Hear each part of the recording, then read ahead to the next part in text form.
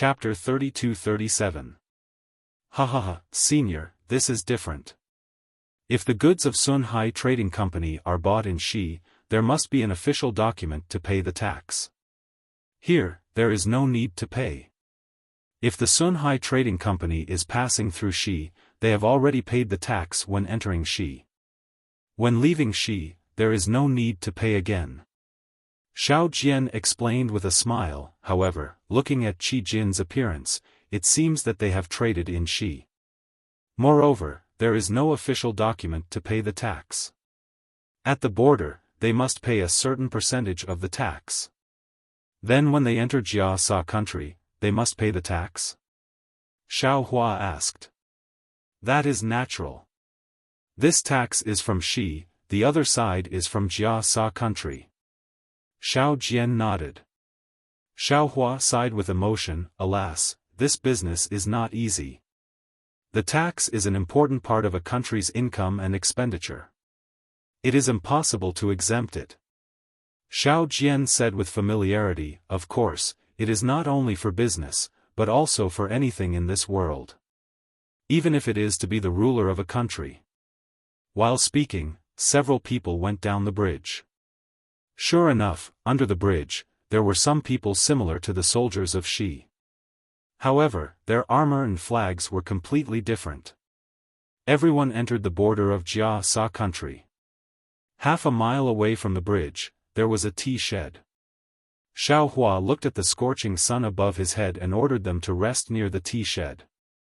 After waiting for a full meal's time, they saw nearly 20 carriages led by Qi Jin coming out of the soldiers' blockade.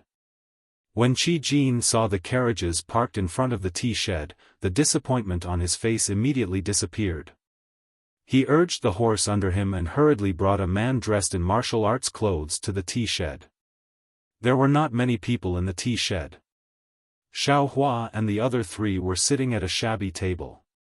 Except for Yuanya, who was drinking cup after cup of tea, the other three closed their eyes and did not speak. Taoist. Qi Jin rushed into the tea shed. He originally wanted to talk to Xiao Hua, but after thinking for a moment, he walked to Xiao Jian and cupped his fist. Our humble trading company has too many goods. It is a bit troublesome to pass the customs. Sorry for the long wait. No matter. Xiao Jian opened his eyes and smiled. We are just traveling. Whether we walk or lie down, it is all cultivation. This wait is nothing. Taoist is really a master. What you said is really profound. Qi Jin looked at Xiao Jian with an extremely admiring gaze. This old man and the others have worked so hard for Adu's item. I don't know when we'll be free. When it's time to be free, you'll definitely be free. When you can't be free, just say it. Xiao Jian was much more familiar with these words than Xiao Hua. Yes, this old man understands. Qi Jin put his palms together sincerely. However, when he saw Xiao Jian's unfriendly expression, he immediately understood. He put his palms down awkwardly and pointed at the burly man beside him. Escort Chen, this is the Taoist Xiao I mentioned just now. Come and meet him. I'm Chen Kai from Fu Wei Escort Agency. Nice to meet you, Taoist masters. The burly man stood up and cupped his fists in greeting. His voice was loud and clear, but there was a valiance and unwillingness in his eyes. Boundless holy man, Chen Zhuang, greetings. Xiao Jian seemed to understand something and returned the greeting with a smile. He then looked at Qi Jin and said, Elder Qi, what do you mean by this? This. Qi Jin was a little embarrassed and explained his intentions. It was as Xiao Jian had expected. The distance from the border of Jiasa country to the nearest city was about 100 miles. There was a section of the mountain road that was quite dangerous. There were 3 groups of mountain bandits alone. These mountain bandits often went down the mountain to rob, and the merchants passing by were all terrified. Jiasa country had sent troops to kill them several times, but they returned without success. In the end, they simply ignored them and let these mountain bandits fend for themselves. Since the mountain bandits were born, how could they be destroyed? Although the leader and number of the mountain bandits were constantly changing, these mountain bandits had become a malignant tumor at the border of Jia Sa country. Unfortunately, there was only one main road from the kingdom of Shi to the kingdom of Jia Sa. On the left side of the mountain road, there was an impassable forest. Therefore, even if a merchant like the Sunhai Trading Company knew that there were bandits here, they could only brace themselves and pass through. At best, they could hire more armed escorts like the Fu Wei Escort Agency to protect their own trading company. Qi Jin had just seen the Shi general's unusual respect for Xiao Hua, so he had a sudden idea to ask Xiao Hua and the others to protect him through this section of the mountain road where the mountain bandits were rampant. Although Xiao Hua and the others were not escorts, Qi Jin's lack of trust in Fu Wei Escort Agency and his behavior of seeking medical treatment halfway through the journey made Escort Chen extremely dissatisfied. Chen Kai didn't say anything, but how could Xiao Jian not see the disdain and even a faint hostility in his eyes? He had seen this kind of look in Zen Master Ming Yu's eyes more than once. If I had known, I wouldn't have collected Qi Jin's silver. Xiao Jian was somewhat regretful. After listening to Qi Jin's explanation, he already understood that these mountain bandits couldn't have appeared out of nowhere. Moreover, they lived so freely at such a close distance to the border. If it weren't for the fact that they had nothing to do with the border guards of Jia Sa country, Xiao Jian wouldn't believe it even if he was beaten to death. As for Qi Jin's intention, Xiao Jian was even more aware. Qi Jin didn't necessarily want to rely on their martial strength. What he valued was Li Xianyu's respect for Xiao Hua. Qi Jin thought that since they were familiar with Li Xianyu and the others, when they encountered the mountain bandits ahead, they would definitely make the mountain bandits hesitate. As for this reason, Qi Jin couldn't tell Chen Kai or Xiao Jian directly. He could only use a probing tone to ask Xiao Jian and the others to protect them. Damn it, we're all smart people. After Xiao Jian felt regretful, he subconsciously looked at Xiao Hua. It was obvious that they couldn't have any relationship with the border guards. Li Xianyu's respect was for Xiao Hua and that piece of vitality stone. Facing the mountain bandits, not to mention himself, even Yuanya might not be able to protect himself. How could Xiao Jian dare to make a decision? Oh. Escort Chen, contrary to Xiao Jian's expectations, a trace of joy flashed across Xiao Hua's face. He asked, "Let this old man ask you, do you know the Lotus Escort Agency?" Lotus Escort Agency? A trace of vigilance flashed across Chen Kai's eyes. He asked curiously, "Daoist and knows the people of the escort agency?" Tell this old man, do you know the Lotus Escort Agency? Hearing Chen Kai's answer, Xiao Hua's eyes flashed. He seemed to be somewhat ecstatic as he asked hurriedly.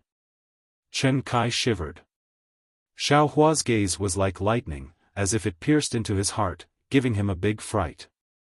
The dissatisfaction in his heart had long been thrown out of the highest clouds. He hurriedly replied, "Good, immortal elder knows. This one has never heard of the Lotus Escort Agency." Humph. Xiao Hua snorted coldly, appearing extremely dissatisfied. Immortal elder. Chen Kai's forehead was somewhat sweaty. Facing Xiao Hua's dissatisfaction, he felt an indescribable feeling of oppression and powerlessness. It was as if facing Xiao Hua was a huge mountain that could crush him into meat paste at any time. Now he truly knew how powerful Xiao Hua was. This one has heard of the Lotus Escort Agency, Swallow Escort Agency, Zhenfeng Escort Agency, but I've never heard of the Lotus Escort Agency. What about the Misty Sect? Xiao Hua knew that there wouldn't be any definite answer, but he still asked in a low voice. This one has also never heard of it. Sweat dripped down Chen Kai's face. His knees almost went soft. He really couldn't face Xiao Hua's incredulous gaze. This lowly one is just an ordinary escort. What immortal elder is talking about, this lowly one doesn't know. Xiaohua let out a long sigh. He sighed again in his heart. AI, escort. Isn't this one's second brother an escort? Lotus Escort Agency, Misty Sect.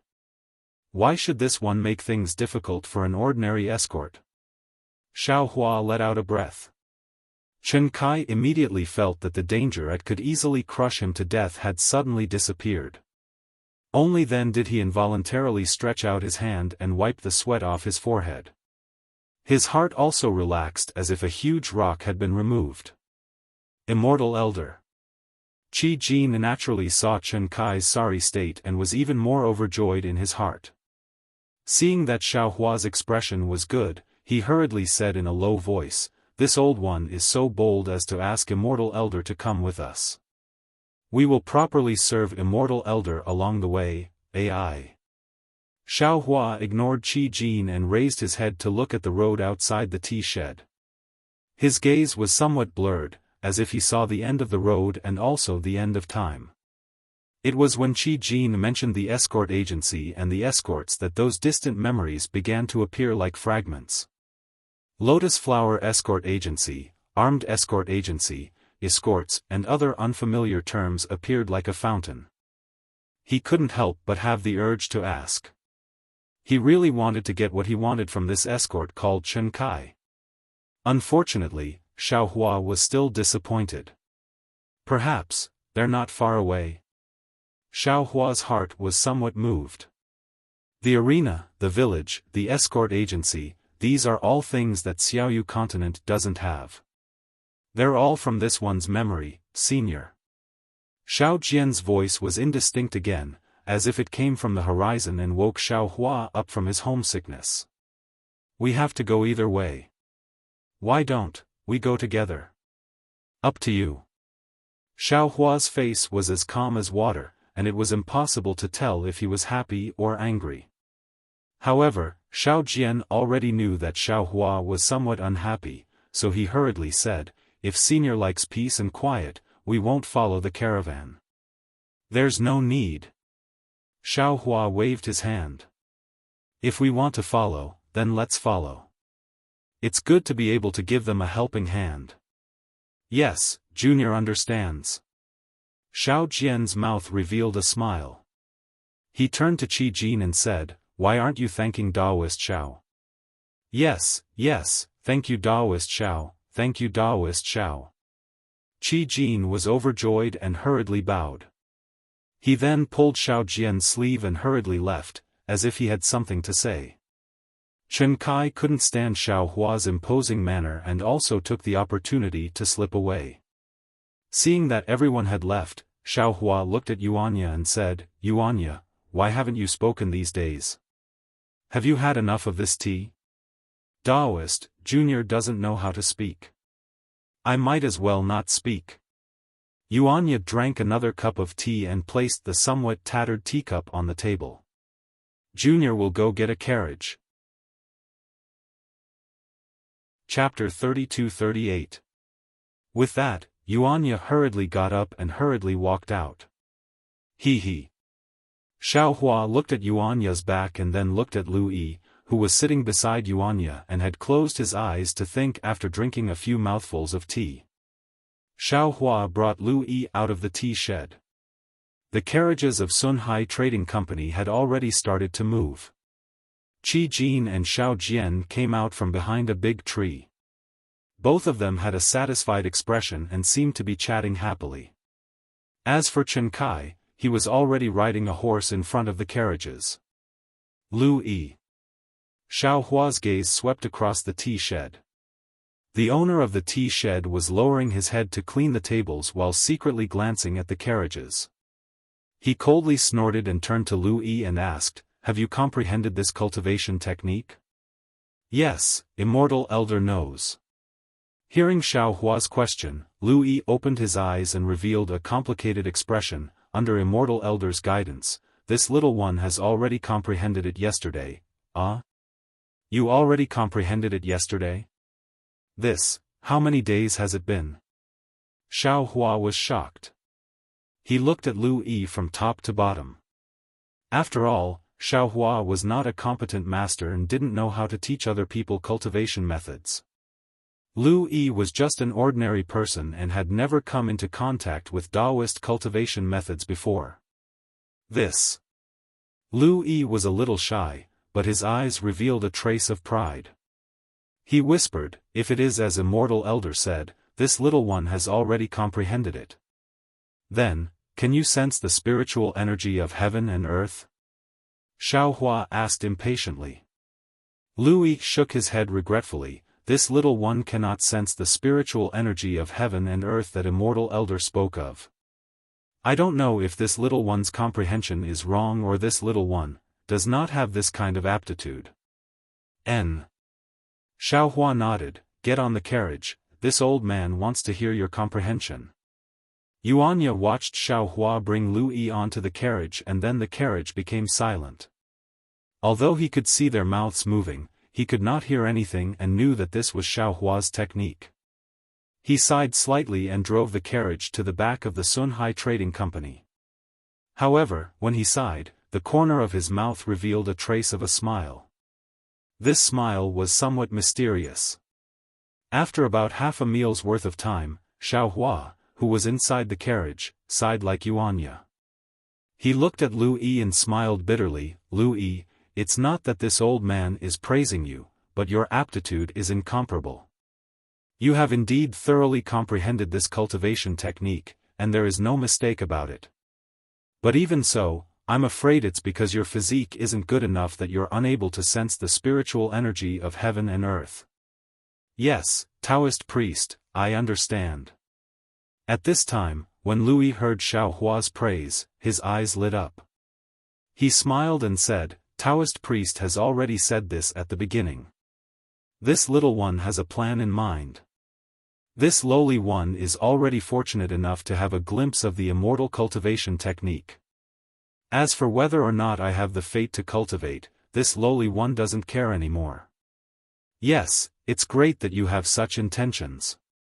I'm just afraid that you're too ambitious." Xiaohua nodded and said, "Since that's the case, this old man will teach you another cultivation technique. You can try it again." "Yes, I'll listen to Taoist priest's instructions." Lu Yi nodded vigorously. After Xiaohua passed on a simple water-type cultivation method to Lu Yi, he once again irresponsibly gave him a few small dates, allowing Lu Yi to comprehend it himself. Xiaohua himself once again exited the carriage, riding on the back of a horse, leisurely and contentedly admiring the scenery outside the main road. "Brother Ya."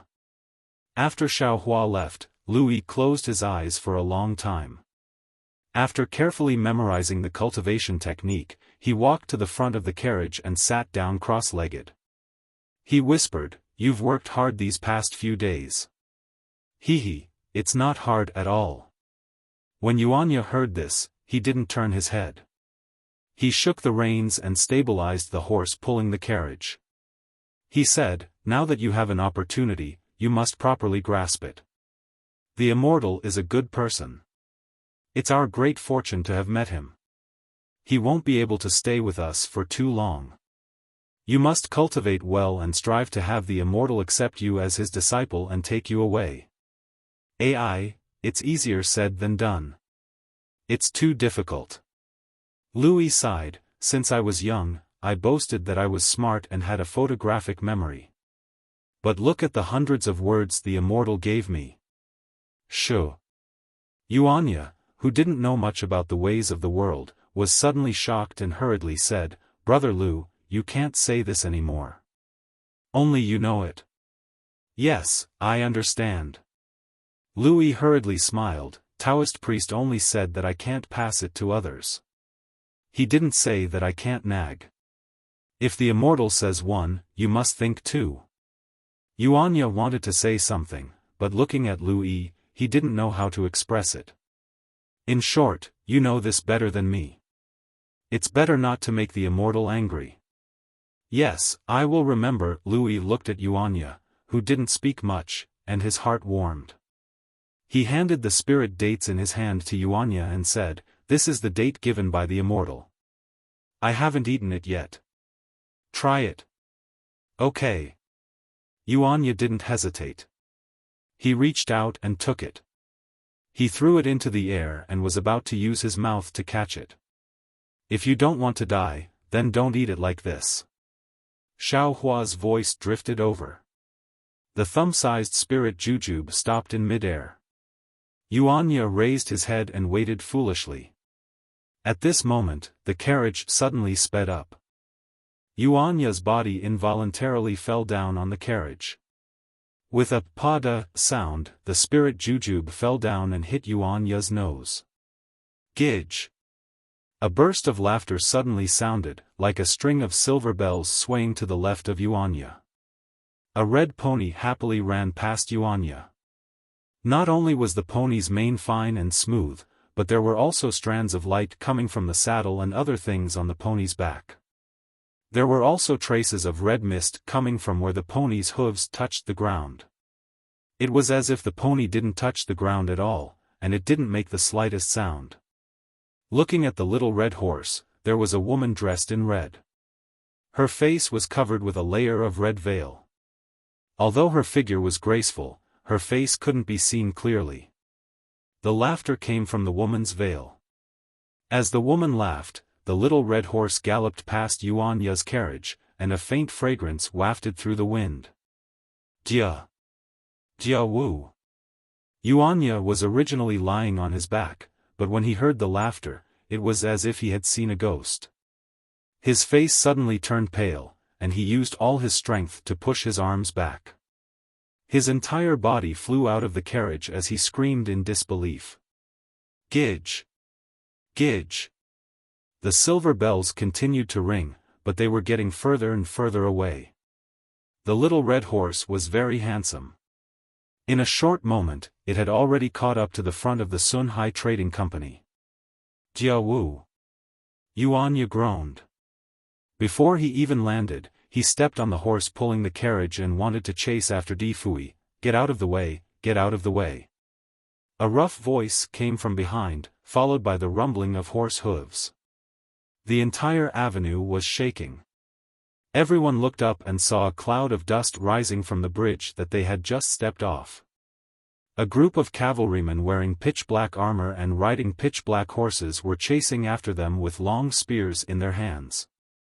Although this group of soldiers was quite far from the woman in red, everyone, including Xiao Hua, thought that this group of soldiers was the woman's bodyguard.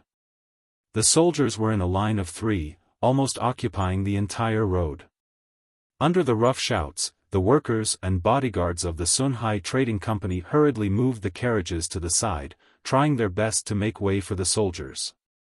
As for Yuanya, he had already landed on the second carriage in front of him. However, the soldiers in front of the group of soldiers had already raised their spears. Hidden behind their helmets, their gazes were like sharp swords as they stared at Yuanya. Yuanya, come down. Xiao Hua said indifferently. You won't be able to catch up. But Yuanya stood on the roof of the carriage. His face was filled with an indescribable excitement and reluctance. In the distance, at the end of the road, the woman's figure was like a burning cloud. Yuanya knew that he really wouldn't be able to catch up. Hurry! Hurry up and come down. Seeing the dozens of soldiers in black armor turn their heads to look at Yuanya, the spears in their hands were raised. If Yuanya made any strange movements, these spears would not hesitate to stab at him. Xiao Jian hurriedly shouted, "This! I don't know which country's black armor army this is." Yes. Yuanya looked into the distance with some unwillingness before looking to the left and right. Only then did he jump down from the carriage. Rumble. The black armor army quickly galloped past under everyone's gaze. There were more than 100 of them and their movements were uniform.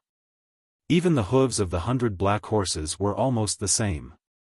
When the black armor army was far away, the workers of the Sun Hai Trading Company urged the carriages to move again. The dozens of carriages slowly moved again, leaving Yuanya standing on the side of the road in a daze as he lightly bit his lips. Yeah. Xiao Jian asked curiously. This is the Jia Wu you were talking about? She doesn't seem to know you. She was only around 3 years old at that time. How did she know me? Yuanya suddenly understood something and smiled bitterly. Also, I gave her the name Jia Wu. She might not know it herself. What? Xiao Jian's eyes widened and he almost laughed out loud.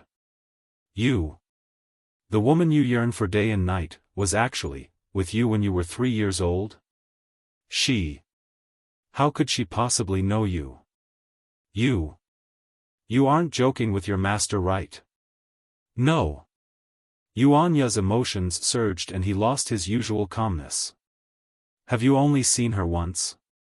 Also, you couldn't have seen her real appearance just now. Xiao Hua was also curious and asked softly, how many years has it been? The Jia Wu of 3 years old and the Jia Wu now. How could they be the same? How could you recognize her? Alright, immortal elder knows. Yuanya's face finally revealed a trace of blood as he proudly said, when I heard her laughter, I knew it was her. Also, whether immortal elder believes it or not, I can smell Jia Wu's scent. Chapter 32-39 N. Xiao Hua's heart skipped a beat as he recalled the first time he saw Fairy Hongxia. Didn't the red mole at the corner of Fairy Hongxia's mouth give him a familiar feeling? Xiao Hua nodded slightly. Jia Wu is pretty good looking. Xiao Hua said softly as he looked at Yuanya's dazed expression. Furthermore, this old man has already left a mark on her body. As long as it's within 100 li, this old man will definitely be able to detect it. Really? Yuanya's eyes were filled with ecstasy as he clenched his fists tightly. His arms were trembling. He. Xiao Hua laughed but did not reply.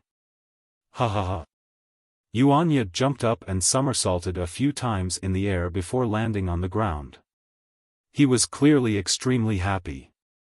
Looking at Yuanya's appearance, Xiao Hua rubbed his nose and smiled bitterly. Damn it, it's good to be young. No, this old man can't take advantage of his seniority in the future. There's no reason for me to be so lifeless, it's really boring. Yes, wasn't Xiao Hua the same as he was in the past?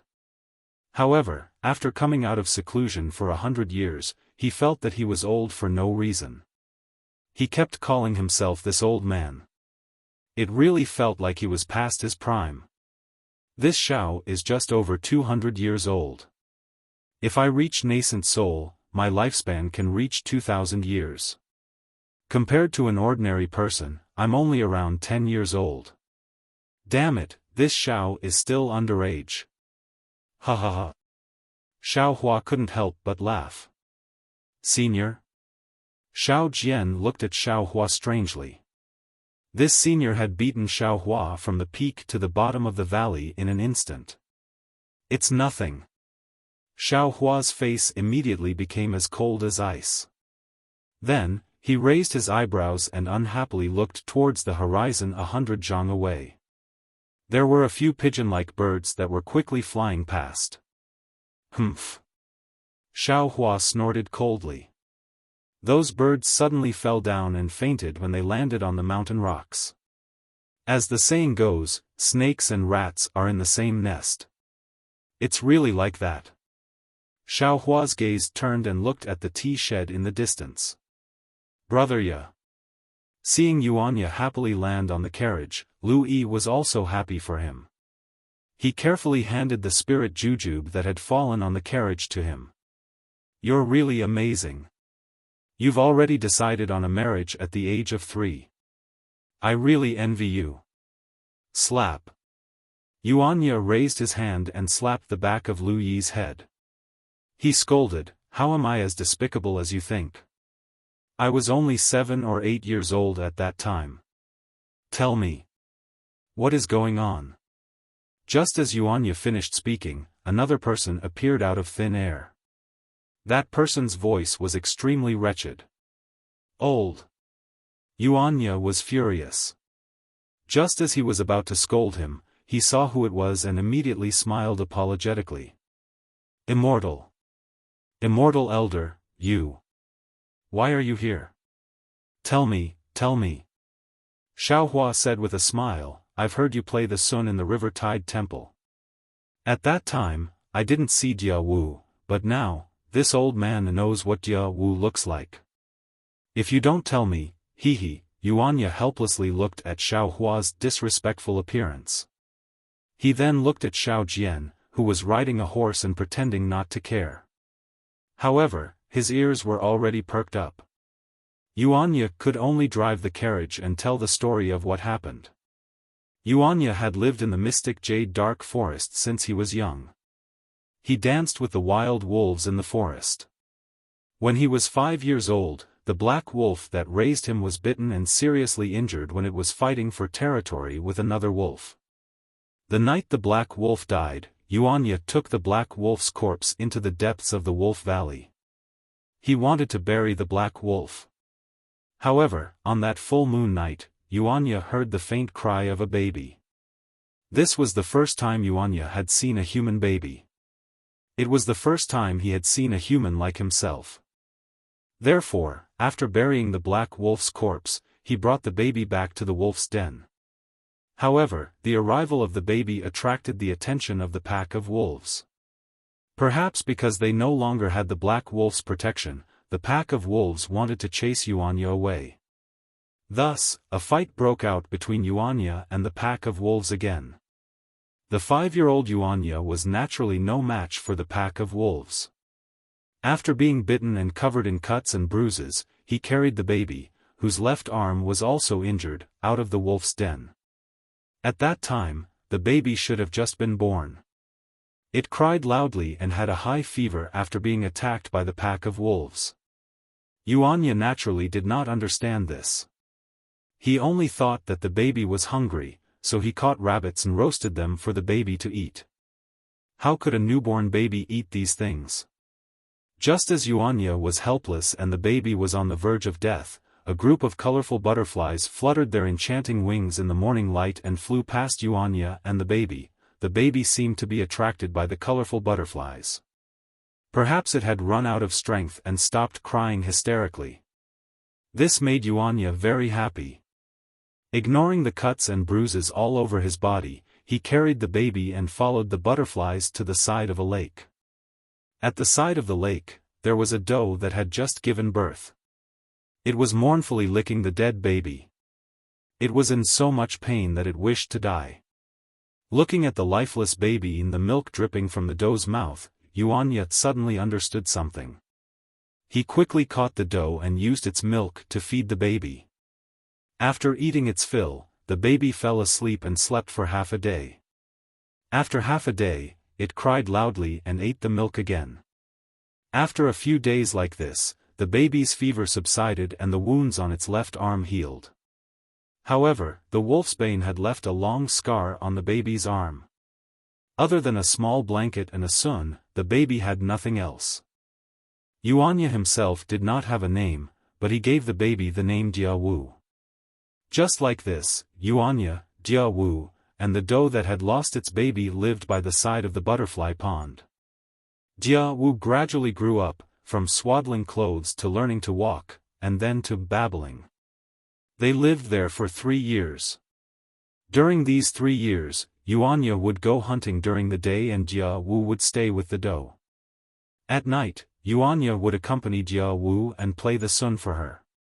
Every time he played the sun, Jia Wu would obediently lie in Yuanya's arms and look at him with sparkling eyes that were like the stars in the sky. These happy days lasted until one day. Yuanya remembered it very clearly. It was a stormy day. Yuanya woke up early to hunt as usual, but before he could catch any prey, he suddenly felt uneasy. It was as if they had a telepathic connection. Yuanya hurriedly ran back to Butterfly Lake. As expected, the side of Butterfly Lake was covered in blood. The doe had been killed on the ground and there were light footprints beside it. Yuanya angrily followed the footprints out of Butterfly Lake. Unfortunately, under the heavy rain, Yuanya quickly lost track of the enemy. Helpless, Yuanya left Butterfly Lake and searched the entire Mystic Jade Dark Forest to find Jia Wu. Unfortunately, Yuanya had underestimated the Mystic Jade Dark Forest. He had spent 5 years and had not even explored half of the forest. The remaining areas were filled with fierce beasts that Yuanya could not deal with. Yuanya had gathered his courage and tried to deal with a fierce beast that he thought he could handle. However, he was heavily injured by the fierce beast and was captured by a hunter who had entered the Mystic Jade Dark Forest. After that, Yuanya was taken out of the Mystic Jade Dark Forest and sold to the arena. Speaking of the arena, Yuanya seemed to be touched by something sad. His face revealed a sorrowful expression as he raised his hand and placed the spirit jujube in his mouth. Just as he was about to fiercely chew on it to relieve the dryness in his mouth, Xiaohua's interested voice sounded out again, "TSK TSK. What an unforgettable love between childhood sweethearts. This old man advises you to eat it bit by bit. Otherwise, you will never see your Jia Wu again." Xiaohua's words were naturally not as fast as Yuanya's actions. However, before Yuanya heard Xiaohua's words, he seemed to have lost all his strength. No matter how hard he tried, he could not bite down. Only after Xiaohua finished speaking did he regain consciousness. He. Yuanya laughed embarrassedly and lightly bit down on a piece of spirit jujube. In an instant, his mouth was filled with a sweet fragrance. This sweet fragrance was something that Yuanya, who had lived in the forest since young, had never tasted before. When he greedily chewed up the spirit jujube and swallowed it into his stomach, an indescribable warmth rushed into his 5 viscera and 6 bowels. A comfortable feeling spread through his limbs and bones. Ah! Yuanya could not help but moan. He licked his lips, wanting to take another bite. However, he was extremely reluctant. Seeing that Yuanya was about to hide the spirit jujube in his bosom like a meat bun, Xiaohua laughed, "No need to be so stingy. This old man has a lot of these things. If you want to eat some, you can ask this old man anytime." As he spoke, he took out 2 more spirit jujubes and threw them to Yuanya. Yuanya stretched out his hands and very nimbly caught them, immediately keeping them in his bosom. Ai, how pitiful. Xiaohua stood up and stood on the carriage. He sighed, "Yuanya, you and Jia Wu. Perhaps it was the enmity from your previous life. If you don't owe her, then she owes you. However, the heavens threw the 2 of you together at such a young age. TSK, now. You know her, but how could she know you? Moreover, she is now a descendant of some royal family. What about you? Such unrealistic thoughts should be put aside for now." At this point, Xiaohua suddenly froze. He looked at Lu Yi, who was eating a spirit jujube with his eyes closed. Although Yuanya and Jia Wu's story sounded a little absurd, wasn't it similar to Lu Yi and Xiao Yun's experience? One was a wild boy who grew up in the forest, the other was a descendant of a royal family. One was a shrew in the marketplace, the other was a princess of the water tribe. Immortal elder. Yuanya's face was slightly red. He smiled and said, "You're thinking too much. Jia Wu is a family member to this junior. Moreover, she is his first family member. This junior is very concerned about her life and death. Since she is living well, this junior can rest assured. Whether she knows this junior or not, whether she sees this junior or not, it doesn't matter. What an ill-fated relationship." Not far away, Xiao Jian's ears drooped. He sighed and did not say anything else, as if he was warning Yuanya. Taoist elder. Just as Xiaohua was about to say something, Lu Yi suddenly opened his eyes in surprise and shouted, "This junior. This junior knows what spiritual energy is." Chapter 3240. A strange expression appeared on Xiaohua's face. He didn't dare to give Lu Yi too many spirit fruits and only gave him the lowest grade spirit jujube. Firstly, it was to let him eat until he was full. Secondly, it was to let him experience the spiritual items of Taoism. Xiaohua didn't place too much hope on the spirit jujube. However, Xiaohua still underestimated the spirit jujube in his space and also underestimated Lu Yi's aptitude. Just this one spirit jujube was enough for Lu Yi to grasp the spirit jujube as a small foot. You should first experience it and don't do anything else. Xiaohua thought for a moment and instructed, my Taoism's divine abilities all rely on the spirit jujube of heaven and earth. If you can't experience the spirit jujube of heaven and earth, just relying on these spirit fruits, it's impossible for you to step onto the path of Tao. Yes, this little one understands. Lu Yi was very happy.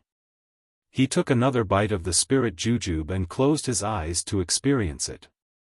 Looking at Lu Yi's excited appearance, Xiaohua inwardly sighed. Lu Yi's aptitude was indeed not bad. Not only was he able to comprehend a qi refining cultivation method that he had never cultivated before, he was also able to keenly sense the faint spiritual energy within the spirit jujube. This was absolutely impossible for the previous Xiaohua. Unfortunately, Xiaohua was even more clear that if Lu Yi couldn't sense the spirit jujube of heaven and earth, it would be impossible for him to step onto the threshold of cultivation. Without the spirit jujube of heaven and earth, all of Taoism's cultivation was just a castle in the air. After entering Jia Sa country, other than encountering the black armored army led by Jia Wu at the bridge, there were no other unforeseen events. The caravan of Sun Hai Trading Company moved forward in an extremely orderly manner. When night came, someone led them to a spacious mountain ridge to rest. The caravan was prepared. Not long after, Qi Jin led 2 people and brought some food to Xiaohua and the others. What made Xiao Jian depressed was that other than his own stomach being hungry, Lu Yi and Yuanya didn't feel hungry or thirsty at all. They didn't even drink a mouthful of water. Compared to Xiao Jian's depression, Qi Jin was so happy that he couldn't close his mouth. Otherworldly awe. What does this mean? This means that the immortal in front of me is really an immortal awe. As for the Taoist priest who took his silver coins, he was just like him, a layman. After Qi Jin left, Xiao Jian gnawed on a stewed pig trotter. Although the pig trotter was very fragrant, Xiao Jian's eyes were filled with hidden bitterness as he looked at Xiaohua, who was cultivating with his eyes closed. His mouth was tasteless. Xiaohua ignored him and seemed to have fallen asleep. After the meal, a bonfire was lit in the middle of the group of carriages. The escorts and some of the workers from the trading companies took out food and wine, and even gambling equipment. They started to make a ruckus. Seeing this lively scene, the eyes of Xiao Jian, who had been silent all this time and felt somewhat out of place with Xiaohua, suddenly lit up. He glanced at Xiaohua from the corner of his eyes and quietly walked over. However, he had only taken a few steps when Yuanya hurriedly got up and followed him out. When they reached the shadow of a carriage, Yuanya hurriedly caught up with Xiao Jian and said in a low voice, "Master, for you." "What?" Xiao Jian was stunned. When he saw Yuanya carefully take out a spirit jujube wrapped in an oil bag from his bosom, his face turned cold. "Pa!" He slapped the oil bag away and said, "This old man doesn't need the pity of others. This old man has eaten a lot of these spirit fruits in the past." After he finished speaking, he ignored Yuanya and quickly walked away. The embers of the bonfire gradually extinguished in the night wind. Xiao Jian happily walked back while humming a tune. He lay down near the carriage and quickly fell asleep. In the night, Xiaohua opened his eyes and indifferently swept a glance at everything that was somewhat messy. The corner of his mouth revealed a trace of ridicule. The Taoist's divine sense was actually used by Xiao Jian in gambling. I'm afraid that if the Tao sovereign above the 9th heaven knew, he would fly down in anger to punish Xiao Jian, right? On the 2nd and 3rd days, they didn't encounter the bandits that Qi Jin was worried about. Everything was normal. Moreover, there were more carriages on the road. Not only were there bodyguards from the Sunhai Trading Company, there were also bodyguards from other trading companies. It seemed that even if bandits came out, there was no need for Xiao Hua and the others to make a move. These bodyguards could handle it. Qi Jin and the other managers of the trading company were happy, but on the other hand, Xiao Jian couldn't be happy. His divine sense was originally weak. On the first day, it was exhausted. This divine sense won him a lot of money. However, on the second and third day, there were more bodyguards participating in the gambling. Xiao Jian no longer had any means to cheat. He didn't know if it was because of bad luck or other reasons, but Xiao Jian lost again and again. At the beginning, Xiao Jian wanted to withdraw in time. Unfortunately, he won too much on the first day. How could the bodyguards who lost money let him go? After he lost all the money he had won in the past to others, even with Qi Jin's reminder, the red-eyed Xiao Jian simply couldn't listen. He even said that he would get angry with anyone who didn't allow him to gamble. This kind of gambling behavior was the favorite of all gamblers. The gambling continued until dawn. Under the morning light, Xiao Jian walked to the front of the carriage, somewhat tired. In the distant shadows, a group of bodyguards and some shop assistants who participated in the gambling secretly poked their heads out. They were afraid of the otherworldly Xiao Hua, and even more afraid of Yuanya, who was more ferocious than a beast. However, they couldn't let go of the vitality stones that Xiao Jian lost to them. Losing a game wasn't scary. What was scary was, the more you bet, the more you lose, and the more you lose, the more you gamble. On the third night, no one came to wake Xiao Jian up. However, as he looked at the bustling scene around the bonfire and heard the bets being placed, Xiao Jian felt as if there was a pair of small hands clutching at his heart, making it impossible for him to fall asleep and calm his heart. Finally, Xiao Jian resolutely walked to the side of the bonfire. Looking at Xiao Jian's long shadow in the bonfire, Xiao Hua seemed to have understood something. Xiao Hua felt that he understood, but in reality, what he understood was still too little. When the moon was high in the sky, Xiao Jian came back and took away the last portion of the vitality stones. However, Xiao Jian didn't come back to rest. He followed his own vitality stones to the bonfire. This time, Xiao Jian didn't stay for long. Soon, the bonfire was abnormally noisy. Xiao Jian staggered back. Although the darkness of the night was a very good layer of protection, Xiao Hua could clearly see that Xiao Jian's face was bruised and swollen. When Xiao Hua's divine sense swept over, he already understood everything. Xiao Jian actually began to cheat after losing all his primeval stones. If you want to cheat, you can cheat, but you were discovered by others. If it wasn't for Xiao Hua and Yuanya behind Xiao Jian, this guy would have been beaten to a pulp by a group of bodyguards. Perhaps one could see true feelings in difficult days, but one's true nature would never be seen. Perhaps only when one was comfortable and relaxed could one see one's true nature. How many loving couples could help each other when they were in poverty, but when they were rich, they couldn't help each other? This was what people often said, being able to share hardships but not happiness. When Xiao Jian didn't have money, he could bring Yuanya along. No matter if it was divination or running a training hall, he was able to keep his loneliness. However, when he was comfortable and his life was secure, the bad side in his heart immediately revealed itself. No matter how much he pretended, it couldn't hide it. The morning wind blew, blowing away the darkness of the night. Everyone stood up in high spirits, their faces filled with smiles as they faced a new day. That's right, how could a few boxes full of vitality stones be compared to ordinary gold and silver? But it was Xiao Jian who lost it all. Everyone who received vitality stones was abnormally happy. This was something that they couldn't even dream of. Even if they went home now, in this lifetime, no, several lifetimes, they wouldn't be short of money. This world was like this, there was only so much happiness. If you were happy, others wouldn't be happy. If you weren't happy, others would take away your happiness. Xiao Jian was like this. Others completely robbed him of his happiness, leaving him with only bitterness. Other than frowning, he was listless. Yesterday at dusk, he still had wealth comparable to a rich man. Today at dawn, he had become a pauper, with nothing left. However, contrary to the expectations of Xiao Hua, who was coldly watching from the side, after the carriages had left for half an hour, the dejection on Xiao Jian's face had already disappeared. It was as if he didn't go to the bonfire gambling house, and even more so, as if he didn't receive any vitality stones at all. Hee, how interesting. Xiao Hua looked at Xiao Jian, who was in a good mood. He really didn't understand.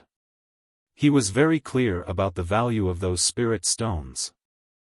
If he lost those spirit stones, Xiao Hua would definitely not forgive himself, and would definitely be heartbroken. Oh. There are interesting things every year, but it seems like there are a lot of them this year.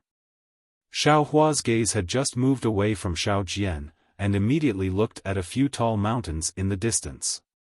Those tall mountains surrounded the main road, and it was unknown when the main road under their feet started to narrow. The weeds on the side of the road were also lush, it was as if it was a barren place. Perhaps the huge gambling house from before made these escort scents of smell become dull.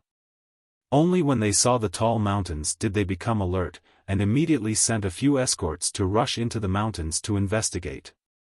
Including the carriages that joined the carriages later, there were already dozens of carriages in the Sunhai Trading Company. There were also close to 40 escorts from different escort companies. They waited for a moment, but still didn't see any signal, and couldn't help but feel anxious. At this moment, Qi Jin came again. The pitiful Qi Jin was now knocked out by Xiao Jian's vitality stones. Those were immortal stones. Qi Jin, who had traveled extensively, had long heard of it. His own home also had a lot of immortal stones, but seeing Xiao Jian lose more immortal stones than he had collected in his lifetime, he really didn't dare to put Xiao Jian, who had taken his money, together with the current Xiao Jian. He had already regarded Xiao Jian as an otherworldly expert. Even though this expert had been beaten up by many escorts, he only regarded this otherworldly expert as someone who was playing in the mortal world. Seeing Xiao Jian impatiently waving his hand, and then looking at Xiao Hua, who was sitting cross-legged on a horse with his eyes closed, Qi Jin confidently returned to the carriages. At this moment, the escorts who entered the mountains also sent a signal that it was safe.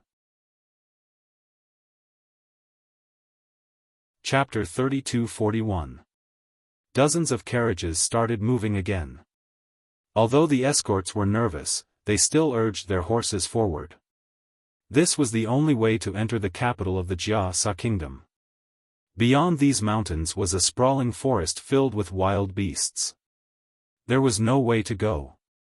The only thing they prayed for was that the mountain bandits would not come down the mountain to rob them. They were either drunk, had robbed enough, or had seen that there were enough escorts in their carriages. Unfortunately, these escorts' luck had already been used up a few days ago when they gambled with Xiao Jian. They had only been on the mountain path for about 2 hours when their extreme joy turned to sorrow. After a series of loud gongs, hundreds of bandits dressed in different outfits swarmed out from the side of the mountain ridge where the carriages were located, surrounding the carriages like dumplings. Even if the group of escorts wanted to escape, there was no way for them to do so. Ha ha ha.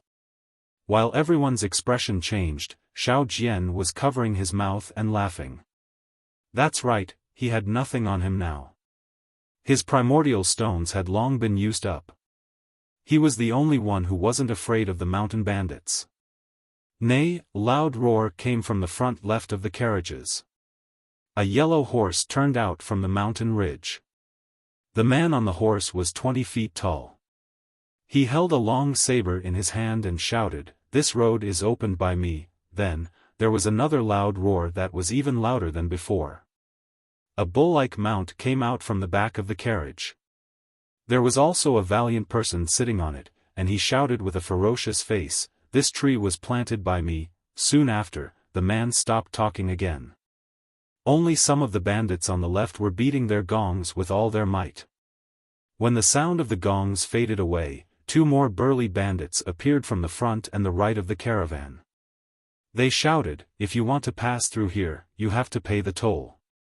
That was the best song of all time. Strange, what's going on? Xiao Hua was puzzled. He looked around and asked in a low voice. Taoist. The quick-witted Lu Yi had already opened his eyes. He wasn't nervous at all. He smiled and said, "These 4 mountain bandits belong to 4 different strongholds." They said 4 sentences at the same time, which means that the 4 of them will attack together today. I think, they found out about the bet a few days ago and attracted the attention of the 4 strongholds at the same time. Normally, they would take turns and only come out when it's the turn of the village. Well, that's the only way. Xiao Hua came to a realization. He had clearly killed all the birds that were sending messages, and he hadn't seen any suspicious birds flying over these past few days. How could these bandits know the exact amount of treasures in these carriages? Perhaps this was the only explanation. However, what Xiao Hua didn't know was that although he was cautious, he still made a mistake. Among the information that the birds brought, in addition to the information about the trading company, there was also information about Xiao Hua and the others' Taoist identities, and also a warning to the bandits not to make a move. However, since Xiao Hua had killed these birds, the mountain bandits naturally wouldn't be able to find out about the warning. Naturally, they would come out to intercept him. Especially with the existence of Xiao Jian, the Taoist master. Even if these bandits knew about this, would they let go of this great opportunity to make a fortune? Since Lu Yi knew about it, the other escorts would also know about it. Some of the escorts had already urged their horses forward to collude with the bandits. Xiao Hua put away his doubts and released his divine sense. He watched with interest as the righteous and evil sides discussed over there. This familiar scene made him believe even more firmly that his original home was in the hidden immortal continent. He was being chased by 2 nascent soul experts, but unexpectedly, he profited from a disaster and returned to his homeland. The collusion only lasted for a short moment before both sides broke down. It wasn't that the bandits wanted too much, it was that the escorts and the trading company wanted to give too little. Immediately, the sounds of fighting rang out. Under the escort of the escorts, the workers of the carriages risked their lives to break out of the encirclement. The bandits from all directions also raised their weapons and charged forward. When both sides came into contact, casualties immediately appeared. Although there were many bandits, the majority of them weren't skilled in martial arts. Although there were few escorts, they were all experts. Most of the miserable screams came from the mouths of the bandits. The escorts were rarely injured. Just like this, the carriages once again charged forward for a distance of several dozen zhang. Xiao Hua and the others were also very depressed. At first, Yuanya followed behind the carriages. Later, the bandits chased from behind. When Yuanya prepared to meet the enemy, those bandits actually let go of the worn-out carriages in the carriages. They didn't even look at Xiao Hua and the others. They directly passed by and challenged the escorts guarding the carriages. This. Xiao Hua looked at these ant-like bandits and didn't know how to deal with them. He was a nascent soul cultivator. Although he could casually attack and these several hundred bandits wouldn't be able to leave their lives behind, could he do it? Could he make the lightning from the 9 heavens fall on the heads of these bandits who didn't have any magic power? Even if these bandits' steel blades were once stained with blood. Immortal Elder. Immortal Elder. In the distance, a faint shout sounded. When it entered Xiao Hua's ears, it was Qi Jin's cry for help. Xiao Hua glanced at Xiao Jian, who seemed to be rejoicing in other people's misfortune, and didn't seem to have any reaction to this cry for help. Xiao Hua instructed, Yuanya, go, help Elder Qi. Yes, Yuanya had long wanted to move. Now that he heard Xiaohua, he immediately jumped up from the carriage. Take the weapon. Xiaohua waved his hand and threw the magic wand to Yuanya. With the magic wand in his hand, Yuanya was like a tiger with wings. He leaped into the air among the bandits. Every shadow of the wand would break the bones of the bandits. He was like a tiger in a flock of sheep. He was invincible and was about to reach Qi Jin. You brat! At this time, on the mountain ridge to the right of the carriage, a fat monk holding a crescent moon spade roared. He urged his donkey-like mount to rush down the mountain ridge. The monk's chest was bare. His 2-inch-long black hair danced in the mountain wind. When he waved the crescent moon spade, it made a woo-woo sound like a ghost's cry. The donkey was even more strange. When it wagged its tail, it was actually twice as fast as a horse. It rushed down the mountain ridge as if it was flat ground. In a few breaths, it had already arrived in front of Yuanya. Have a taste of my staff. The fat monk roared again. With a woo sound, the crescent moon spade smashed down with earth-shattering force. Clang! Yuanya did not dare to be negligent. He hurriedly waved his magic wand to meet the attack. With a deafening sound, the fat monk and the donkey were stopped and almost moved back half a foot. Yuanya was shaken off the mountain path. His whole body somersaulted a few times in the air, but he could not dissipate the huge force. After landing on the ground, he was pushed back several feet before he could stabilize himself. Looking at the area between Yuanya's thumb and index finger, there was a faint trace of blood. The area between his thumb and index finger was actually split by this attack. Awesome! Yuanya's eyes flashed with a fanatical expression. His legs moved, and with a trembling hand, he waved the magic wand and rushed toward the fat monk. Ha ha ha! The fat monk also laughed and urged the donkey to fight with Yuanya.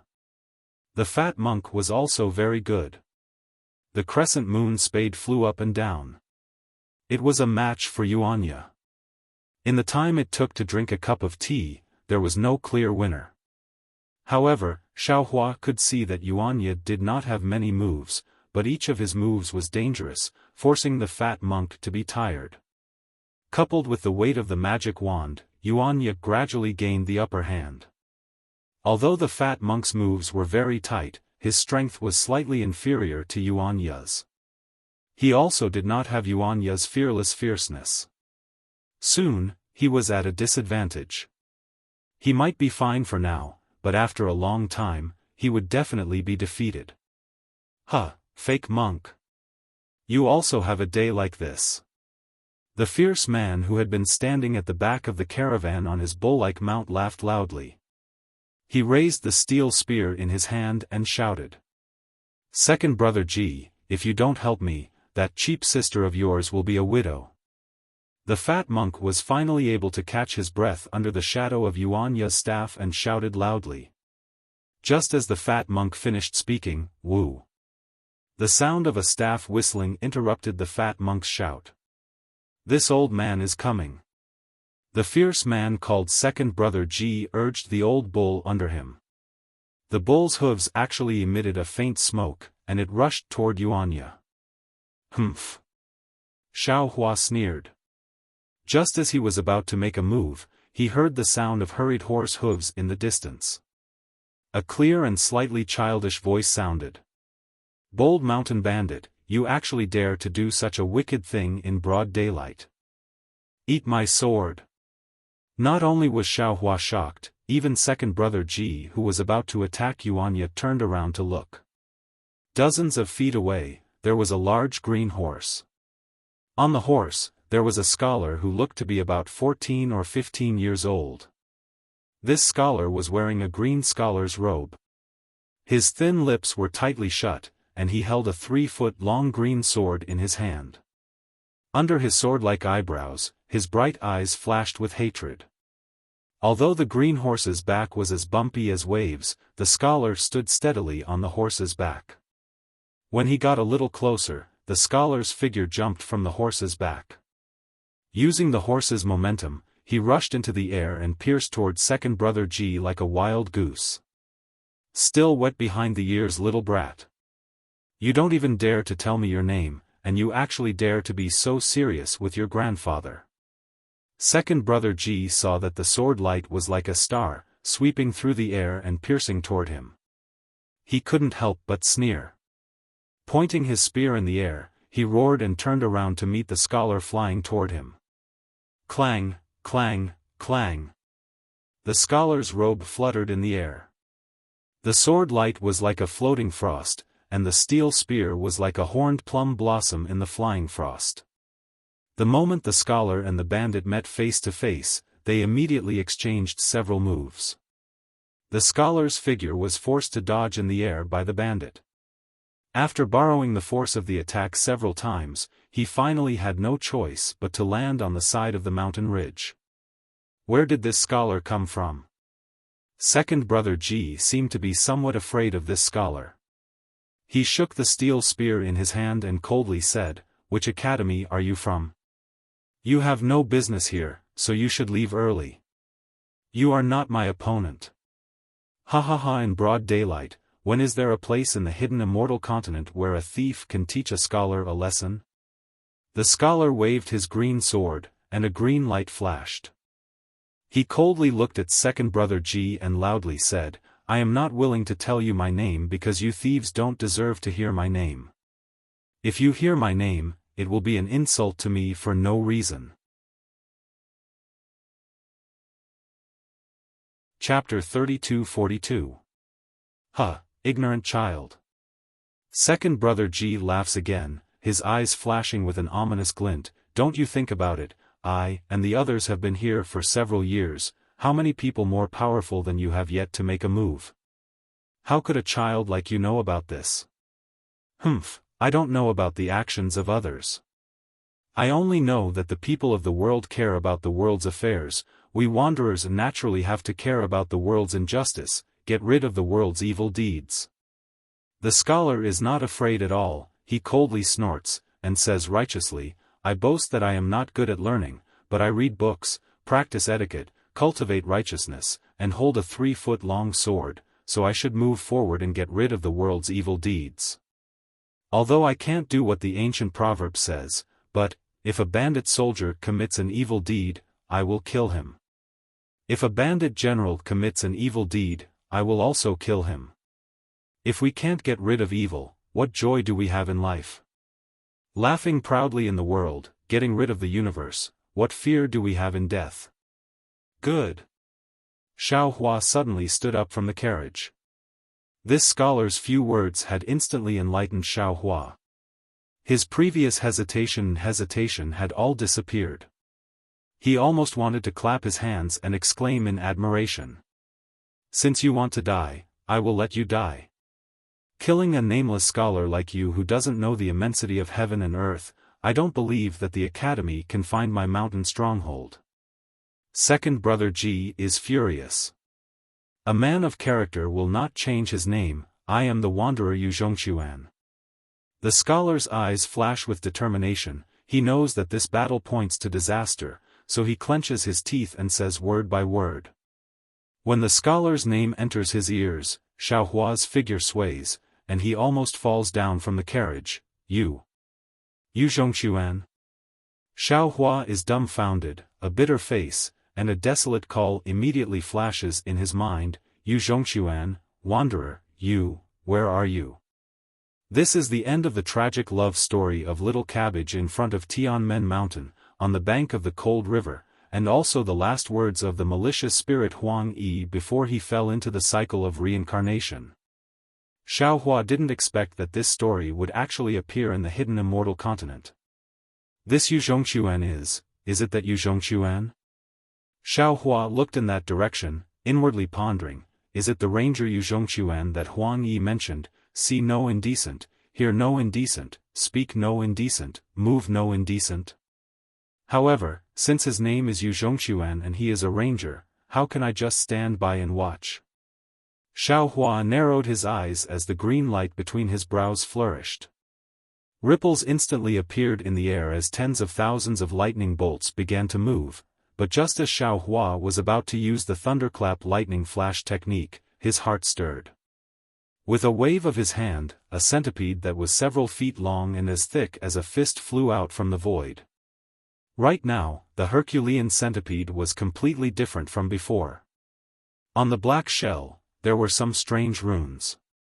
These runes flashed with a faint black and gold light as the God Power centipede flew. The God Power centipede didn't have many legs before, but now, they were even longer. Thick black smoke was coming out of each leg. The smoke supported the God Power centipede as it floated in the air.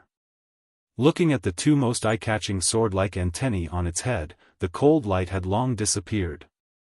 At the sharp ends of the antennae, curved runes spread all over the antennae and landed on the top of the Herculean centipede's head.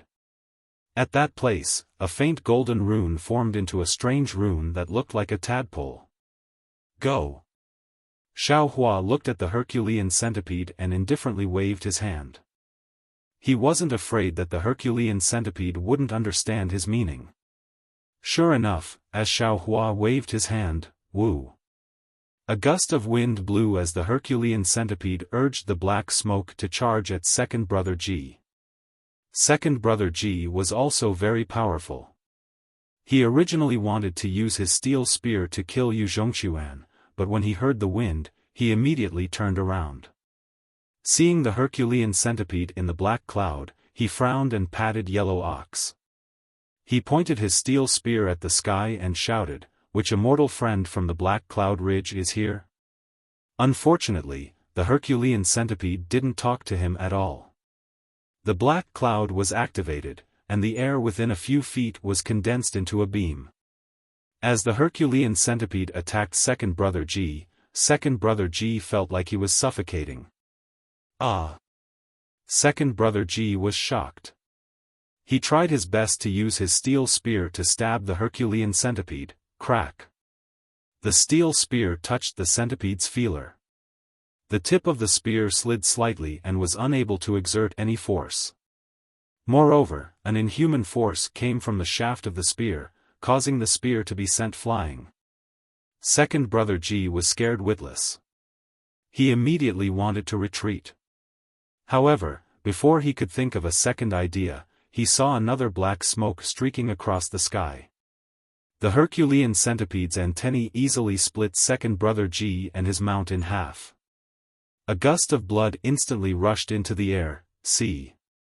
Seeing second brother Ji abandon him to deal with the Herculean centipede, Yu Zhongxuan was a bit embarrassed and angry. However, before he could fly forward again, second brother Ji, who was extremely powerful in his eyes, was killed by the Herculean centipede in a flash. Yu Zhongxuan couldn't help but suck in a breath of cold air. Immediately after, a cold thing swept past his body, making Yu Zhongxuan's hair stand on end. He immediately raised his Qingfeng sword and prepared to be on guard.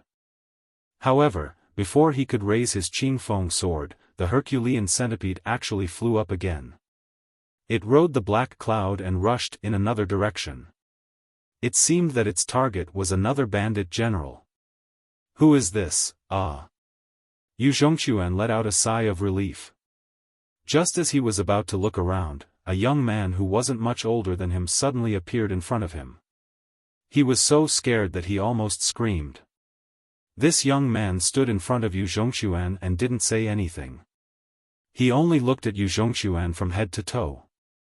Under his curious gaze, he almost stretched out his hand and tore Yu Zhongxuan apart to take a look.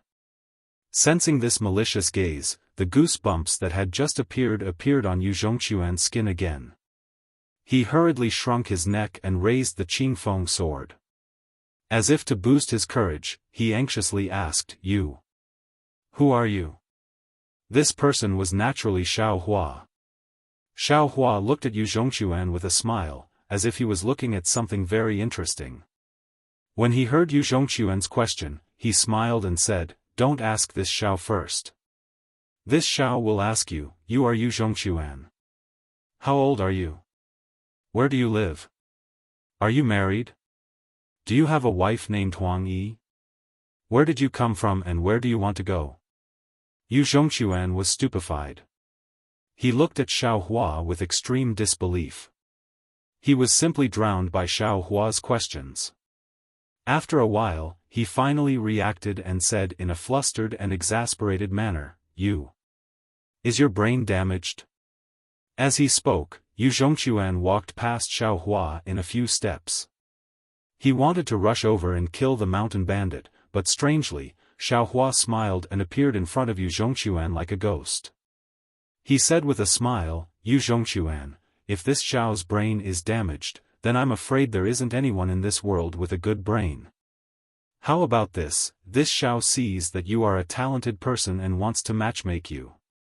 Tell me, what kind of girl do you like? How about this Xiao introduce a little cabbage to you? You. Get out of the way." Yu Zhongxuan's face was completely red. He pointed his Qingfeng sword at Xiao Hua's nose and said, "This one knows that you are not a mountain bandit, so this one will not sacrifice you to my sword. But if you continue to slander this one and continue to nag like this, don't blame this one for being impolite. AI, you really don't know what's good for you." Xiao Hua shrugged and retreated a few steps. He said helplessly, "This Xiao is the moon elder of the heavens. I fell into the mortal world and wanted to matchmake you a 10,000-year red string. If you are the moon elder, then this one is the sword immortal."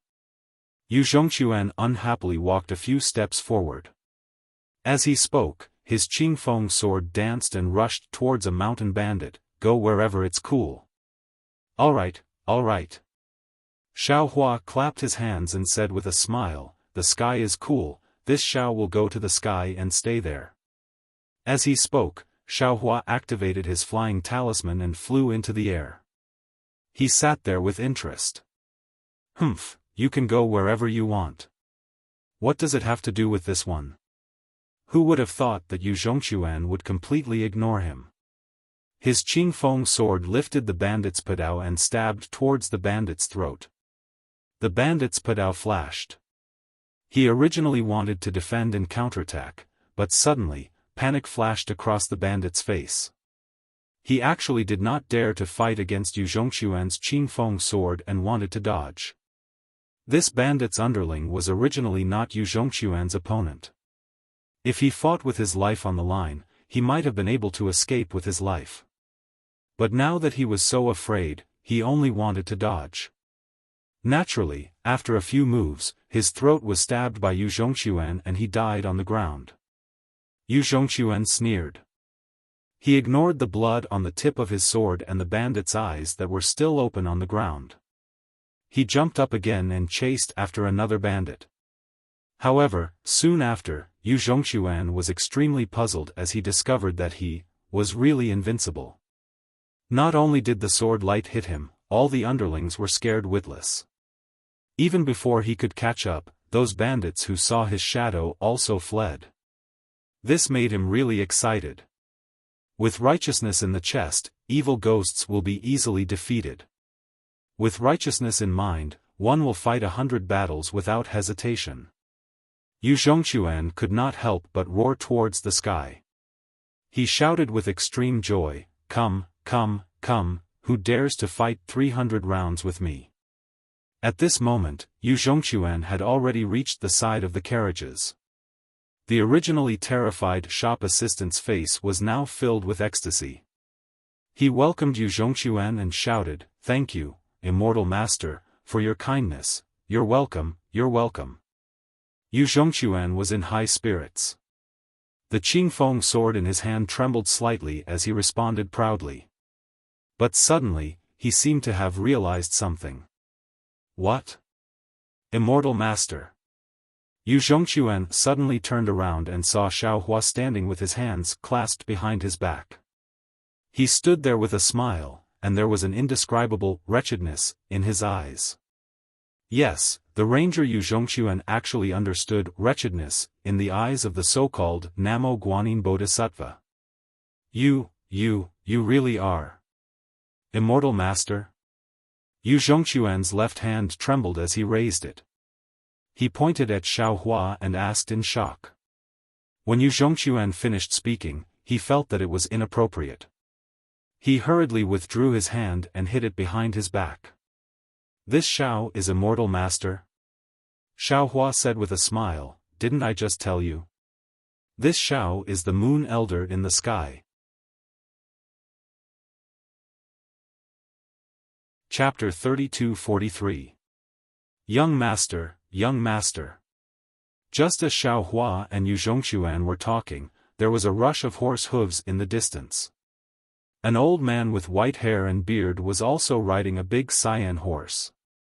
He rushed over without a care for his life. Although the old man's face was full of fear, the concern in his eyes was obvious.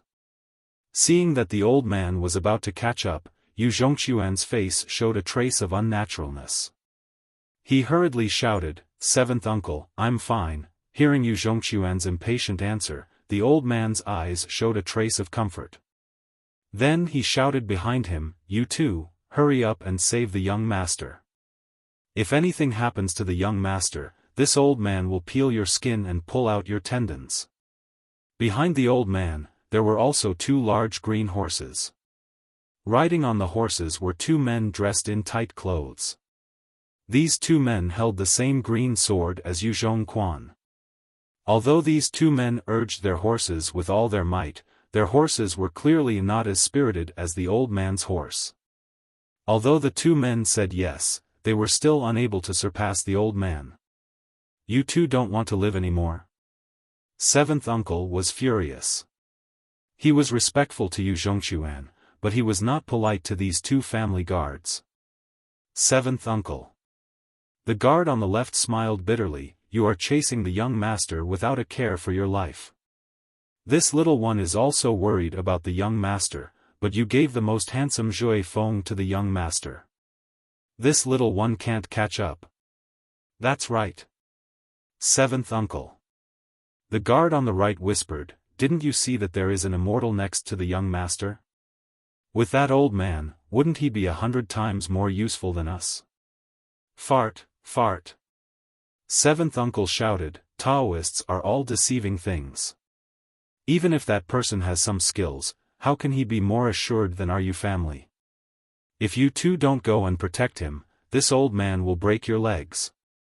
The two family guards smiled bitterly and hurriedly urged their cyan horses. Unfortunately, no matter how hard they tried, the horses were not enough. In the end, they only arrived with seventh uncle. At this moment, Yu Zhongquan was no longer in high spirits like before. He was somewhat listless as he drooped his head and stood beside Xiaohua. Xiaohua had already landed, but he could clearly see that it wasn't because of him, but because of the old man who hadn't arrived yet. Sure enough, when the old man arrived before them, he didn't even bother to greet them. Instead, he immediately leaped to Yu Zhongquan's side and ran his hands all over Yu Zhongquan's body to make sure that he wasn't missing an arm or a leg. Only then did he let out a long sigh of relief and said earnestly, "Little young master, you are the precious treasure of our Yu clan, a piece of meat in our old ancestor's heart. Once you go out." Seventh uncle. Yu Zhongquan's face turned red. He stole a glance at Xiaohua, who was still standing in the air, and complained, "There's a senior expert here. You should speak less." "Sigh, young master, it's not that this old servant wants to criticize you. Who would have thought that once Yu Zhongquan spoke, seventh uncle would become even more long-winded. This old servant has eaten more salt than you have eaten rice. This old servant has walked more bridges than you have walked on roads. What kind of swindler has this old servant not seen? In the past, there were many Taoist priests who came to our Yu clan to eat and drink. Which one of them didn't bow to this old servant when they saw him? This old servant is very clear about their tricks. You sneaked out without telling your family. If this old servant hadn't discovered you early." Seventh uncle. Yu Zhongquan's face turned completely green. His deception of claiming to be a ranger was inadvertently exposed by seventh uncle. Yu Zhongquan's face suddenly disappeared. He didn't even have the courage to look at Xiaohua. He quickly walked towards his cyan horse. Little young master, hee, little young master. The two family guards hurriedly stood in front of Yu Zhongquan and pleaded, if you return home, we will serve you on your horse. If you don't return to see your wife, we won't dare, scram. Hearing his wife, Yu Zhongquan's face turned completely black. He angrily said, this Jue Feng is this young master's mount. You dare not let this young master get on his horse? Seventh uncle, seventh uncle. A fat family guard anxiously said, if little young master gets on Jue Feng, we won't be able to catch up, cough cough. Seventh uncle coughed twice. He glanced at Xiaohua beside him and lightly said, this Taoist priest, this is my Yu clan's private matter. It seems you can't stay here and watch, right? Although you're not a Confucian cultivator and don't know about seeing and hearing indecent things, there's no need for you to stay here and watch the show, right? Ha ha ha, indeed, indeed. Xiaohua looked at Yu Zhongquan with interest. It seemed the difference between what he thought and Yu Zhongquan was too far. He laughed several times and flew away. Humph, swindler. Seventh uncle glanced at Xiaohua and then turned to Yu Zhongquan and said, little young master, if you want to hide for a few days, we can just treat it as playing. Xiaohua, who had been reprimanded as a swindler, was flying in the air. Everywhere he looked, there were bandits fleeing in a sorry state. Behind these bandits, there were dozens of bodyguards shouting and chasing after them. They seemed to be extremely happy. Above these bandits, the god power centipede was riding a black cloud. From time to time, it would swoop down. If it wasn't a flash of black light cutting the bandits into pieces, it would be like a black arrow piercing through the bandits' bodies. Wherever the black cloud went, it was truly invincible. No one dared to fight it. Hee hee. Xiaohua proudly looked at the god power centipede's devastation. He secretly said, with this Xiao's identity, I naturally can't lower myself to the same level as these bandits. But this fake ranger who ran away from home said it well. If the bandits commit evil deeds, I will kill them. If the bandits commit evil deeds, I will also kill them. Although these bandits can't take a single blow from this Xiao, how can I easily let them off with their evil deeds? This god power centipede, and little black and little yellow can help this Xiao. Anyway, there are a lot of evil spirits in this hidden immortal continent. Adding a few more of them won't make a difference. At this time, 3 of the 4 strongholds leaders had already been killed by the god power centipede. The last one was still fighting with Yuanya.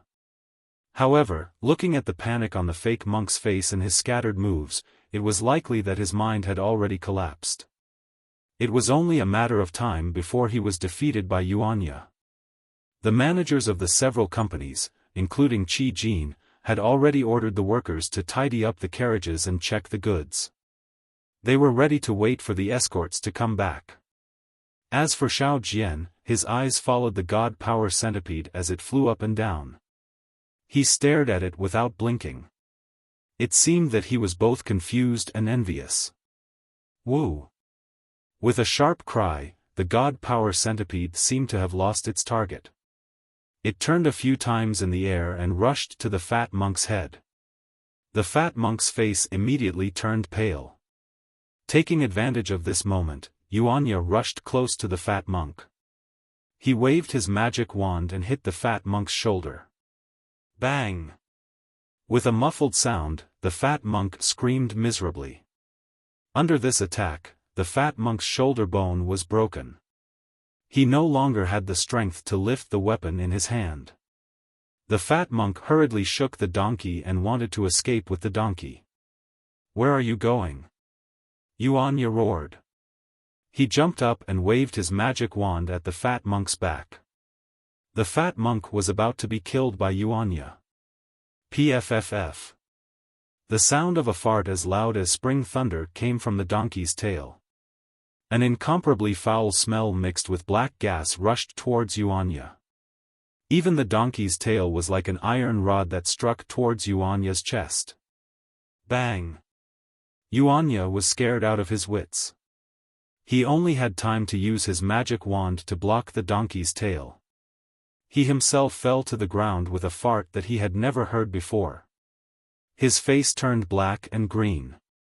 Damn it, they are all weirdos. Xiaohua was unable to stand steadily in the air again. The incomparably powerful Yuanya was actually knocked out by the fart of the donkey. I wonder what he will think when he wakes up. Ouch, slow down. Since Yuanya was knocked out, the god's powered centipede naturally couldn't stand it. Without waiting for Xiaohua's orders, it immediately rushed down. The fat monk, who was already weak and numb, couldn't resist the god's powered centipede at all. Xiaohua still wanted to keep the strange little donkey, but it was already too late. Of course, Yuanya was poisoned by the strange little donkey and not simply fainted. However, in front of Xiaohua, this little bit of poison was nothing.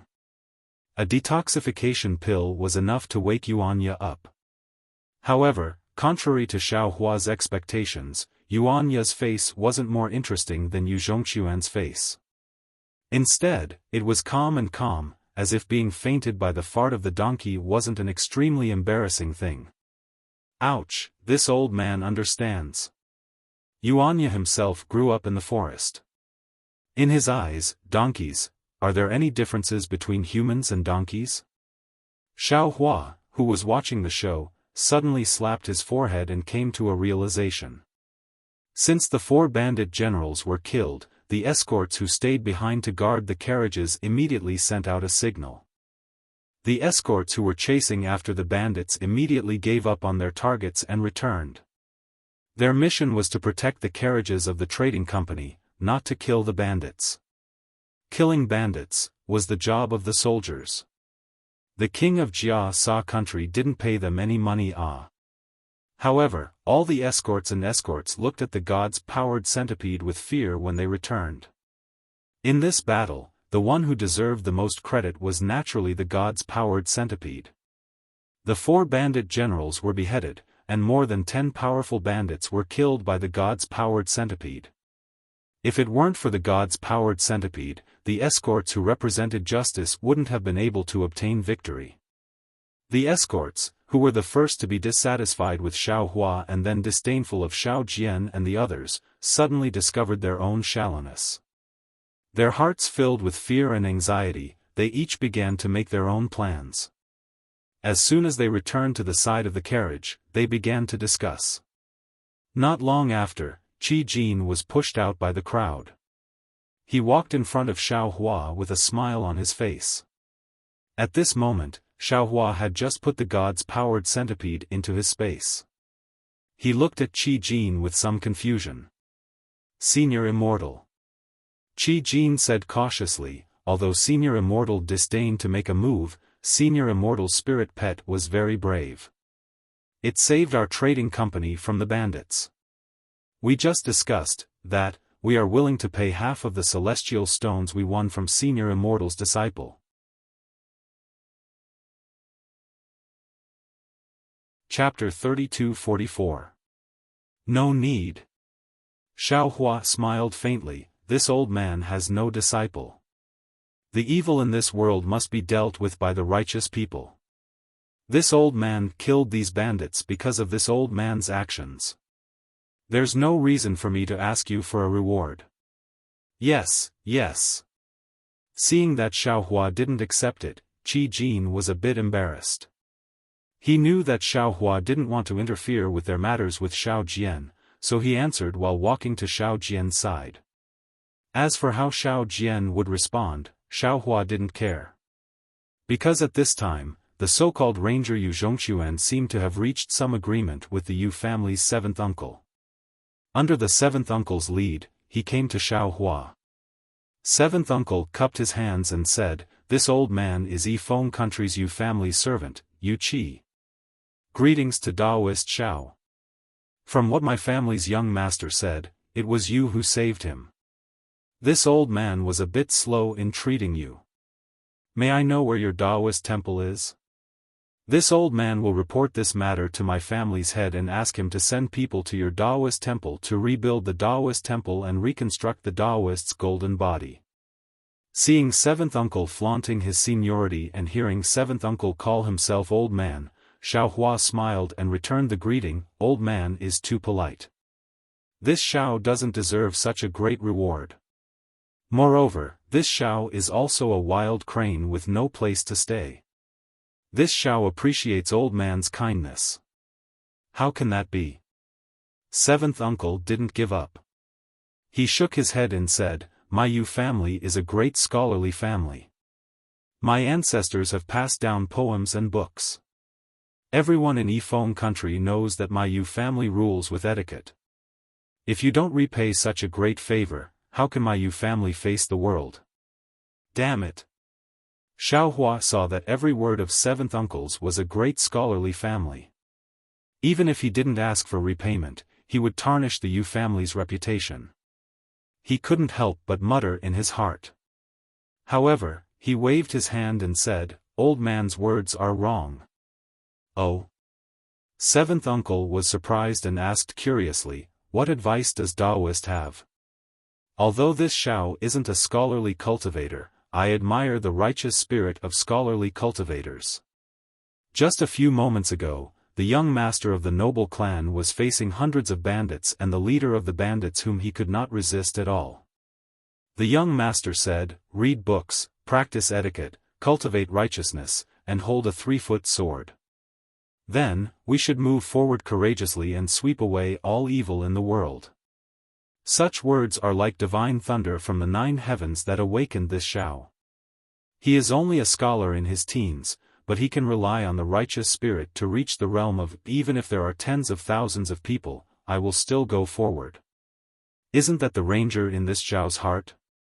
Wasn't he one of the rare and magnificent men in the world? This Xiao is only fighting the enemy together with him, so what help is there? Old Sir is worried about the face of the scholarly cultivator clans, but I still have to worry about the face of my Tao sect. In the future, Old Sir must not mention this matter again. Xiaohua's words made seventh uncle's face glow. He naturally didn't know about Yu Zhongxuan's performance. Although he looked down on the declining Tao sect and looked down on Xiaohua, Xiaohua did save Yu Zhongxuan after all. At this time, he even praised Yu Zhongxuan in such a lofty manner. His heart was already blooming with joy. He couldn't even close his mouth as he said with a smile, Taoist Xiao is really exaggerating. Little Gongzi is still young and hasn't learned the true meaning of our Confucian cultivation. This is merely what I heard eldest Gongzi and my master often talk about. Words can be imitated, but righteous spirit is irreplaceable. Xiaohua disagreed, facing the leader of the bandits who could easily kill him. Your noble young master stepped forward bravely. This is definitely not some simple matter of hearing and seeing. It's all because your sect has taught your son well. Alas!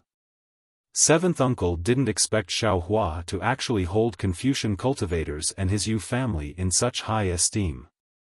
It seemed that Xiaohua didn't have any barrier between Tao sect and Confucian cultivators. He was very happy in his heart and looked at Xiaohua a lot more pleasing to the eye. When he heard Xiaohua's last words, he couldn't help but sigh. Taoist Xiao may not know, but this old man has watched little Gongzi grow up. Think of the little baby who peed on this old man's neck when he was young, seventh uncle. Yu Zhongxuan's face was as red as a red cloth. He threatened, if you keep talking, I'll leave. Okay, I won't say. Seventh uncle was full of smiles, as if he had forgotten his previous vigilance. He asked Xiaohua, where is Taoist Xiao going? If you have time, how about we go together? He. Xiaohua laughed and replied, this Xiao wants to go to Bronze Pillar State, but I don't know if I'm going the same way as you. Before seventh uncle could speak, Yuanya walked back and handed over the cleaned magic wand to Xiaohua. He said respectfully, "Thank you for the weapon, Daoist Xiao." Xiaohua took it and put it into his space. He looked at Yu Zhongquan and smiled. "Yuanya, this is Yu Zhongquan, the descendant of Yifeng State's great Confucian. You didn't see him when you were fighting just now. He actually dared to fight a bandit leader by himself. His courage is definitely out of the ordinary. I'm Yu Zhongquan." "Greetings, fellow Daoist." Yu Zhongquan had already seen Yuanya, who fought the fat monk. Yuanya's bravery made him admire him. Now that he had the chance, how could he not know how to befriend him? He hurriedly bowed and said, "I'm Yu Zhongquan." Although Yuanya wasn't good with words, hearing Yu Zhongquan's courage, he also looked at him in a new light and hurriedly returned the greeting. However, after the two greeted each other, they didn't know what to say after a few words. The scene was quite awkward. Xiaohua waved his hand again. "Lu Yi, Yuanya isn't good with words. Come over here. You're both young people. You should get to know each other." "Yes, Daoist priest." Lu Yi didn't dare to move around in the carriage for fear of causing trouble. Now that he heard the call, he hurriedly slipped down from the carriage. "Mighty." In front of the carriages, there were already shouts from the escort agency. Obviously, they were about to set off again. Xiaohua smiled and said, "Old sir, please. Young people have their own topics. We have our own matters. How about we chat as we go?" Xiaohua was very concerned about the matter between Yu Zhongquan and Huang Yi. Naturally, he also looked at the people of the Yu clan in a new light. He really wanted to get to know Yu Zhongquan better. Of the two Yu clan guards who didn't announce their names, one accompanied Yu Zhongquan, while the other led Jue Feng, which Yu Zhongquan was riding before, over and asked Seventh Uncle to get on the horse. Seventh Uncle lifted his leg and got on the saddle horse. He said to Xiaohua with a smile, "Hehe, this old man is already old. I'm 82 years old." Daoist priest Xiao has the ability to retain one's youthful appearance. This old man can't see how old Daoist priest is compared to this old man. This. Xiaohua was a bit hesitant. After thinking for a bit, he smiled and said, "Old sir's age is really not young. However, old sir's skills are vigorous and not inferior to ordinary people. Even if you say you're 60 years old, this Xiao would still believe it." "Ha ha ha," Seventh Uncle laughed heartily. "This old man only received the clan head's generous gift to practice the clan's secret arts. Although I can't achieve great success and can't sweep away the demons in the region like the little Gongzi and the others, but when it comes to condensing qi and blood, there's no harm in moving nimbly. Otherwise, how could the heavy responsibility of following the little Gongzi fall on this old man's shoulders? Besides, this old man is nothing. My clan's previous clan head was over 100 years old, but he was still able to wield a 3-foot-long sword and kill the Xuanyang water bandits' leader. That's what you call amazing." At this point, Seventh Uncle came to a realization and said with a smile, "That's right." At this point, this old man still hasn't asked for Daoist priest Zhao's name. Daoist priest Xiao also doesn't seem to have mentioned my age. Xiaohua sighed. Looking at Seventh Uncle's somewhat arrogant smile, he didn't know how to answer. It seemed that the so-called desire to win or lose wasn't only commonly seen in battles and gambling, it was also commonly seen in ordinary speech. It wouldn't wear out because of a person's age. Or perhaps Seventh Uncle felt that he didn't have Xiaohua's divine abilities and wanted to find a balance in these minor details. Xiaohua just couldn't answer this question. Even he himself didn't know his true age. If he counted from the Dawn Rain continent's Shanghua Ming, perhaps he was close to 200 years old, right? However, even if Xiaohua said the most reliable and also the shortest age at this time, would Seventh Uncle believe him? "My surname is Xiao and my given name is Hua.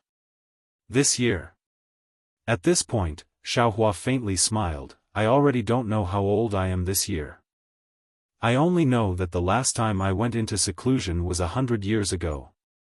At this point, Xiaohua suddenly remembered that he didn't know how long it had been since he entered the eye of the sea and woke up in front of the river and tide temple several dozen days ago. Seventh uncle stared blankly, then immediately smiled and cupped his hands, saying, Taoist priest Xiao is truly a deity. This old man admires you. Ha ha ha. Xiaohua also laughed heartily and casually cupped his hands. He knew in his heart that seventh uncle's deity didn't mean that he was a deity in cultivation, but rather a deity who bragged. He didn't mind. Wasn't his true situation what Xiao Jian, this so-called Taoist priest, often bragged about? He also didn't need to explain anything to seventh uncle. The carriages continued to move forward. Lu Yi, Yuanya, and Yu Zhongxuan were chatting at the front. From time to time, some laughter could be heard. Seventh uncle looked at Yu Zhongxuan's beaming face and felt happy in his heart. He unconsciously told Xiaohua everything that Yu Zhongxuan didn't want to say. The Yu family was a scholarly family of Yifeng country. It could be said that the entire Yifeng country was supported by the Yu family. Even the king of Yifeng country had to bow his head and greet the Yu family. The Yu family had many heirs and many side branches. Yu Zhongxuan was the youngest among the main branches. Yu Zhongxuan was exceptionally intelligent since childhood. He was familiar with poetry and books at a very young age. When he was a little older, he had thoroughly read the classics of the scholarly families. He would often put forward his own unique views and was doted on by the family head.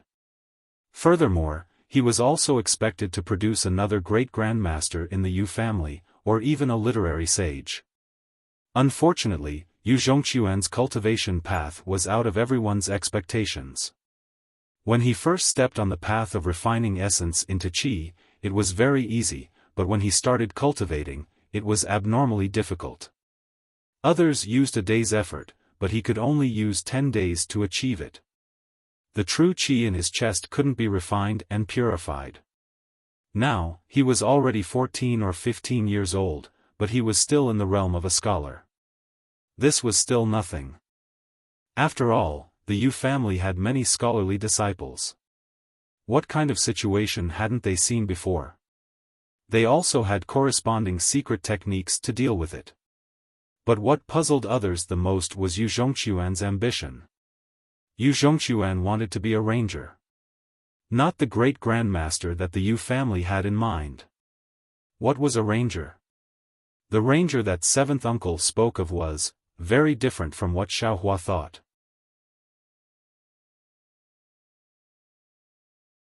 Chapter 32-45. What was a ranger? A ranger sounded very awe-inspiring. In the eyes of many people, it was a swordsman who traveled all over the world, upholding justice and helping the weak. Many of the chivalrous stories passed down by word of mouth in the secular world were also related to rangers. Rangers were almost synonymous with justice in people's minds. However, in fact, in the eyes of Confucian cultivators, especially in the eyes of those great Confucian families, rangers were synonymous with debauches. They were people who couldn't cultivate Confucian cultivation techniques and couldn't practice sword qi. They could only rely on their mediocre swordsmanship and wander around, idling around.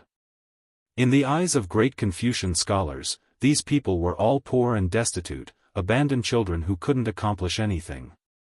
In short, they were a group of Confucian cultivators who didn't care for their grandparents and didn't love their uncles. They were a different branch of Confucian cultivators, but in fact, in the eyes of Confucian cultivators, they were just wild foxes. In particular, these rangers didn't care about etiquette, morality, honor, and shame. They were like male dogs in heat, teasing good women everywhere, destroying their chastity, and then patting their hands. They once again wandered around the world. They even said that they were in love with each other, so there was no need to spend all their time together. Rangers are the scum of us Confucian cultivators.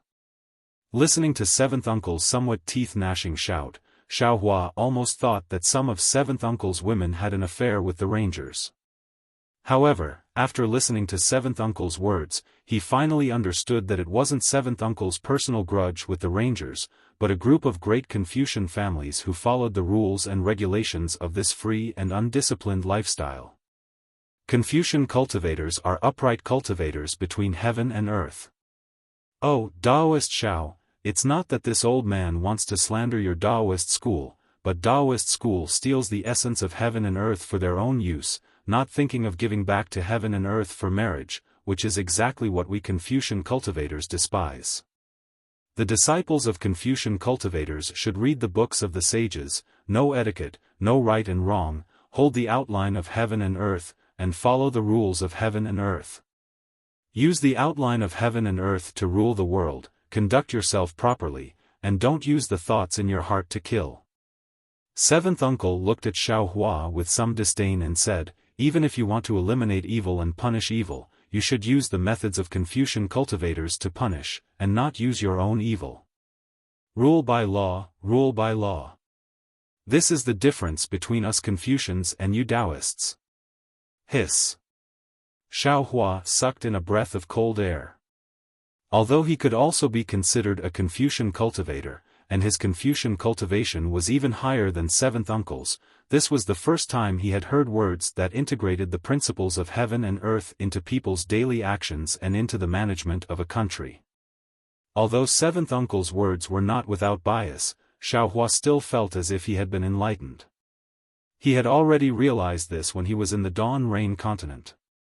There weren't any restrictions between the three kingdoms of cultivation. Ordinary cultivators would draw their swords against each other from time to time and kill each other for their treasures. There were countless cases of greed at the sight of wealth. Isn't this just the lack of the Confucian cultivation method that Seventh Uncle mentioned? This Dharma was like the heavenly Tao of Taoism. All kinds of cultivation were under the heavenly Tao. One could comprehend the heavenly Tao, but one could not provoke the heavenly Tao. The Dharma of Confucianism was the heavenly Tao. If one violated the Dharma, they would be punished by the Dharma. Naturally, the heavenly Tao was far grander than the Dharma. The Dharma was merely a small shadow of the heavenly Tao under the governance of Confucianism. Seeing Xiao Hua's expression change, Seventh Uncle said proudly, although this old man is not good at our Confucian cultivation method, I often read the historical records of our Yu clan's ancestors. From the ancient history, Taoism didn't follow the rules, didn't know etiquette, and didn't establish the Dharma. This was why they lost their own rules. If you say they were annihilated by our immortal and Buddhist sects, it would be better to say they lost their way. They lost their direction of survival under your so-called heavenly Tao. Seeing that Seventh Uncle was talking nonsense again, Xiao Hua smiled and said, "Old sir, some of your words are indeed enlightening and deafening. This Xiao can't deny it. However, if you want to generalize and use Dharma to cover up the annihilation of Taoism, it's not appropriate. No matter if it's Confucianism, Buddhism, or Taoism, they are all cultivation paths between heaven and earth. Although their paths are different, their directions and goals are not necessarily different. Since each of them can exist, they naturally have their own reasons for existing. Old sir, you're pointing out the annihilation of Taoism right now. Your words have evidence, but maybe there are other reasons. You're pointing out the annihilation of Confucianism and Buddhism with similarly conclusive evidence? Nonsense. Seventh Uncle felt that Xiao Hua was speechless and was acting shamelessly here. He smiled and said, no matter where it is, Dharma is the epitome of heavenly Tao. Everything must be done under Dharma. As he spoke, he seemed to have thought of something. He pointed behind him and said, take those bandits from before for example. Exterminating bandits is an act of the country, the duty of the officers and soldiers. What we need to do is to capture them and send them to the government, not to let you kill them yourself. Oh, that's right, this old man was talking to you about the ranger. This ranger carries on your Taoism's idea of freedom. He does whatever he wants and doesn't respect Dharma. As the saying goes, a ranger uses martial arts to break the law. A ranger only emphasizes martial arts, not dharma. He kills as he pleases. How can he enter the Hall of Elegance? This. Xiao Hua touched his nose and said with a bitter smile, as far as this Xiao knows, these bandits seem to have some connections with the government. If we send them to the government, it may not be of any use. Even if someone sends them to the government, I'm afraid that they will suffer some kind of retaliation. Moreover, if this Xiao only wants to capture these bandits, there will certainly be some misgivings. The difficulty will also increase. Since they have blood on their hands, why can't this Xiao enforce justice on behalf of heaven? Who are you? No matter who you are, you're only a human. You're a Taoist. What qualifications do you have to enforce justice on behalf of heaven? What evidence do you have that they have blood on their hands? If you kill them, won't you be the same as them? Seventh uncle seemed to have been prepared for this and asked several questions in succession. This. Xiao Hua rubbed his nose until it was somewhat red. He really didn't know how to answer. As for the government colluding with them, that's just your guess. Even if it's true, it's just the actions of some scum in the government. All the more reason you should hand this matter over to their king and let their king punish them according to the law. Seventh uncle lectured again. When it came to speaking, Xiao Hua had always been weak. He didn't understand the ancient records of Confucian cultivators and so on. At this time, he was even more unable to answer. In his opinion, if he wanted to answer, it could only be the words of Buddhism. If I don't enter the cycle of reincarnation, who will enter the cycle of reincarnation? Taking all the sins on oneself, let's see how Confucian cultivators deal with it. It was a pity that Xiao Hua wasn't bald. He feared that he wouldn't be able to answer in such a way to convince seventh uncle. At this time, Yu Zhongxuan, who had been eavesdropping from the front, faintly said, "Seventh uncle, what should you say about Confucian using literature to violate the law?" You. When seventh uncle heard this, he was so angry that his beard blew and his eyes widened. He angrily said, "This old man only knows that heroes use martial arts to violate the law.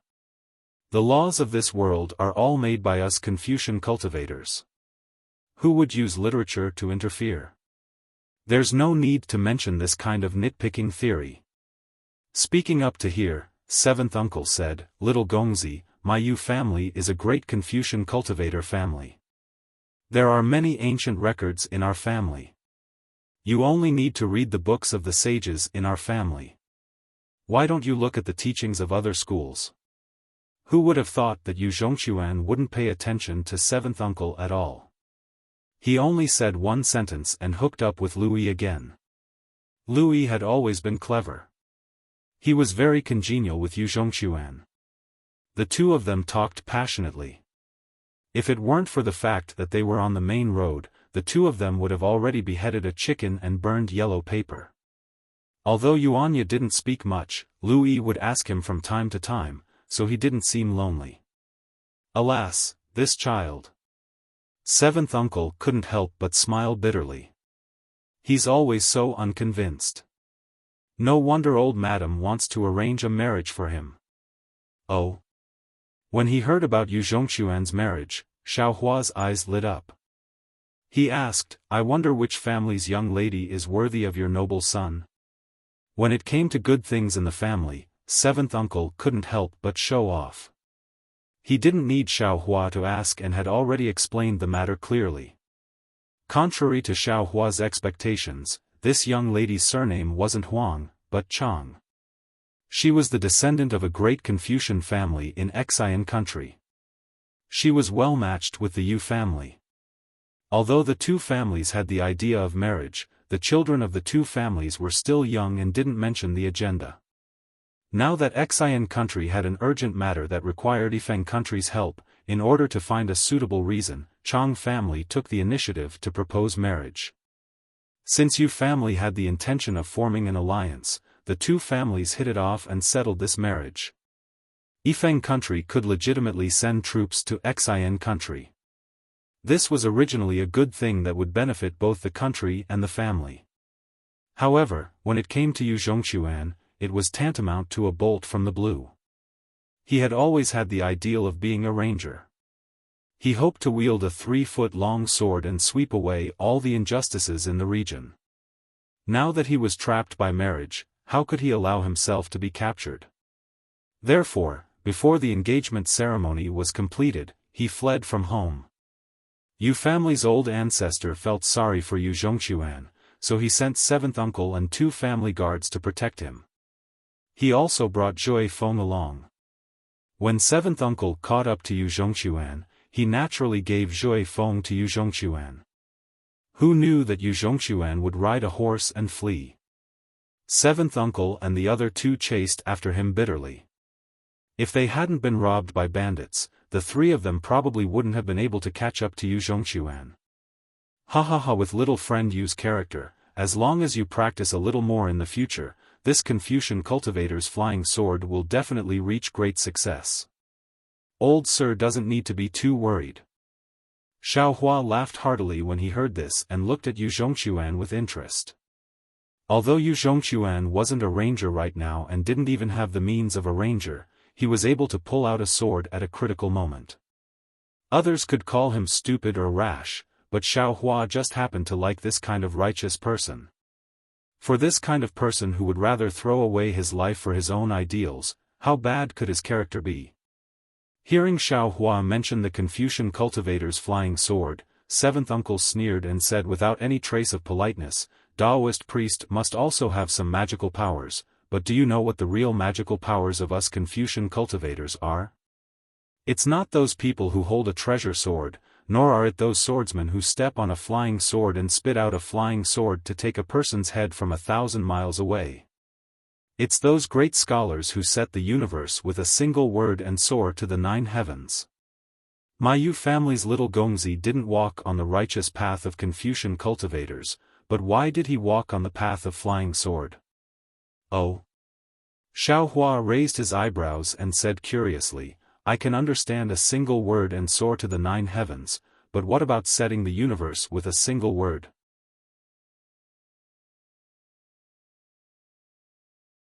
Chapter 32-46. The world is deteriorating day by day, and people's hearts are no longer what they used to be. People have always been opportunistic and eager for quick success. 7th uncle snorted, even Confucian cultivators can't help but be contaminated. They gave up on the great magical powers of their ancestors and only focused on weapons. The sharpness of weapons, the heart of people, and the skillfulness of power can hurt the heavens. Although the flying sword is sharp, it is too frivolous. If people today are opportunistic, I won't take it.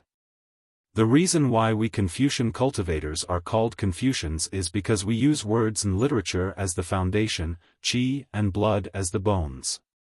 This kind of magical power is the real magical power of Confucian cultivators. Xiaohua was confused and asked curiously, could it be that reading words and literature can defeat the enemy? Why not? 7th uncle said proudly, the mighty power of Confucian cultivators can defeat ghost qi with just words and kill evil spirits with a single word. See. Xiaohua suddenly realized and almost lost his voice, I finally understand. Of course, at the bank of Liao River, Mo Jianli took out a small book. After opening it, hundreds of armor inscriptions bloomed inside. Weren't these armor inscriptions hitting the shrimp soldiers and crab generals like talismans? However, Mo Jianli didn't have enough energy, so those armor inscriptions couldn't exert more power, so they didn't show anything. Armor inscriptions. Green seal inscriptions. Gold seal inscriptions. Xiaohua sighed in his heart. Yes, since the green seal inscriptions have earth-shattering power, and the gold seal inscriptions can also have the power of Buddhist mantras in the mouth of Buddha relics, then why can't the armor inscriptions? Oh. Taoist priest, you know the power of Confucian cultivators? 7th uncle was a little surprised. Xiaofan smiled and told him about Mo Jianli's book. Seventh uncle nodded slightly and said with a smile, I understand. The power of the armor inscriptions is passed down from ancient times. That book is the ancient imperial weapon of Confucian cultivators. It is preserved in some Confucian sections. It is one of the magical powers that I mentioned. What I said is also commonly used by Confucian families, but it is different. As he spoke, seventh uncle raised his hand and carefully took out a scroll from his bosom. He waved it in front of Xiaohua's eyes and said with a smile, if I hadn't met Taoist priest earlier, I would have relied on this scroll if I wanted to rescue young Master Xiao from the hands of the bandits. Oh. This item. Xiaohua scanned it with his divine sense and felt that this scroll was filled with a kind of overwhelming righteous energy. This righteous energy was like a sharp sword, and the scroll was basically unable to contain it. Can I take a look? Xiaohua asked curiously. He, of course. As seventh uncle spoke, he opened his hand, and the so-called scroll opened in the wind. Hiss. Xiaohua looked at the slowly unfolding scroll, and his pupils shrank. It was a scroll that was 1 foot wide and 3 feet long. Inside the scroll, there was the word, one, written in a flamboyant style. This word was not the inscription armor, but the common language of the hidden immortal continent. However, the strokes of this word were like swords, and it contained a great righteousness. Instead of saying that it was written on the scroll, it was better to say that it was floating on it. The scroll trembled slightly, and the word seemed like it was going to fly out. Even someone as strong as Xiaohua felt a kind of tyranny in his eyes, and a kind of suppressive fierceness came from the word. It was as if he was slightly unconvinced, it would fly out and attack. How is it? Seventh uncle smiled and said, Taoist priest doesn't seem to be an evil person. Otherwise, this scroll wouldn't need to be activated by qi or true qi, and it would automatically attack. If it was before, as long as I opened this scroll, the bandit leader would definitely turn into ashes in this word. Xiaohua scanned the word with his divine sense, and a kind of strong repulsive force was born. He nodded and said, the power of Confucian cultivators really exceeded my expectations. This great Tao really is endless. I still have a lot to learn. Ha ha ha. Seventh uncle couldn't understand what Xiaohua was saying. How could he know that Xiaohua himself was also a Confucian cultivator? He laughed loudly and said, unfortunately, Taoist priest has already entered the evil path and is going further and further away. If Taoist priest goes into seclusion for another 100 years, you won't even see this word. It seemed that seventh uncle didn't believe Xiaohua's words of seclusion for 100 years. Ha ha ha, it seems like that's really the case. Xiaohua didn't expose him and laughed as well. He watched seventh uncle carefully put away the scroll. There was no greed in his eyes. Seventh uncle also seemed to have realized that his expression when looking at Xiaohua was a bit different from before. After all, with Xiaohua's cultivation level that could save Yu Zhongquan, it wasn't necessarily impossible for him to snatch this scroll. Seventh uncle's heart, which had been worried for a long time, finally calmed down. After talking for a long time and walking for a long time, it was time to rest. The Yu family's guards had already prepared some dried meat and offered it to Yu Zhongquan and seventh uncle. Seventh uncle naturally gave it to Xiaohua politely, but Xiaohua only smiled and shook his head. As for Yu Zhongquan, he naturally wanted to share the dried meat with Yuanya and Lu Yi, but he only saw the two shaking their heads. Yu Zhongquan was surprised and asked in a low voice. Lu Yi originally lied perfunctorily, but after hearing Xiaohua's voice transmission, he didn't hide it and whispered to Yu Zhongquan. Yu Zhongquan's eyes lit up and he looked back at Xiaohua several times. Xiaohua smiled and waved at Yu Zhongquan, hinting him to come over. Yu Zhongquan was also very generous. He walked over and bowed, Immortal Master, I heard that Taoists have immortal fruits that can stop one from eating for several days. I always thought that it was just a legend. Although I'm a great Confucian cultivator, after cultivating to a certain extent, I can also transcend the mortal world, but...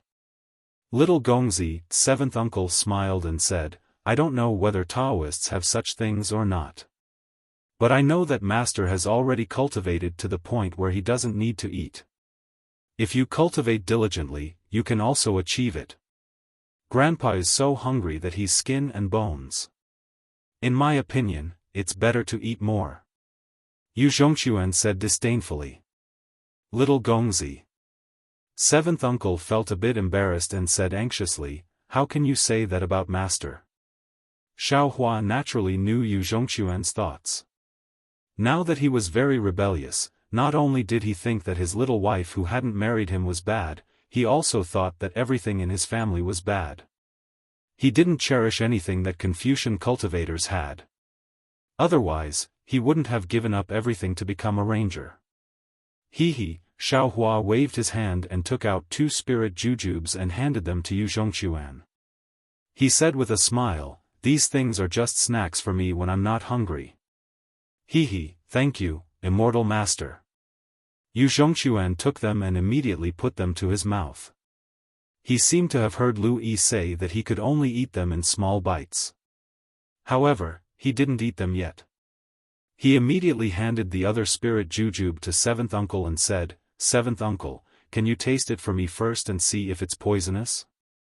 Seventh uncle was originally very dissatisfied with Yu Zhongquan calling Xiaohua immortal master, but seeing Yu Zhongquan being so filial, the dissatisfaction in his heart had already dissipated. He hurriedly waved his hand and said, Little Gongzi, if you like it, you can eat it yourself. Don't. Yu Zhongquan shouted, you came to protect me.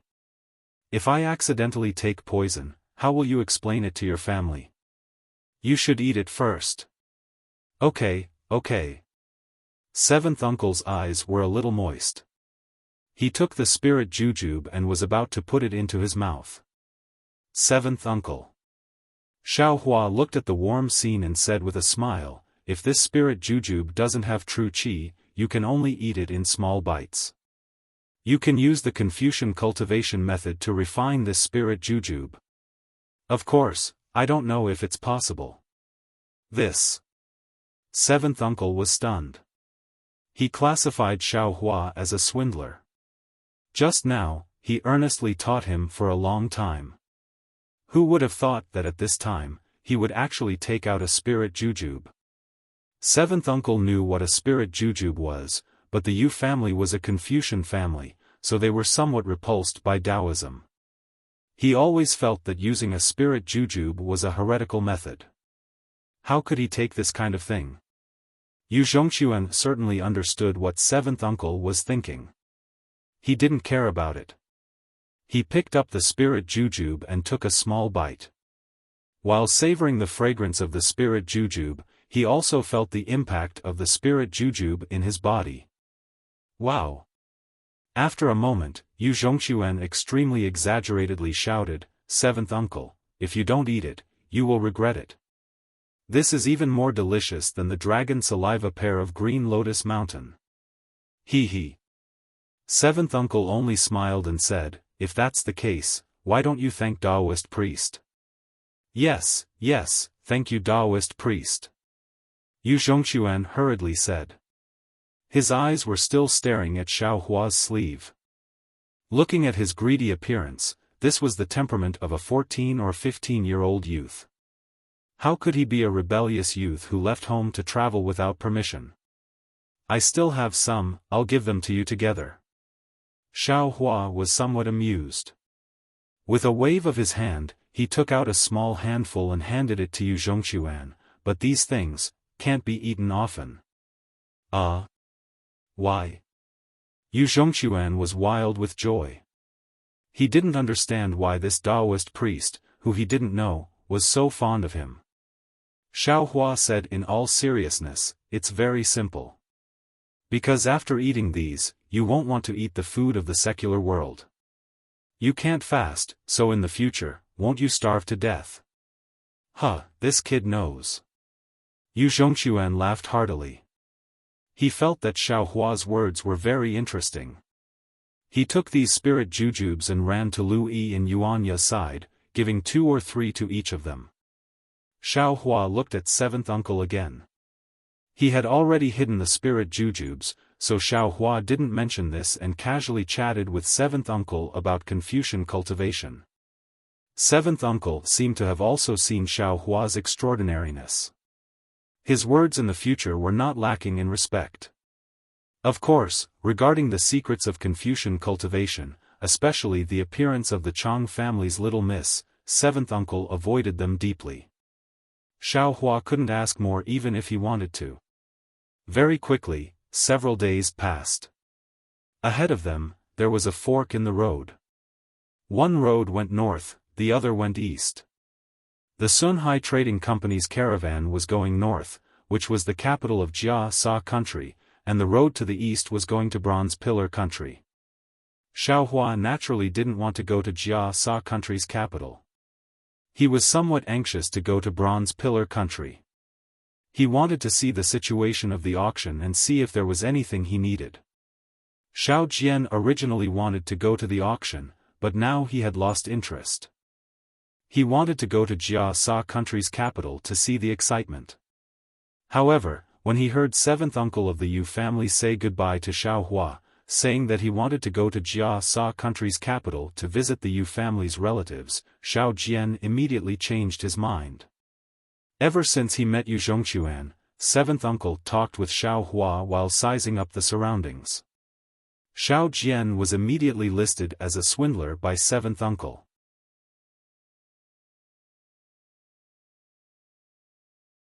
Chapter 3247. At first, seventh uncle was abnormally vigilant towards Xiaohua, and he was even more aggressive towards Xiao Jian. However, after several encounters, Xiao Jian distanced himself from seventh uncle. Other than Yuanya, who would sometimes approach Xiao Jian to greet him, only Qi Jin would often strike up a conversation with Xiao Jian. In short, Xiao Jian was very lonely on this journey. It was as if he was walking on pins and needles. It was uncomfortable, as if there was a pair of eyes behind him that wanted to see through him. Now that he had the opportunity to get rid of these eyes, how could he not cherish it? After Xiaohua and the others bid farewell to everyone, the one who was reluctant to part was Yu Zhongquan. Xiaohua was really too good to him. Not only did he give him a lot of spirit jujubes, he even obtained a chant from Lu Yi for fasting. With Yu Zhongquan's intelligence, how could he not know that this was Xiaohua's tacit approval? If Xiaohua wasn't a Taoist cultivator, Yu Zhongquan would almost think that Xiaohua wanted to take him as a disciple. Even the thought of Xiaohua's little daughter growing up appeared in his mind.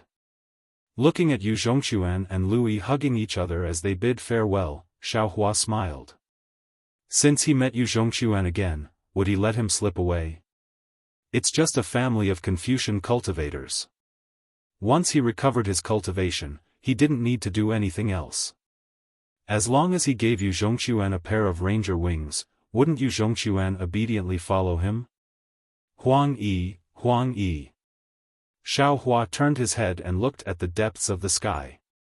This Xiao doesn't know where you are, whether it's the Netherworld or Xiaoyu continent. This Xiao also doesn't know whether this Yu Zhongquan is the Yu Zhongquan you're talking about. However, this Xiao was able to meet him. This Xiao has benefited a lot from you. In the future, this karma will fall on him. If the 9 heavens were in the 9 heavens, Xiaohua suddenly laughed. If the 9 heavens were in the 9 heavens, wouldn't Huang Yi have already flown into a rage? Yu Zhongquan's little wife was actually a descendant of the great scholar surnamed Chang. And not Huang Yi. Xiao Jian finally came back to life. He was no longer as lifeless as before. He urged his horse beside Xiaohua and whispered something. Apart from a smile, there was respect on his face. He now understood that Xiaohua was definitely an unfathomable Taoist senior. Not a spy like he thought from the beginning. Moreover, the word unfathomable was truly unfathomable. It wasn't the kind of word that he used to brush off others. However, after walking for more than 10 days, the surrounding scenery gradually changed. There were more and more low houses, more and more villages with smoke rising from chimneys, and even the road was much smoother and more spacious. Xiao Jian still didn't mention anything about the spirit jujube, as if he had never seen it before. Every once in a while, he would ask Yuanya to find some food for him to eat alone. Even his past and his wasted Taoist cultivation were not mentioned at all. This kind of stubbornness made Xiao Hua admire him, and some of the hatred from before lessened. Actually, humans were very complicated and had many sides. No matter what Xiao Jian's character was like, he would always have some good points. After more than 10 days, Xiao Hua and the others arrived in front of a large city. This large city was more than 10 zhang high, and the city walls were made of several feet of green bricks. There were some mottled brownish-black color in the gaps between the bricks, and there were also some dark green moss. The entire city wall wasn't particularly flat, and there were many potholes on the brick surface. The potholes were big and small, and the big ones were several feet wide, covering several large stones. The small ones were the size of a thumb and several inches deep. Between these potholes, there were hair-thin cracks connected together. In addition to the thick brownish-black color accumulated in the gaps between the bricks, the potholes on the city wall were also the same color, giving off a heavy feeling. In particular, in this dusk, the dusk revealed itself from the ground and reflected on the city wall. The light and shadow were like a sad note on the city wall. On top of the city wall, there were many banners that stretched for miles. The flagpoles of these banners were as thick as a bowl and 1 zhang high. The flags on the flagpoles were also several feet wide, and there were totems of birds and beasts drawn on them. There were also words such as Bronze Pillar Country and Su written on them. These banners fluttered in the wind, and there was a feeling of golden drums being beaten. Along with the dong dong dong sounds of drums, there were people wearing battle armor and holding spears on the city wall. They quickly ran along the city wall to change positions, giving people the illusion of war. "Father, our city is so high." A childish voice sounded from Xiao Hua's side. Xiao Hua shifted his gaze away from the city wall, and he saw a 3-year-old child riding on the neck of a burly man, crying out in surprise. "Yes. Nyo, this is my Bronze Pillar Country's capital. This is also what father told you before, the capital that even under the joint attack of 40,000 soldiers from 3 countries, they still couldn't take it." The burly man said in a loud voice. "Boy knows." The child's clear voice replied, "They besieged our capital for 10 days and 10 nights, but they still couldn't break through the city wall. In the end, our king led a large army back to the capital and used 8,000 soldiers to defeat the enemy, causing them to flee. Look at the marks on the city wall, they were all made by stones in the past. Those rocks are falling like rain.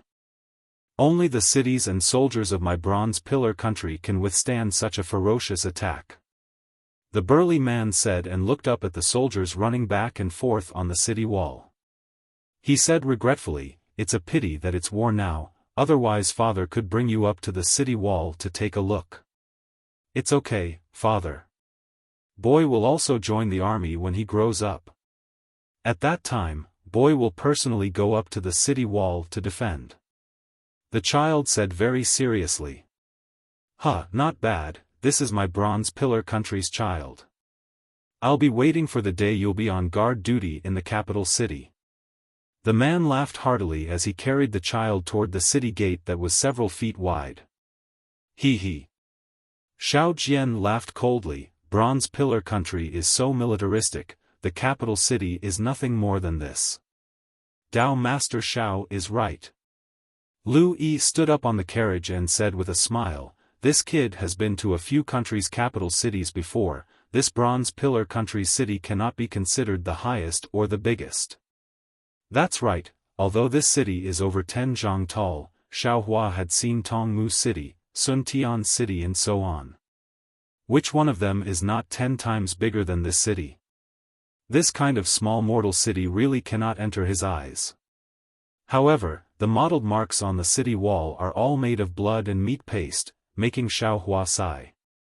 As for Yuanya, he probably doesn't care about city walls at all. Xiao Jian, this city doesn't have a name? Xiaohua looked at the 3 words, Bronze Pillar Country, above the city gate and unconsciously frowned. Reporting to Immortal Elder. Xiao Jian said with a smile, according to the rules of the hidden immortal continent, the capital city does not have a name, only the country's name. On the contrary, other cities have their own names. Oh, so that means this capital city is originally Bronze Pillar Country? Xiaohua smiled, this custom is really interesting. Yes. Xiao Jian raised his hand and said, the king of the Bronze Pillar Nation lives in this capital. The Bronze Pillar Nation's royal palace is also there, and so are the civil and military officials. As long as the capital city is captured, the Bronze Pillar Nation will fall. It's normal to say that this capital city is the Bronze Pillar Nation. There are rivers all around this capital city, is this used to protect the city? Xiaohua pointed again and frowned, is this kind of defense useful? Immortal Elder should know that this is called a city moat. Xiao Jian explained, the city moat can separate the city from the enemy's cavalry, heavy infantry and so on, preventing them from directly facing the enemy. Moreover, there is a lot of river water in this moat, some of it is poisonous water, some of it is fire water. Wanting to pass through this moat is not easy. This Bronze Pillar Country's moat is relatively wide, ordinary catapults are unable to get close. Those huge rocks that hit the city walls are also powerless.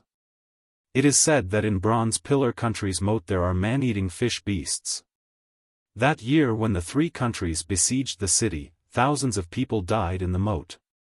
Actually. Xiaohua hesitated and said, this moat is nothing in this Zhao's eyes.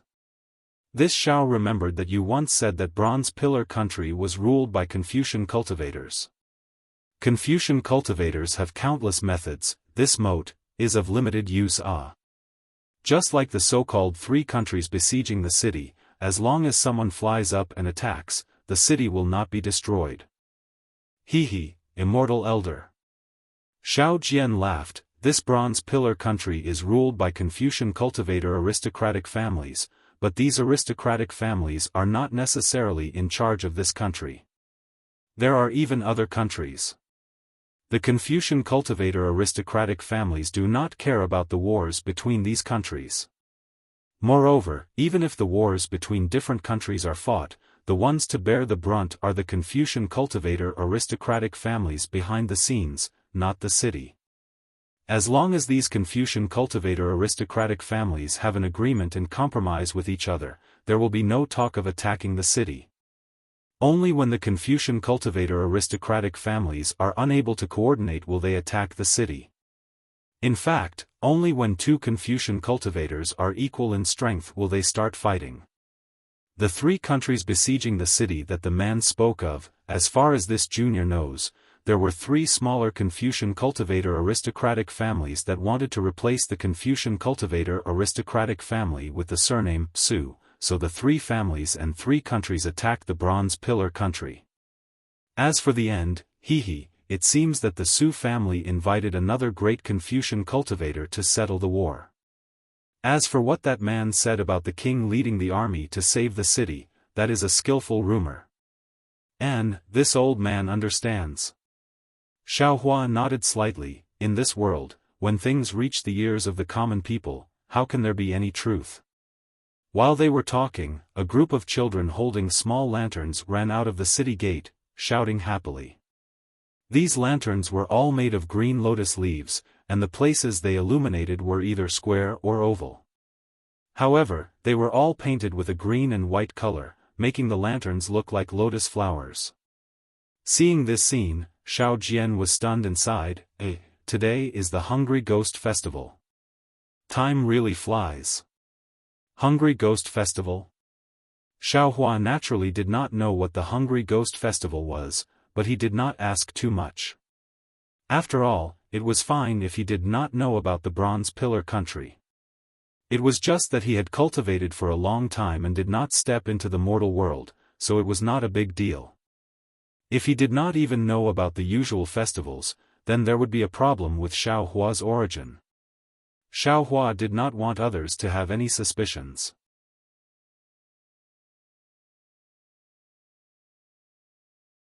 Chapter 32-48. Let's go, we'll enter the city. Xiaohua looked at the setting sun and waved his hand. This large city was the capital of the Bronze Pillar country, so the interrogation was naturally strict. When the four of them arrived at the city gate, they were stopped by the soldiers guarding the gate. The Bronze Pillar country was founded by Confucian cultivators and did not respect Taoism. Xiao Jian was sweating profusely from the questioning, but fortunately, his official documents were normal and everything in the country of Xi was normal. After spending some money, they successfully entered the city gate. As soon as they entered the city gate, the liveliness in front of them was different from the outside. Outside the city gate, there were only villages, simple and plain like what Xiaohua and the others saw. After entering the city gate, it looked like there were also villages and rivers, but whether it was the people's clothes or temperament, it was different from outside the city. In particular, these villages did not have the same smoke as outside the city. Only a few places had some smoke, but most places did not have any smoke. On the side of the river, there were many children who were excitedly throwing fist-sized lanterns into the water under the guidance of the adults. They wanted to watch the lanterns float down the river.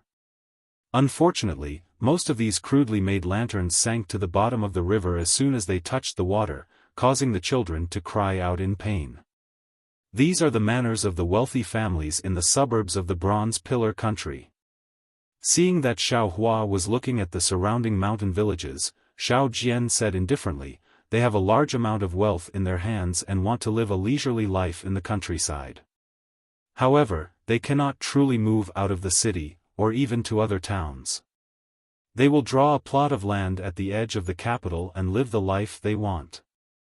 After another hour of riding on horseback, the road beneath their feet had been replaced by bluestone slabs. The trees on both sides were neatly arranged, and lanterns were hung on the trees. From afar, they looked like twinkling stars. Looking at the surrounding buildings, they were also tall and big. These magnificent buildings were all famous shops in the capital city. Now, they were all decorated with lanterns and colored banners, and their doors were wide open. Many people strolled on the main road and unconsciously walked in. With so many people, Xiaohua and the others naturally couldn't ride horses. Louis very cleverly took Xiaohua's reins and led the horse behind Yuanya. There was an inn nearby with many people lodging there.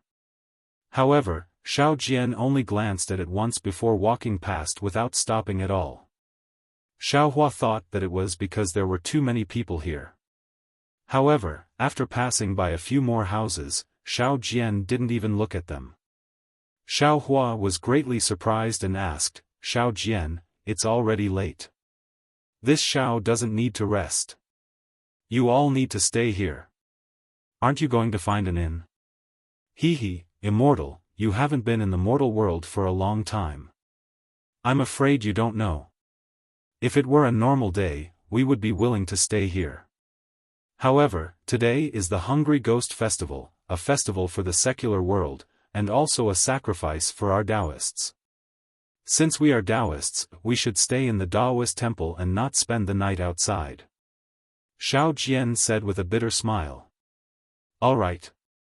Xiaohua didn't expect that the fallen Taoists still had so many rules. He could only nod his head. However, after seeing so many people, Xiao Jian began to ask around. However, when they saw Xiao Jian's Taoist robe, they hurriedly avoided him as if they saw a fly.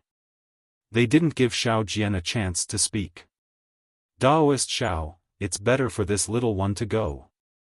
Lu Yi couldn't bear to watch for a moment and said in a low voice. After hearing Xiao Jian's agreement, Lu Yi handed the reins of the horse to Yuanya and disappeared into the crowd. In the time it took to drink a cup of tea, Lu Yi had already returned. He pointed ahead and said, "Daoist Xiao, there's a Shiluo ridge 2 miles ahead. There's a Qiang temple on it." Immediately after, he walked in front of Xiao Hua and respectfully said, "Daoist Xiao, this little one has just made some inquiries. It just so happens that there will be an auction tonight at Bright Moon Lane. That place isn't too far from Seven Suns Monastery. However, it's still early. Are you going to Qiang Temple or Bright Moon Lane?" Xiao Hua was overjoyed when he heard this and said with a smile, "Since this Xiao is also a Daoist disciple, I'll go to Qiang Temple first. It won't be too late to go to Bright Moon Lane after I'm done." "Okay, this little one will lead the way." Lu Yi took the reins from Yuanya's hands and walked to the front. Just after turning a few streets, Xiao Hua's eyes lit up. Between the tall buildings, there was a huge garden. The people around Xiao Hua suddenly increased. Not only were there men and women behind Xiao Hua, but there were also other streets that connected to the other directions of the garden. There were also more people coming from those places. "Okay." A burst of noise came from the crowd in front. Then, a 1-foot-long lotus flower lantern rose from the crowd. The lotus flower lantern looked very exquisite. Whether it was the lotus leaves at the bottom or the flower petals around the lantern cover, they were all very lifelike. Moreover, these flower petals trembled slightly under the light of the lantern, just like a bud that was blooming. However, the lotus flower lantern had just flown a few dozen feet into the air when another voice shouted, "Today is the Hungry Ghost Festival. This lotus flower lantern should go with the flow of the water. Although flying in the air is beautiful, it doesn't conform to etiquette. Moreover, my bronze pillar country's capital strictly forbids foreign objects from flying in the air. If this little one's lotus flower flies too high, I'm afraid it will be shot down by the Imperial Guard's arrows. Everyone, take pity on this cute lotus flower, right? Let it go home quickly." "Okay." Everyone shouted in unison. Their voices were filled with laughter and anticipation. Wang! The sound of a sword rang out. A red sword light rushed into the air and hit the lotus flower lantern. Ingeniously, the sword light hooked slightly and brought the lotus flower lantern back. As the lotus flower lantern fell in front of everyone, the sound of cheers came from the stream again.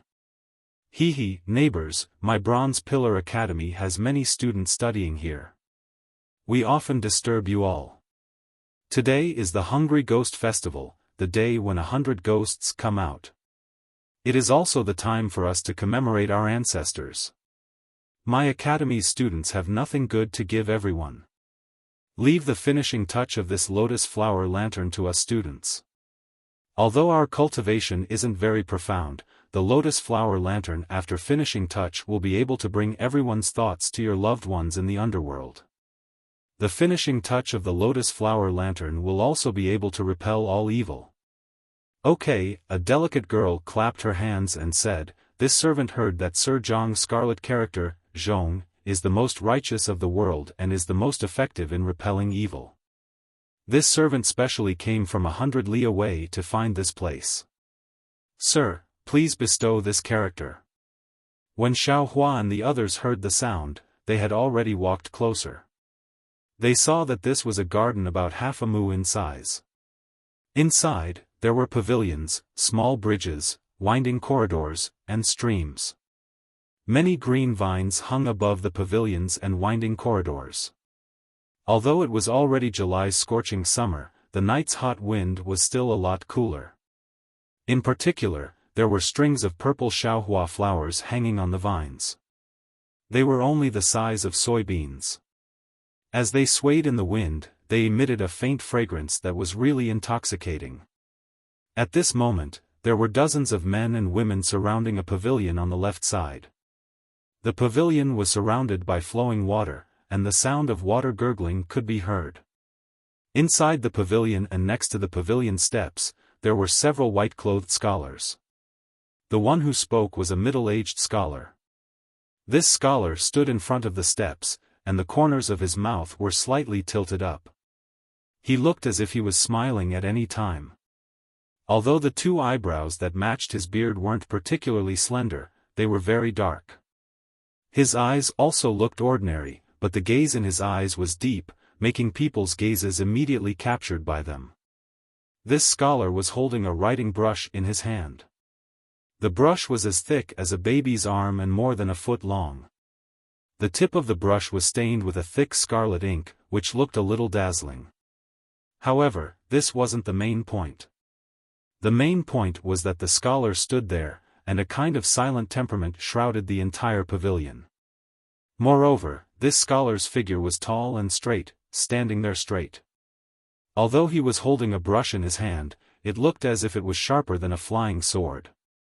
"Many thanks for Mrs. Favor." The scholar smiled before saying anything. His dark eyes opened, causing a woman on the winding corridor opposite to blush. "Please bring Mrs. Lotus Flower Lantern. This Jiang will give you the finishing touch." He. Without waiting for the girl to speak, the girl's friends beside her had already pushed her to the front. The scholar waved his hand, and the lotus flower lantern in the girl's hand immediately seemed to be taken by an invisible hand and slowly fell into the scholar's hand. "Good." Immediately, there were many busybodies who cheered loudly. "Rise." The scholar pointed at the lotus flower lantern, and it immediately flew from his hand. As the lotus flower lantern's light illuminated the surroundings once again, the scholar raised the brush in his hand and began to walk with strange steps. He chanted, "Heaven and earth have righteous energy, and all kinds of things are manifold. Below are rivers and mountains, and above are the sun and stars. To people, they are vast and abundant, filling the heavens. The path of the emperor shall be cleared, and he shall spit out the court." Following this impassioned recitation, the scholar's body emitted a scarlet light. At the same time, the light trembled and shone with the scholar's footsteps. Finally, it slowly fell on the scholar's brush, and the scholar's final words were heard. "Spit out the court." With a shout, the scarlet light between the brush and the brush shone brightly. In the instant the brush flashed, the scholar placed the brush on the lotus flower lantern. The light covered the lantern's light, and when the light disappeared, the lantern's light was revealed again. A scarlet, one, character appeared on the lotus flower lantern. The one character was like a golden hook, and every stroke was like a sharp sword. An unconcealable sword intent was emitted from this character. "Good." The girl couldn't help but clap her hands and cheer. "Miss, please keep this lotus flower lantern well. If you miss your loved ones, can you personally place this lantern in the stream?" The scholar with the surname Jiang put away the brush and said with a smile, "When the gate to heaven and earth opens at midnight, the people you miss will definitely see it and will definitely visit you in your dreams."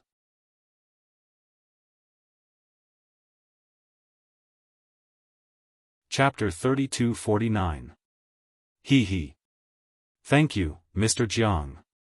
Seeing the lotus lantern falling from the sky, the girl hurriedly grabbed it and said with a smile, "I want to put Mr. Jiang's calligraphy at home to suppress evil.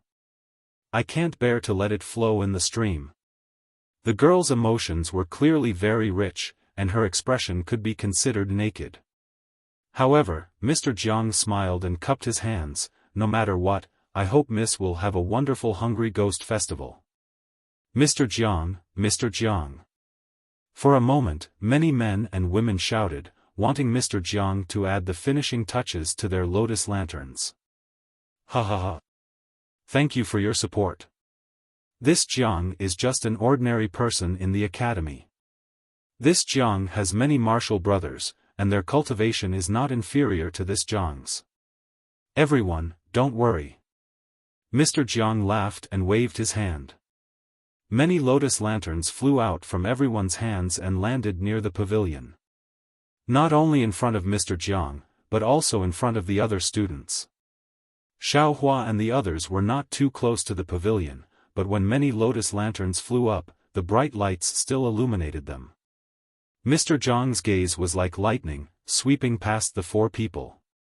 When he saw Xiao Jian's Taoist robe, he unconsciously paused, and a strange expression flashed. However, this expression disappeared in a flash, and his gaze fell on the lotus lanterns again. The three principles are related to fate, and the Tao is the root. Yu 9 yang, Li also insufficient. Chu Qiuing crown, send the carriage to the north. Cauldron sweet as syrup, seek but cannot obtain. Inside the pavilion, the sonorous and powerful chanting voice came out word by word. Many students waved their ink brushes to add the finishing touches to the lotus lanterns. Xiaohua and the others walked out from the pavilion. This garden was lively, but this liveliness belonged to the students, to the villagers, and not to them. Other than the pavilion closest to Xiaohua, from time to time, there were soaring true energy blooming in other places of the garden, and even some gorgeous sword energy. In this kind of noisy night, this kind of righteous night, even if it was the Hungry Ghost Festival, even if it was the night of 100 ghosts, there was no need to be afraid of ghosts approaching, right? After leaving the garden, Xiaohua and the others walked a few streets under Lu Yi's lead.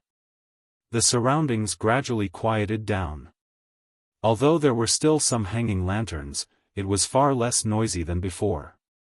Moreover, these few streets already looked dilapidated and even a little desolate. The distance between the streets was getting longer and longer, and there was a river that wasn't particularly wide beside the street. However, the river was filled with stinky water, and the air was filled with a foul stench and a bunch of flies. A small bridge appeared in front of Xiaohua's horse. Several beggars in ragged clothes were holding dirty basins in their hands as they quickly walked past Xiaohua's horse. Xiaohua smiled because he could already see that behind the small bridge, there was a desolate slope. There were a few dilapidated shacks on the left side, and the smelly gutter-like stream on the left side was precisely circling around this desolate slope and the shacks. This must be Shiluo Ridge and Seven Suns Monastery, Xiaohua thought in his heart. However, just as he was about to speak, he frowned again. With a sweep of his divine sense, he saw two black-clothed people about 100 feet away from him. They were quickly passing through a pile of ruins. They were using qinggong to run into the distance. Oh! These people, could they be the local? Xiaohua's divine sense only swept a little, but he didn't know why these people had aroused his vigilance. After thinking for a moment, he asked, Lu Yi, is there any organization similar to the Cloak Gang in the Copper Pillar country? There is. Lu Yi replied without hesitation. Black Wind Sect. Oh. Isn't this the capital of the Copper Pillar country? How can such evil people exist? Xiaohua withdrew his divine sense and asked curiously. Without waiting for Lu Yi to speak, Xiao Jian coldly said, Senior Immortal should know that since ancient times, officials and bandits have been one family. Not to mention the borders, they exist in any country's capital. Xiaohua nodded slightly and pointed with his finger. Let's go. After crossing this bridge, Seven Suns Monastery will be in front. Clatter clatter. The monotonous sound of horse hooves echoed in the quiet street. At the side of the lively Copper Pillar Academy, in the garden that Xiaohua had just walked through, there was a slightly dark place. Teacher Jiang, with sweat on his forehead, was sitting there drinking tea and resting. With a sound of a flying sword, an inch-long flying sword landed in front of Teacher Jiang's eyes. Teacher Jiang frowned and looked left and right. With a clap of his hand, the flying sword turned into a small paper sword and stopped in his hand. When Teacher Jiang opened the paper and saw what was inside, his expression didn't change. A sword light appeared in his hand and shredded the paper. Then, he stood up and said indifferently, 100 Ghosts Parade, 100 Ghosts Parade. Hearing that the Seven Suns Monastery was right in front of him, Xiao Jian patted the horse beneath him. The horse quickened its pace and climbed onto the small bridge that wasn't too tall. At this moment, the full moon in the sky had yet to rise and the small bridge was a little blurry in the night. When Xiao Jian climbed onto the bridge, he realized that the other side of the small bridge was very low-lying. It was a vast expanse of darkness and there were occasional flickers of light. It was completely different from what he had seen before. "Let's go there." Xiaohua pointed at the left side of the bridge. There was a dim yellow light there, but it wasn't obvious. All the Taoist temples in the world are one family. Xiao Jian sighed. Although the capital of Copper Pillar Nation is prosperous, Seven Suns Monastery and Longevity Town's Jiangchao Monastery are no different. When everyone got close to the dim yellow light, they saw a door blocked by a pile of broken tiles. This door was about 1 zhang wide and 2 zhang tall. However, Xiao Jian lost interest after a glance. There was no other reason, other than the fact that it was several times bigger than the Jiangchao Monastery's door. The entire Seven Suns Monastery's door looked as though someone had moved the entire Jiangchao Monastery's door over. The paint on the door was dry, like the scales of a river fish that had been scraped off. Some fell off, some hung there. Even the door that was open was like the Jiangchao Monastery's door. It was slanted and looked as though it was about to fall off the axle. Of course, on the two sides of the door, there were two big red lanterns with holes in them. On the door, although it was very clean, the words Seven Suns Monastery were still blurry. This told Xiao Jian that he wasn't dreaming of Longevity Town. "Slow down, slow down." Xiao Jian had just walked to the front of Seven Suns Monastery when he heard an unusually benevolent voice. Although this voice was old and hoarse, it was extremely clear in the night sky and wind. "Benevolent Lord, please eat slowly. If it's not enough, there will be more." Xiao Jian looked over in confusion. Right in front of Seven Suns Monastery, there was a big iron pot. Inside the iron pot was steaming hot porridge. In front of the iron pot, there were more than 10 beggars in ragged clothes. There were old and young beggars, and there were even a few women carrying babies on their backs. These beggars, without exception, all had their gazes on the porridge. They licked their dry lips and swallowed their saliva without concealing it. A sickly youth with a face full of stains received a bowl of porridge. He didn't care that the porridge was scalding hot and immediately drank a mouthful. Behind the iron pot, there was a short old man holding a wooden spoon in his hand. He hurriedly said to the youth. Under the light, the old man's smiling expression was as though he was looking at his own anxious grandson. Xiaohua had already dismounted from his horse and walked behind Xiao Jian. His gaze was different from Xiao Jian's. It didn't land on the porridge, but rather on the old man. This old man was about 60 years old. His back was a little hunched, and he wore a slightly loose Taoist robe. This Taoist robe didn't seem to have any luster under the light. It was obvious that it had long been worn out. The old man's sparse white hair was neatly combed and tied into a small Taoist crown on his head. The old man was very hale and hearty, and he had a sage-like appearance. However, in Xiaohua's eyes, this old Taoist was no different from an ordinary person. Not only did he not have any magic power, he didn't have any Taoist cultivation. "Good people." The old Taoist's gaze moved away from the youth and he said apologetically, "This porridge has just been cooked. Originally, I wanted to wait for it to cool down before taking it out. However, I was afraid that you would be hungry and wait for a long time, so I hurriedly took it out. Everyone, after serving it, let it cool down a little before eating. Today is the Hungry Ghost Festival. I don't have much food, but I still have this porridge. It will definitely be enough." "Thank you, Taoist." These beggars said weakly. It was obvious that they were really hungry. Some of them had already heard the sound of Xiao Jian's horse hooves and raised their eyes to look at Xiao Jian's group. The old Taoist's ears didn't seem to be working well. He didn't hear the sound of horse hooves and continued to use the spoon to scoop up a spoonful of porridge from the iron pot. His arm was trembling as he poured the porridge into the broken bowl of another beggar who had already stretched out his arm. Oh! When Xiao Jian jumped down from his horse, his figure flashed past the old Daoist's eyes. Only then did the old Daoist realize that someone was approaching. Turning his head, he saw Xiao Jian's Daoist robe. Joy flashed across the old Daoist's eyes as he called out, "Immeasurable Daoist, fellow Daoist is here? I am Xiao Jian.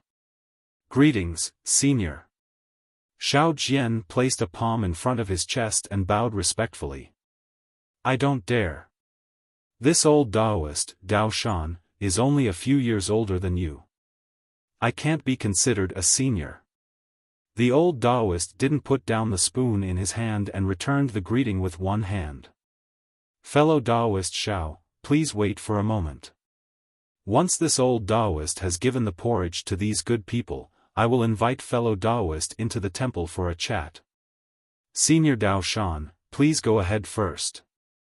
Xiao Jian looked at the door behind the old Daoist in bewilderment.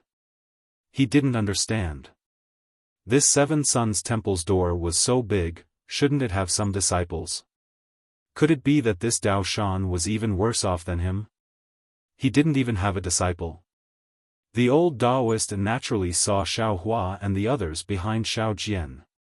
However, seeing that they were all young, he thought that they were Xiao Jian's disciples. He smiled kindly and scooped porridge for the beggars.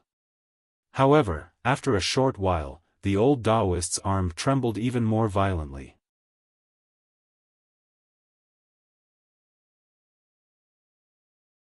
Chapter 3250. Xiao Jian couldn't help but ask, "Senior, you're already old, why do you have to do everything yourself? Why don't you just leave these things to your disciple?" Fellow Daoist Xiao, every bowl of porridge should reflect on the difficulties of Taoism. Every word and action should follow the benevolence of the Daoist ancestor. Meditation is cultivation, refining energy is cultivation, giving porridge is cultivation.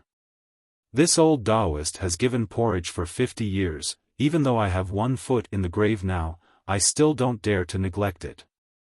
Dao Shan rested for a while and said with a smile. Hiss.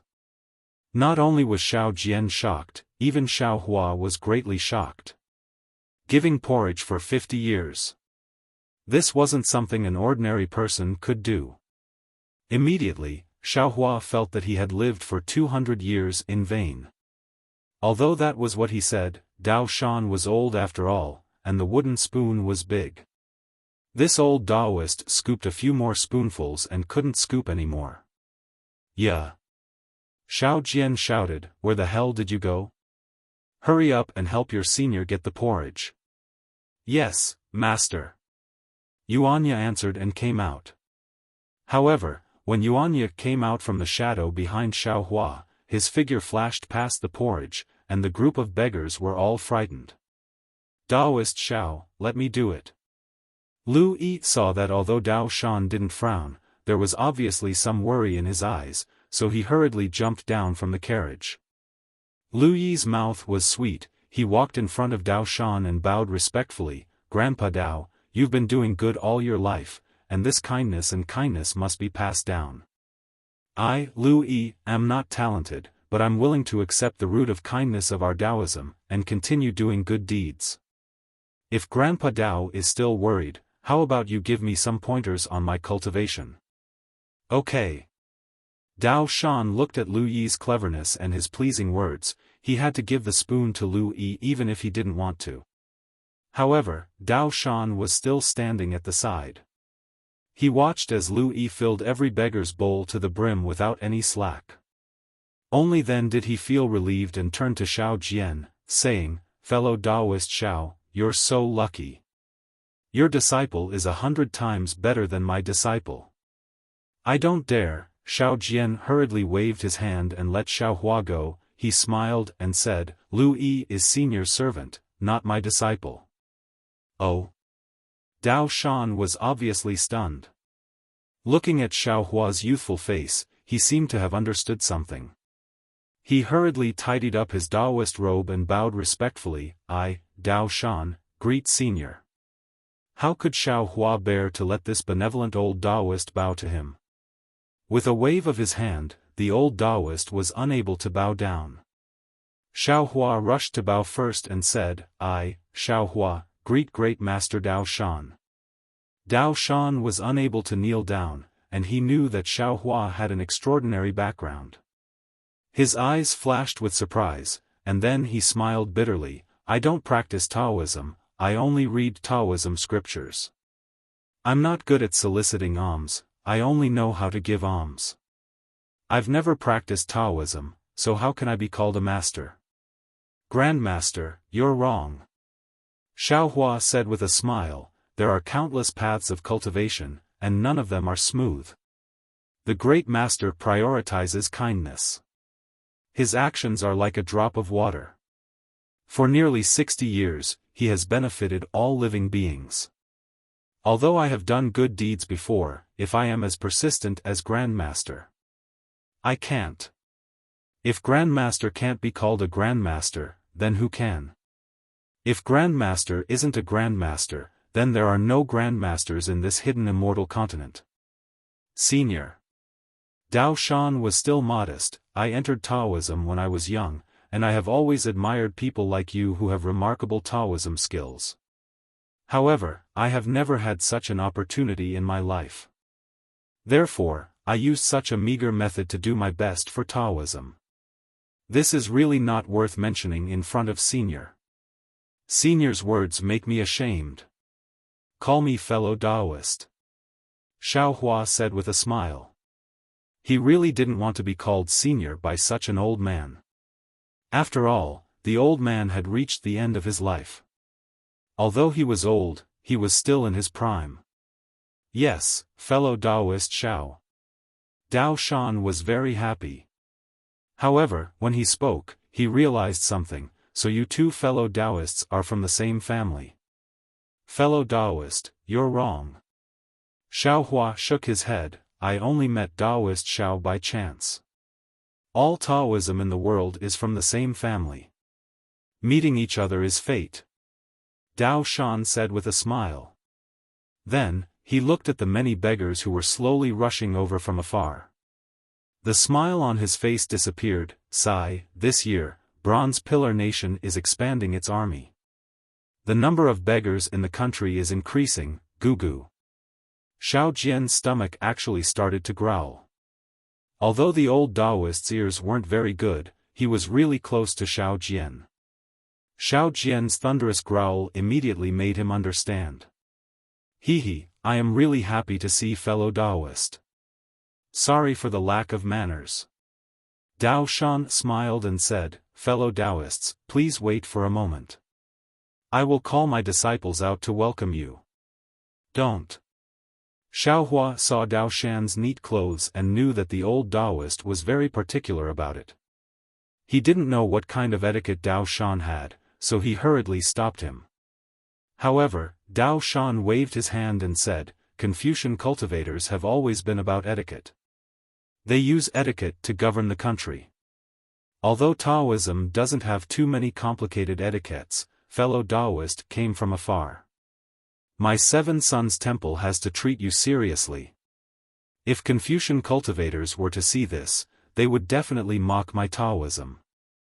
Xiao Hua wanted to say more, but Xiao Jian smiled and said, Senior Dao Shan's 7 Sons Temple is a real Taoist temple. If you don't let him welcome Senior in, I'm afraid you will lose face for my Taoism. It won't look good if word gets out. All right. Xiao Hua was curious. He didn't understand why a Taoist temple needed to welcome him. After the time it took to brew a cup of tea, the iron pot in front of 7 Sons Temple was already empty. However, there were still many skinny and sallow beggars in front of the iron pot. These beggars saw that the porridge was gone and left in disappointment. However, there were still some who looked at it and stubbornly stayed in front of the iron pot. Taoist. Looking at the empty door, Lu Yi said softly, Are we letting these people leave? Xiaohua smiled and said, "Let them wait first. Once we enter, we will let Master Dao Shan cook the porridge." "Yes," Lu Yi said softly. Those beggars were all overjoyed and obediently waited there. Just as they were talking, a string of music came from the Seven Sons Temple. Then, a few skinny Daoist children walked out from the door with either a flute, or a sheng in their hands. Behind these Daoist children, there was Dao Shan, who led a dozen or so neatly dressed middle-aged and old Daoist priests. Dao Shan, who was walking at the front, was even holding a long, white plank-like thing in his hand. Xiaohua wanted to ask Xiao Jian, but Xiao Jian's face had already turned solemn. He quickly walked to the door of Seven Sons Temple and stood straight with his hands in his Daoist robe. He lowered his head and looked at the ground. Seeing this, Xiaohua didn't dare to be negligent. He quickly walked to Xiao Jian's side and stood still. Seeing Xiaohua come, Xiao Jian hurriedly took half a step back to show the difference. Lu Yi was quick-witted. He hurriedly pulled Yuanya, who was stunned at the side, and stood beside Xiaohua while Xiao Jian was behind him. He let Yuanya stand beside him so that he was facing Xiao Jian. Dao Shan and the others walked in front of Xiaohua. They didn't say anything until the song ended. Only then did they say, "I, Dao Shan of Seven Sons Temple, welcome Senior Xiaohua and fellow Daoist Xiao Jian to my Seven Sons Temple." Following these words, Dao Shan raised the plank and bowed respectfully. Disciples welcome Senior Xiao. Even though they saw that Xiaohua was very young, many Daoist priests still bowed respectfully. Xiaohua and the others also returned the bow. Although Xiaohua didn't know the specific etiquette, he still raised his hand and the dozen or so people were lifted up by him. Everyone was shocked. "Senior Xiao, please enter the temple to pay respects to the Daoist ancestor." Dao Shan's expression didn't change. He said word by word and turned around. "Yes, Master, please." Xiaohua replied and walked towards Dao Shan. When Xiaohua's figure passed by Dao Shan also walked forward and accompanied Xiaohua into the temple. Seven Sons Temple wasn't small. After entering the temple, they saw a rather large courtyard. There were 2 rows of rooms on the east and west. Opposite them was a very imposing hall. Although these rooms were old, their scale was far from what Tidal River Temple could compare to. In particular, there were 2 side doors on both sides of the hall that led directly to the back of the hall. Thinking of the scene he saw from the small bridge, Xiaohua knew that there was a large place behind the hall even without Dao Shan's introduction. The hall was brightly lit. In addition to a few oil lamps in the hall, there were 3 arm-thick red candles burning brightly on the altar table. In addition to the red candles, there was also an incense burner on the altar table. A few incense sticks rose in spirals from the incense burner. On both sides of the incense burner, there were several plates. On the plates were some rice, noodles, grains, and so on. However, what puzzled Xiaohua was that there was no statue of a Dao ancestor behind the altar table. Instead, there were several levels of shrine platforms. On the shrine platforms, there were small signs with some words written on them. In front of the signs, there were small celadone bowls. "Pay respects to the Dao ancestor." When Xiaohua walked to the center of the hall, Dao Shan shouted loudly. He was full of energy. How was he like a 60-year-old old man? Looking at the empty shrine platform and the signs, Xiaohua didn't know whether to laugh or cry. He had already thought about this problem when he was in Dawn Rain Continent. Who was the Dao ancestor? Now that he was in Hidden Immortal Continent, this problem still hadn't been solved. He hadn't even paid respects to the Dao ancestor when he was in Dawn Rain Continent. Let the dead be respected. Xiaohua imitated Xiao Jian and placed his hand inside his Daoist robe. He raised his hand up to his forehead and then slowly bowed. Only when his forehead was at the same level as the altar did he stop. Then he bowed 2 more times, making a total of 3 bows. Respect to your teacher. When Xiaohua got up, Dao Shan shouted again. This time, the 3 bows were a bit higher than the previous 3 bows. Xiaohua paid attention to Xiao Jian's actions and followed step by step. Greetings, fellow Daoist. Dao Shan shouted and turned around. He held the board that had already turned yellow in his hand and led his disciple to greet Xiaohua. Xiaohua now understood that this board that had turned yellow was actually carved out of jade.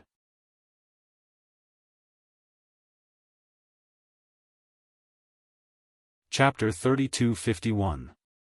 Although he had already greeted Dao Shan and the others outside the Seven Sons Temple, Xiaohua still followed the so-called etiquette of the Daoist sect and greeted them again.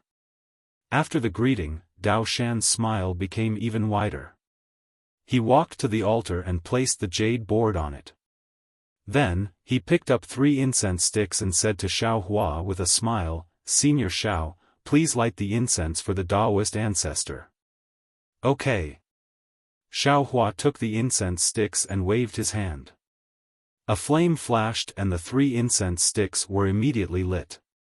A strange expression appeared in the eyes of the dozens of disciples who saw this. After Xiaohua respectfully placed the incense sticks on the incense burner, Dao Shan was obviously relieved. He raised his hand and said, "Thank you, Senior Xiao. Please come to the side hall for tea." As he spoke, the Daoist children holding the flute and other musical instruments started playing again.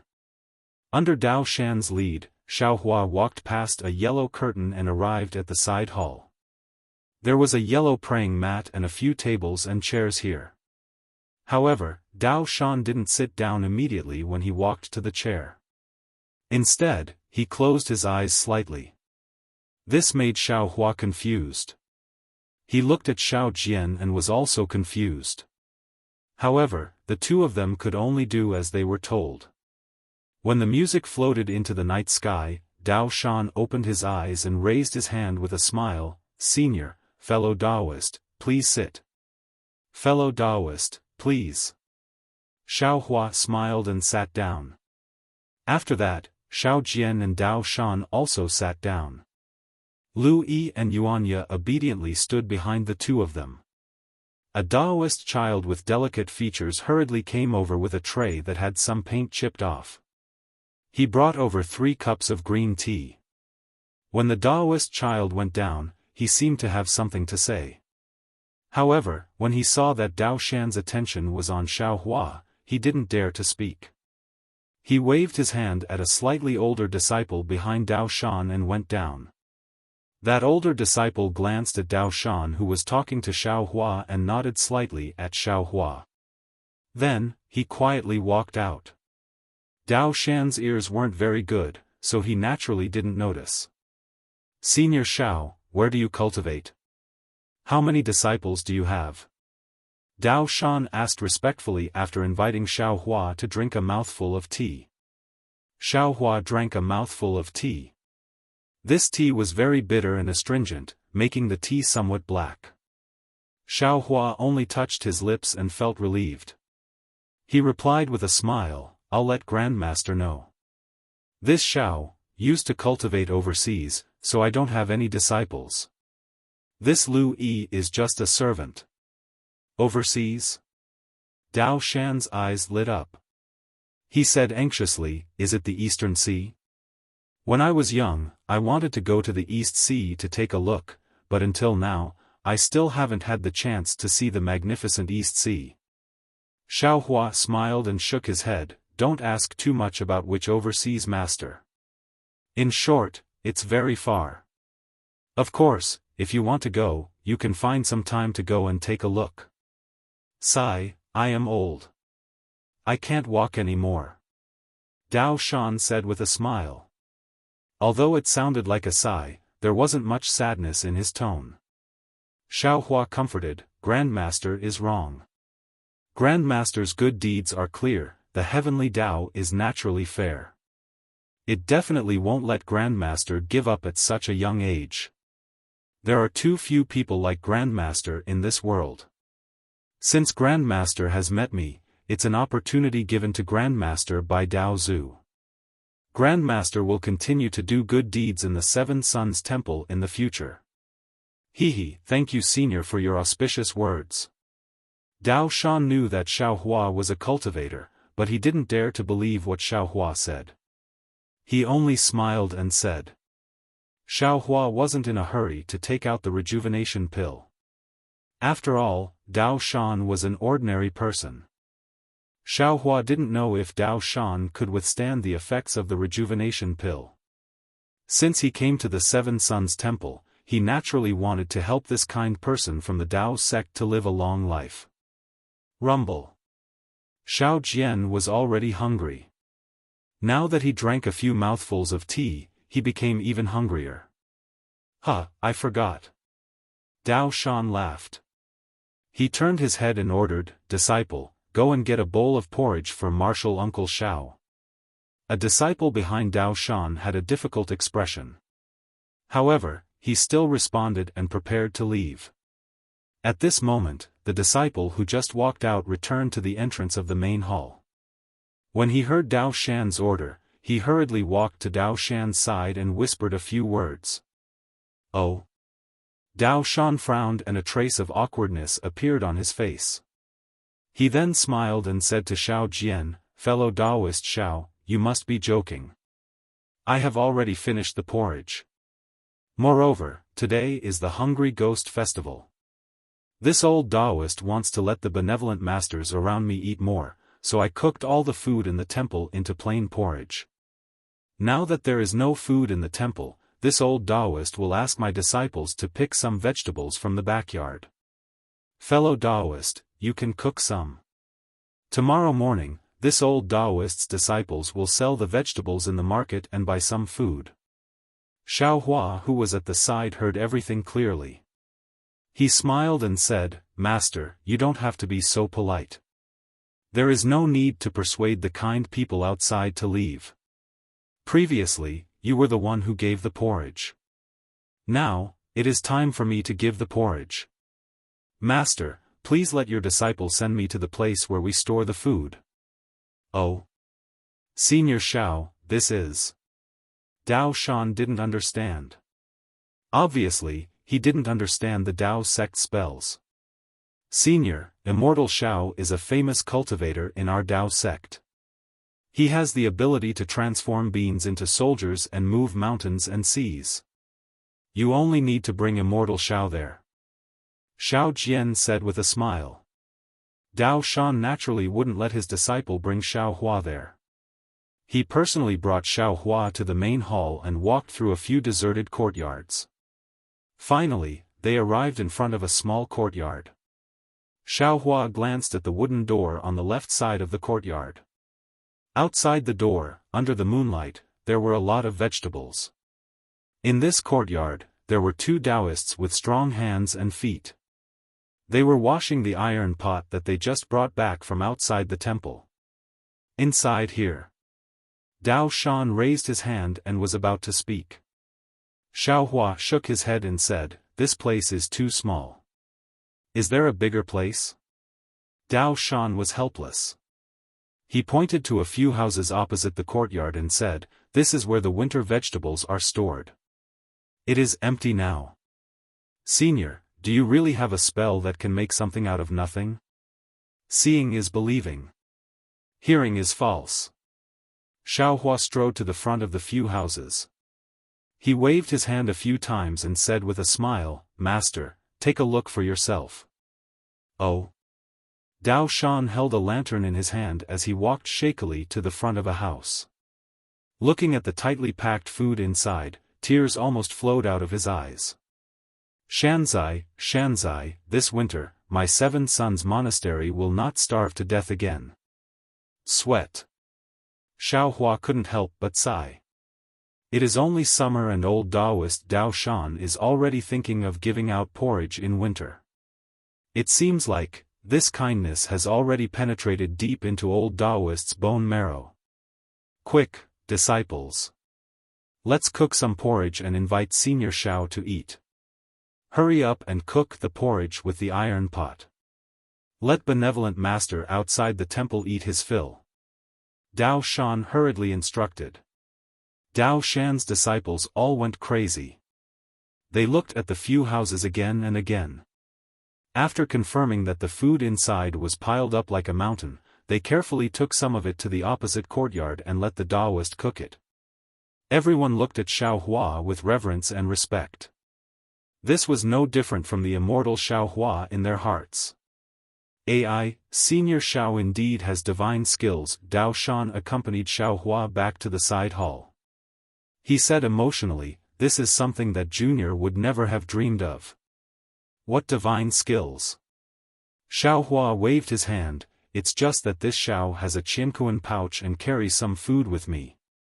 Dao Shan really didn't know what a Qiankuan pouch was. He only understood after Xiao Jian explained it to him.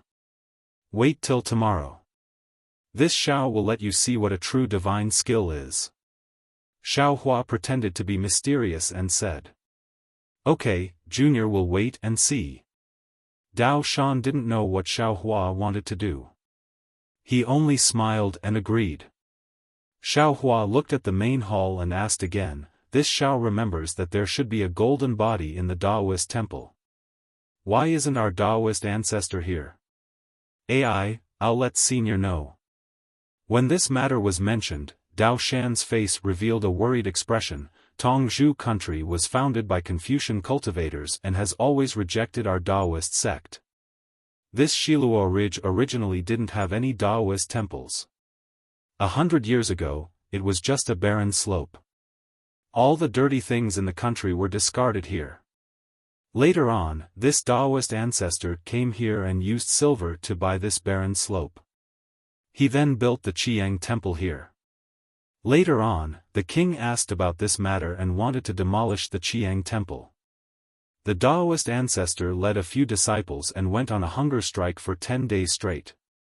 Seeing that our Taoist disciples were determined to keep the Taoist temple, the king was touched and agreed not to demolish the Qiang temple. However, he also didn't allow any golden bodies to be erected in the temple. Thus, the Taoist ancestor placed the spirit tablets of the previous generations of seniors here to worship. He didn't want to erect any golden bodies. Believe in your heart. If you don't believe in it, even if you reconstruct a golden body, it will only be a wedding dress for others. Xiao Hua didn't speak. Instead, Xiao Jian spoke with sorrow. That's right. If you believe in it, there will be a golden body of the Taoist ancestor everywhere. Dao Shan nodded. Later on, Master and this Taoist ancestor knew that the king didn't like Taoist sect. Thus, we kept a low profile and only did good deeds. Everything in the temple was personally built by this Taoist ancestor and his disciples. There is almost no charity in Tongzhou country. At this point, Dao Shan sighed again. Even so, the Seven Sons Temple is still a little difficult.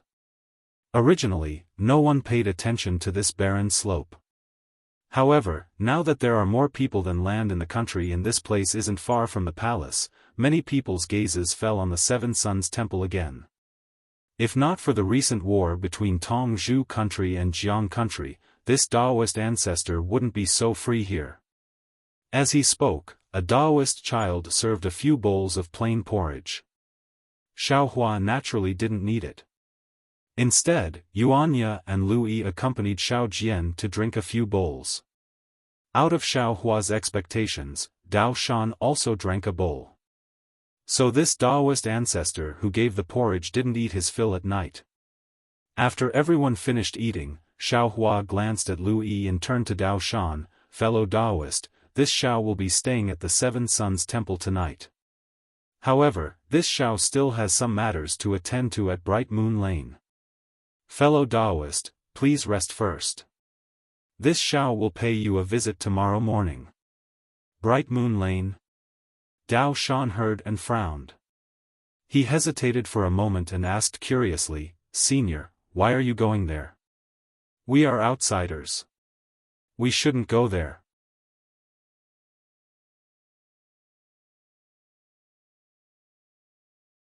Chapter 3252. Oh. Xiaofan did not understand.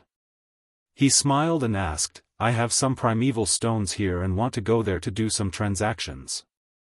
Also, I heard that there is an auction there tonight. I want to go there to take a look. I wonder, what is wrong with that? If that is the case, then I can be at ease. Dao Shan understood and nodded. He pointed with his finger and said, Fellow Taoist, don't be anxious. I will call my disciples over and let them go over. There is no need. Xiaofan had already scanned the area with his divine sense. Other than a few Taoists who were swallowing their saliva behind Dao Shan, the rest of the Taoists were gathered in the courtyard, wolfing down the porridge. He finally understood why Dao Shan wanted to personally guard the beggars outside Seven Suns Temple. Thus, Xiaofan hurriedly waved his hand and said, Lu Yi has already found out the location of Bright Moon Lane. I actually knew it with one look. Fellow Taoist need not worry. All right.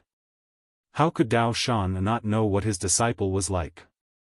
He stood up and said, I will send Senior out. Fellow Taoist, just let your disciples watch over my horses.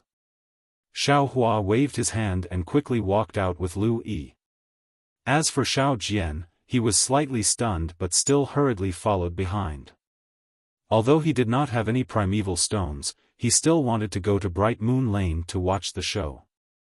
This Seven Suns Temple made him feel like he was looking at something that hurt people. When Xiaofan stepped out of Seven Suns Temple, he was slightly shocked and felt a little uncomfortable. When he was about to release his divine sense, the beggars who were giving out porridge and eating porridge in front of the door all looked at him. The few people who were waiting earlier hurriedly shouted, Thank you, immortal elder, for the porridge. It seemed like the disciples of Seven Suns Temple had already shown off Xiaohua's immortal method of conjuring food to these beggars. No need to thank me, no need to thank me. This is all due to Master Dao Shan's mercy. Xiaofan said and hurriedly brought Lu Yi and the rest out of Seven Suns Temple. After walking far away, Xiaofan released his divine sense again and carefully observed Seven Suns Temple. He did not find anything wrong and could not help but feel strange. Strange, is this vigilance? It doesn't seem like it. What kind of sudden impulse? Over the past 100 years, the primordial spirit that Xiaofan had split into the hand of karma had been comprehending the divination technique given by Wuxia. Although this primordial spirit had fused with the hand of karma and had an innate advantage over ordinary cultivators comprehending this divine technique, the divination technique was too profound after all. There was not much difference between 100 years and 10 years. Xiaofan did not make any special progress in his cultivation. Just like the primordial spirit that had merged with the heavenly Tao and had now turned into a real star, although it had changed from formless to corporeal, and even had the profound mysteries of the origin of Earth, Xiaofan still couldn't obtain too much from the heavenly Tao. Just like the mountain peak in front of him that pierced the sky, Xiaofan was looking for a path to climb from the bottom of the mountain. Now, he had found it and was climbing, but this mountain was really too big. After climbing for a day, a year, or even 100 years, compared to the entire mountain peak, it was almost the same. Therefore, although Xiaohua's heart seemed to have been hit by a sudden impulse, he still didn't understand what it was, nor did he know whether this feeling was good or bad. Could it be that there's something strange about Bright Moon Lane? Xiaohua frowned slightly. Looking at Lu Yi, Yuanya, and Xiao Jian who were following close behind him, he pondered, how about not letting them go to Bright Moon Lane? I'll go and take a look myself. But looking at Lu Yi and the others' excited expressions, as if they were also looking forward to the auction, Xiaohua gave up on the idea. Bright Moon Lane was indeed not far, and they reached it in less than an hour. When he saw the liveliness of Bright Moon Lane, Xiaohua finally understood Dao Shan's astonishment. It was also on the side of a stream, and this stream was 10 times the size of the one in Seven Suns Monastery. The water of this stream was clear and gurgling. Lotus lanterns were hung on the willows by the shore, and the stream reflected the light of the lanterns. What was special was that there were many different kinds of pleasure boats on the stream. Some had canopies, some didn't, and all of them were hung with lotus lanterns, leisurely drifting on the stream. Not to mention the dancers on the pleasure boats playing the pipa, not to mention the women playing the zither outside the pleasure boats, not to mention the white-robed scholar standing at the bow of the pleasure boats reciting poetry. Just these pleasure boats and lanterns were a beautiful scene that was completely different from the desolate Seven Suns Monastery. Similarly, there was a small bridge that spanned across the stream. Xiaofan and the others walked to the head of the bridge, and saw a small boat that looked like a fallen leaf flowing under the bridge. They heard the sound of a zither that was even more tinkling than the flowing water, and then smelled the thick fragrance of cosmetics mixed with the faint fragrance of the night sky. The cosmetics came from the dancers who lived in the night, and the fragrance came from the blooming flowers among the green leaves that flowed like a stream. Many of them sighed with emotion. They were all living the same life, but some chose to be drunk, some chose to be pure, some endured starvation for the sake of beggars, and some spent a fortune for the sake of a beauty's smile. However, what made them sigh with emotion was not only that. When they stood at the head of the bridge, there was a huge archway in front of them. It was at least 10 feet tall, and this archway was extremely luxurious. Although they couldn't see clearly what material it was made of in the night, just by looking at the archway itself, they could see that it didn't have any lanterns. Instead, it emitted a faint light under the surrounding lanterns, and this light emitted different colors from different parts of the archway. Even the 3 large words, Bright Moon Lane, on the archway was simply a rainbow color. This rainbow color was different from the usual brilliance of magic treasures that Xiaofan had seen before. This rainbow color had a kind of domineering, a kind of dazzling feeling, and gave people an indescribable impulse when they saw it. Behind this archway, there was a narrow street that was several feet wide. On both sides of the street were 3-story buildings, and all of them were brightly lit, with the sounds of orioles and swallows dancing. Moreover, looking further, there were several crisscrossing streets, and countless rows of small buildings. Not to mention the incomparable ostentatiousness of this bright moon lane in the night sky, even the lights of the bright moon lane that were comparable to the natural bright moon reflected in the night sky only made this corner of the Copper Pillar country a nightless place. Xiaofan and the others stood quietly at the head of the bridge. The spacious bridge was once again filled with people weaving together. Some were walking out of the bright moon lane with drunken smiles, some were hugging beauties, and even more were like Xiaofan and the others, entering the bright moon lane from the side of the river. In their eyes, they didn't care about the outer appearance of the bright moon lane, they only cared about the inner meaning of the bright moon lane. Let's go and take a look. Xiaofan used his divine sense to scan the place.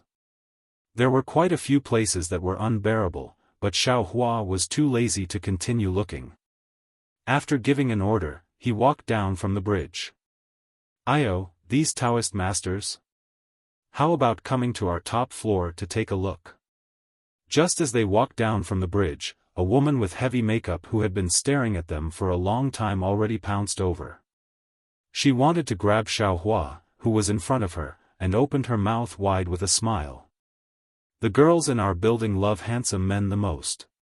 With a glance, I can tell that this Taoist master and the others are not ordinary. They will definitely be considerate to you." Xiaohua's face didn't have any expression, as if he didn't see or hear anything. His gaze was very clear as he looked forward. As for the hand that the woman used to grab Xiaohua's sleeve, she simply couldn't touch Xiaohua's Taoist robe. A seemingly invisible barrier separated the two, as if the two were not in the same world. This Taoist master.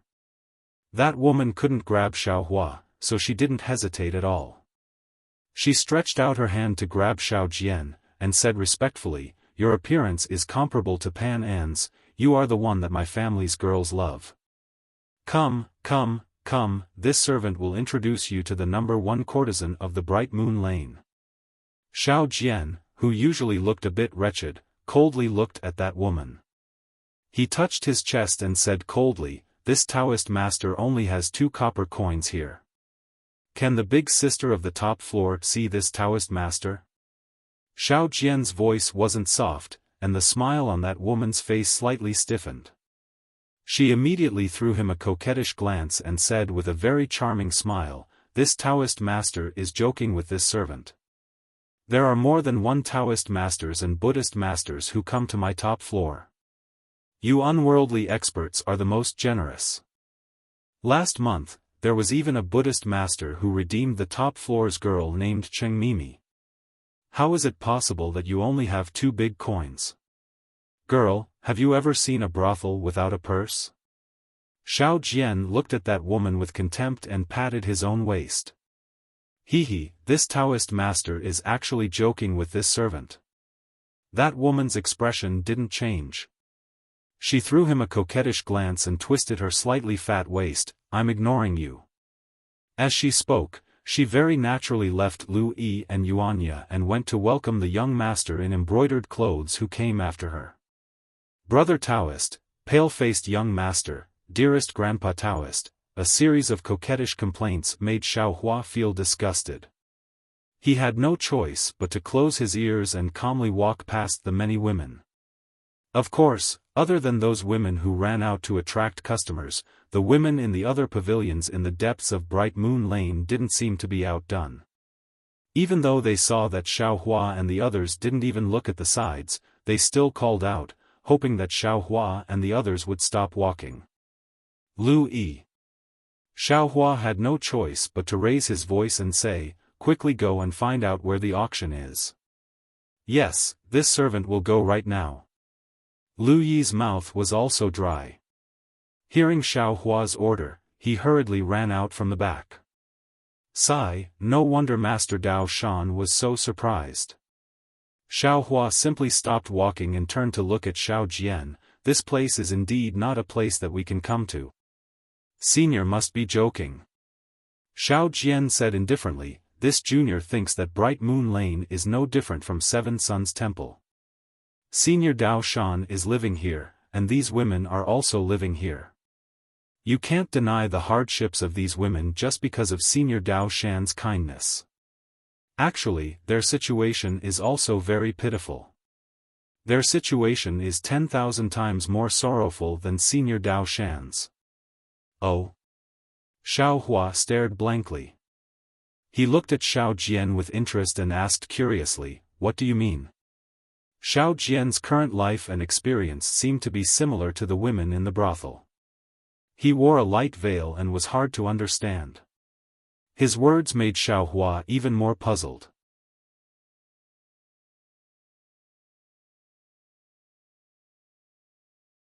Chapter 3253.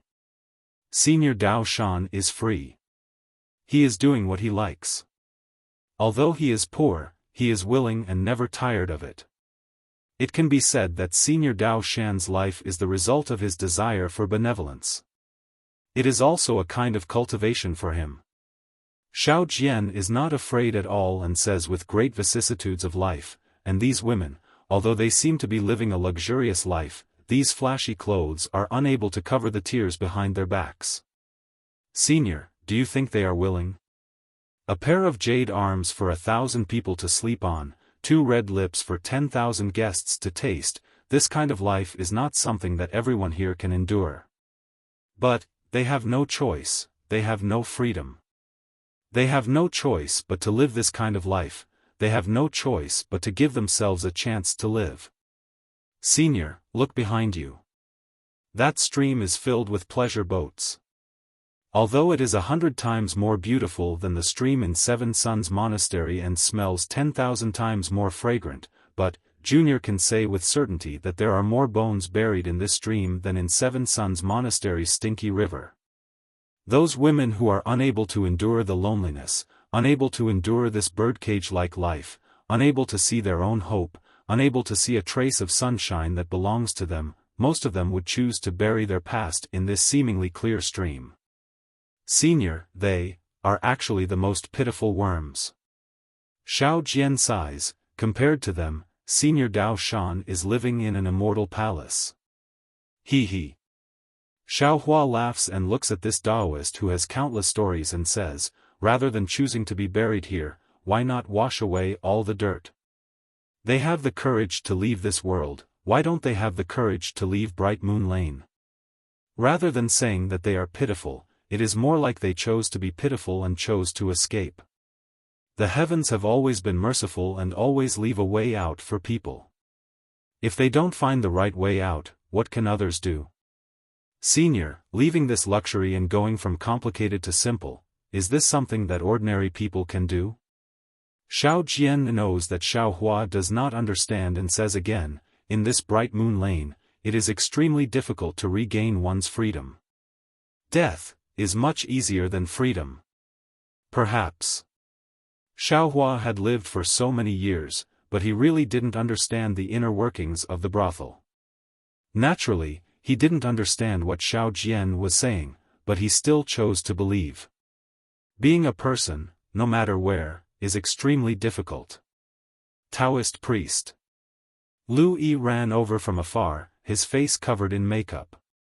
Afraid that he had been taken advantage of by others, he shouted, I've already found out that the auction will be held at Zhai Xing Lu Taoist priest, please follow me there. Zhai Xing Lu? Huh. What a big tone. Xiaohua smiled and waved his hand. Lead the way. This Xiao wants to see what kind of grandeur this Zhai Xing Lu has. However, the style of the secular world naturally could not compare to the style of a cultivator. Although there was a tall pavilion that stood out from the rest of the three-story pavilions in Bright Moon Lane, the pavilion was also decorated with flying dragons and flying phoenixes. Xiaohua did not know which calligraphy master had written the words, Star Plucking Pavilion, on the signboard, but when he looked at it, he could not help but feel disappointed. Humph, it's only a so-so. Xiaohua looked at the brightly lit Zhai Xing Lu and said indifferently. Immortal Elder. Xiao Jian looked at Zhai Xing Lu and seemed to think of something. He frowned and hurriedly said in a low voice, this junior seems to have some impression.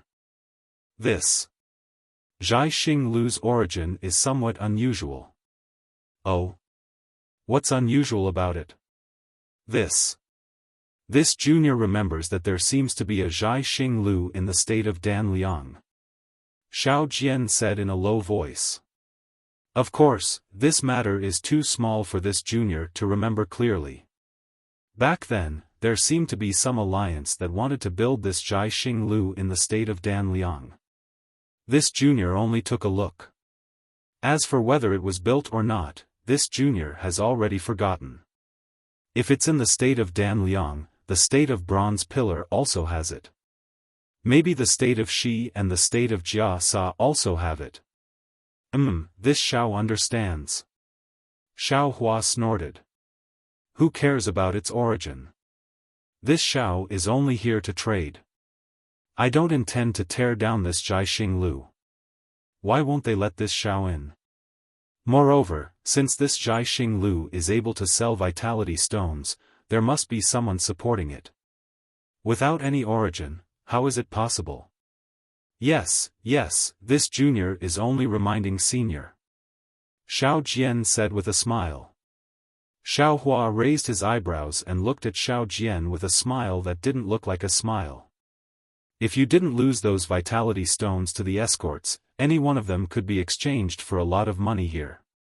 Not only would it allow Master Dao Shan to give out porridge with peace of mind, but it would also allow the girl who you said had a tragic life with no freedom to be redeemed from the brothel. Don't you think it's a pity? Now that I think about it, it is indeed a pity. Xiao Jian didn't hide it and said in a low voice, however, those vitality stones belong to this junior. Whatever this junior does is this junior's freedom. If this junior loses the freedom to choose because of the freedom of those girls, this junior would rather not have such an opportunity. Xiaohua nodded and didn't want to say anything more. There was a small empty space behind the signboard of Zhai Xing Lu. At this time, there were some car doors parked there. There were also some handsome youths dressed in green who were waiting behind the balcony. Seeing Xiao Hua and the others standing at the door, they first chatted for a while before walking in. How could they not know that these were Taoist priests who were participating in the auction? There were already 2 youths dressed in green who had smiles on their faces and quickly walked up to welcome them.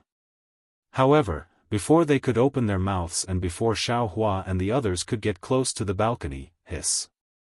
A hissing sound like a dragon's roar came from the left side of Xiao Hua and the others. It was the opposite side of where Xiao Hua and the others came from. Oh! Not only were the youths in green shocked, even Xiao Hua was stunned. Everyone looked at the source of the dragon's roar in unison and felt even more bewildered. This copper pillar country, where did the dragon come from? In the night sky, 4 pure white heavenly horses stepped on faint white clouds as if they were descending from the sky. Their bodies flashed with white light as if they were tearing apart the night sky and flying out from the depths of the darkness. Its white mane, which was more than a foot long, swayed with the night wind like a dreamy mist. Its 4 hooves fluttered in the wind, its head proudly raised to the sky, and its galloping free and easy like a swimming dragon. It really made people wonder if this was a dream encounter. Not only that, behind the 4 heavenly horses, there was a carriage cast from gold. This carriage was also floating in the air. The carriage was 1 zhang in size and there were exquisite patterns on it. Some of these patterns were flowers, some were grass, and some were birds and people.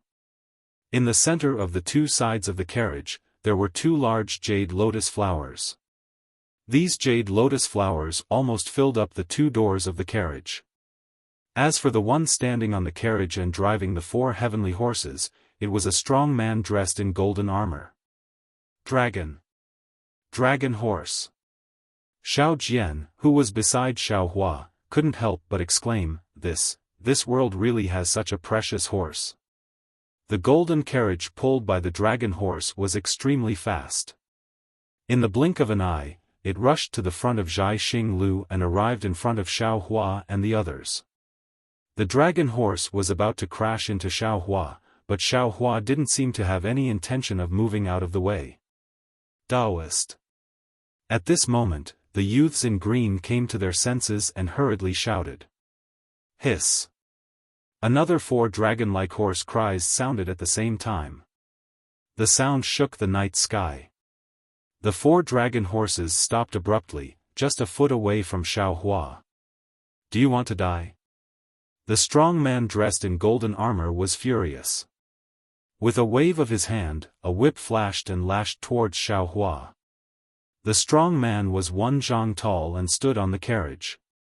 The whip actually made a faint whimpering sound in the air, as if it was going to cut off the air. Not good. Several youths in green panicked and cried out in their hearts. They saw the jade lotus on the carriage and already knew who was coming. But they knew that they couldn't stop this whip, so no one dared to speak. A few of the kind-hearted youths had already closed their eyes. They knew that even if it was a stone lion, it would probably be smashed into smithereens by this whip. This seemingly thin and weak young Taoist would probably be smashed into minced meat. Pa! A crisp sound, followed by a sneer, you can come down. Then, there was another, woo. Sound, followed by a, pung. Sound of a heavy object falling to the ground. The entire area in front of Zhai Xing Lu was deathly silent. This is. The timid youth in green hastily opened his eyes. He looked with some disbelief at the strong man who was also standing on the ground in a daze. The bold youth saw clearly that in the blink of an eye, Xiao Hua, who was standing calmly in front of the dragon horse, had grabbed the whip. Then, Xiao Hua gave a casual tug and the brawny man in golden armor was immediately sent flying from the carriage. Without any resistance, he landed on the ground in front of Zhai Xing Lu. How dare you? A cold voice came from the golden carriage. Hiss. The 4 dragon horses stretched out their necks and neighed at the same time. They opened their mouths and bit towards Xiao Hua like real dragons. Humph. Xiao Hua sneered. His figure rushed towards the center of the dragon horses like a ghost. He very cleverly landed between the two dragon horses in the middle. Then, he spread his arms and patted the backs of the two dragon horses like a great peng spreading its wings. Oh! The two dragon horses let out a mournful cry. Their entire bodies fell with Xiaofan. When their four hooves landed on the ground, they trembled violently, as if they were about to kneel down at any time. Damned little Taoist! Along with this cold voice, the door of the golden carriage opened. A young Confucian scholar walked out, holding a folding fan in his hand. His face was filled with shame and anger, and his eyes seemed to be full of spirit, but there was a trace of ruthlessness in them. "Io, young Master Duanmu, you've finally come." Just as this young Confucian scholar was about to walk towards Xiaofan, an extremely loud and clear voice came from below the signboard of Zhaixing Lu. Then, a similarly dressed middle-aged Confucian scholar quickly walked over. His face carried a smile like a spring breeze.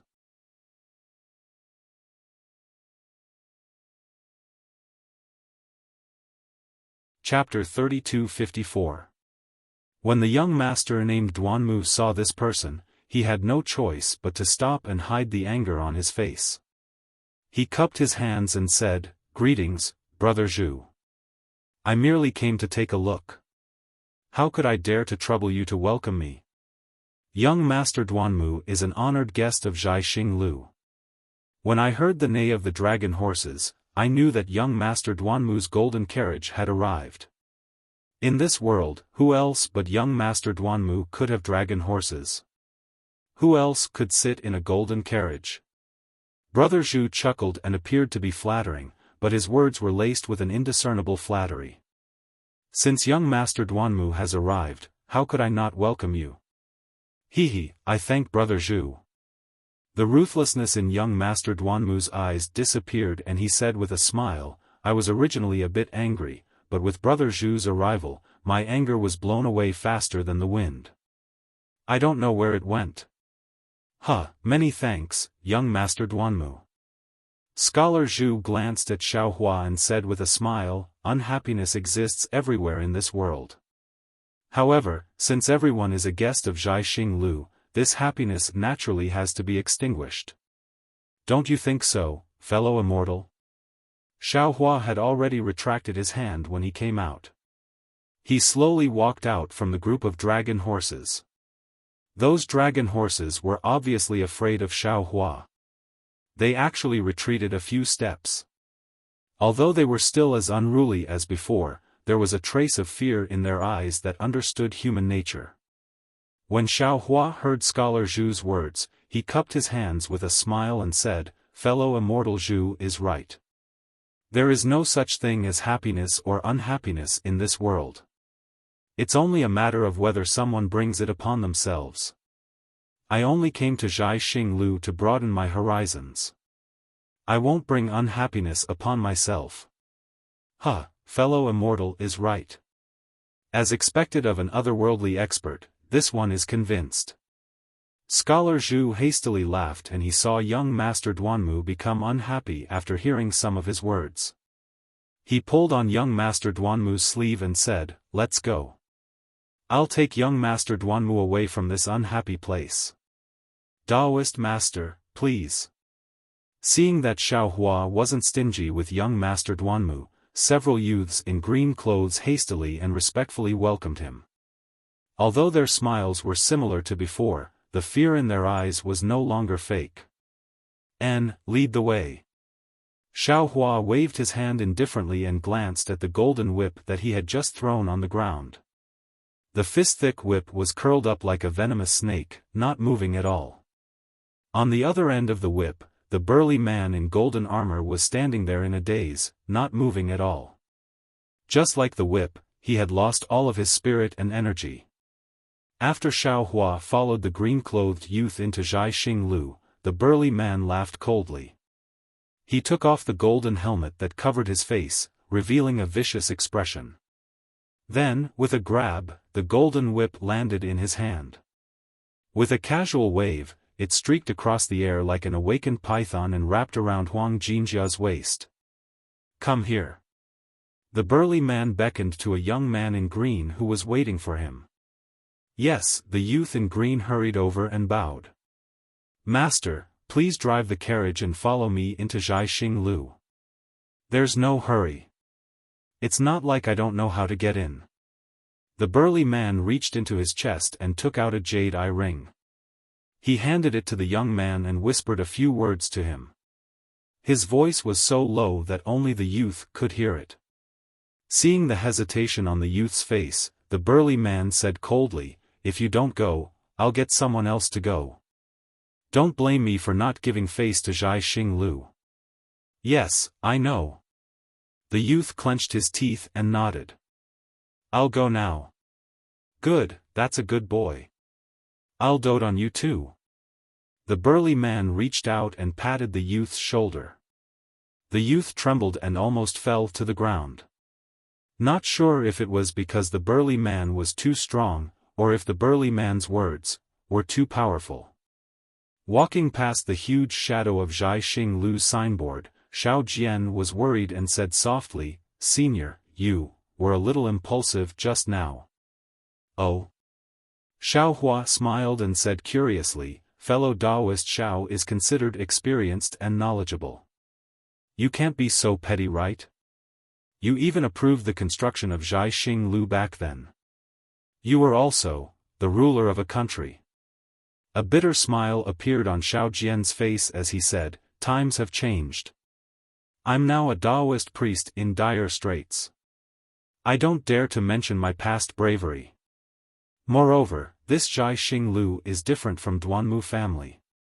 I don't know about Xinlu's background, but Duanmu family's background, senior isn't afraid?"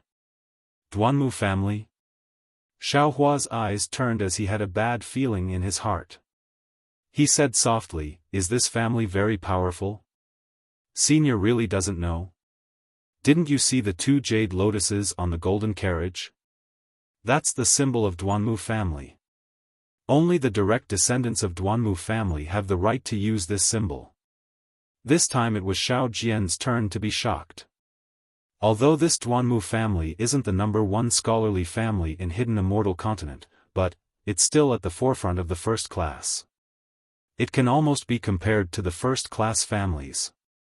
Not to mention that you and I are unable to contend against them in our current situation. Even if we use the power of a country, it would still be hard to match them.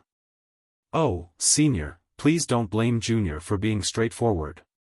Junior can't see through your cultivation, but even if you've reached the 6th or 7th grade of elemental energy, you still wouldn't be a match for Duanmu family." "Oh?" Xiao Hua was even more puzzled. If the family's power is so huge, then what about the scholarly sects?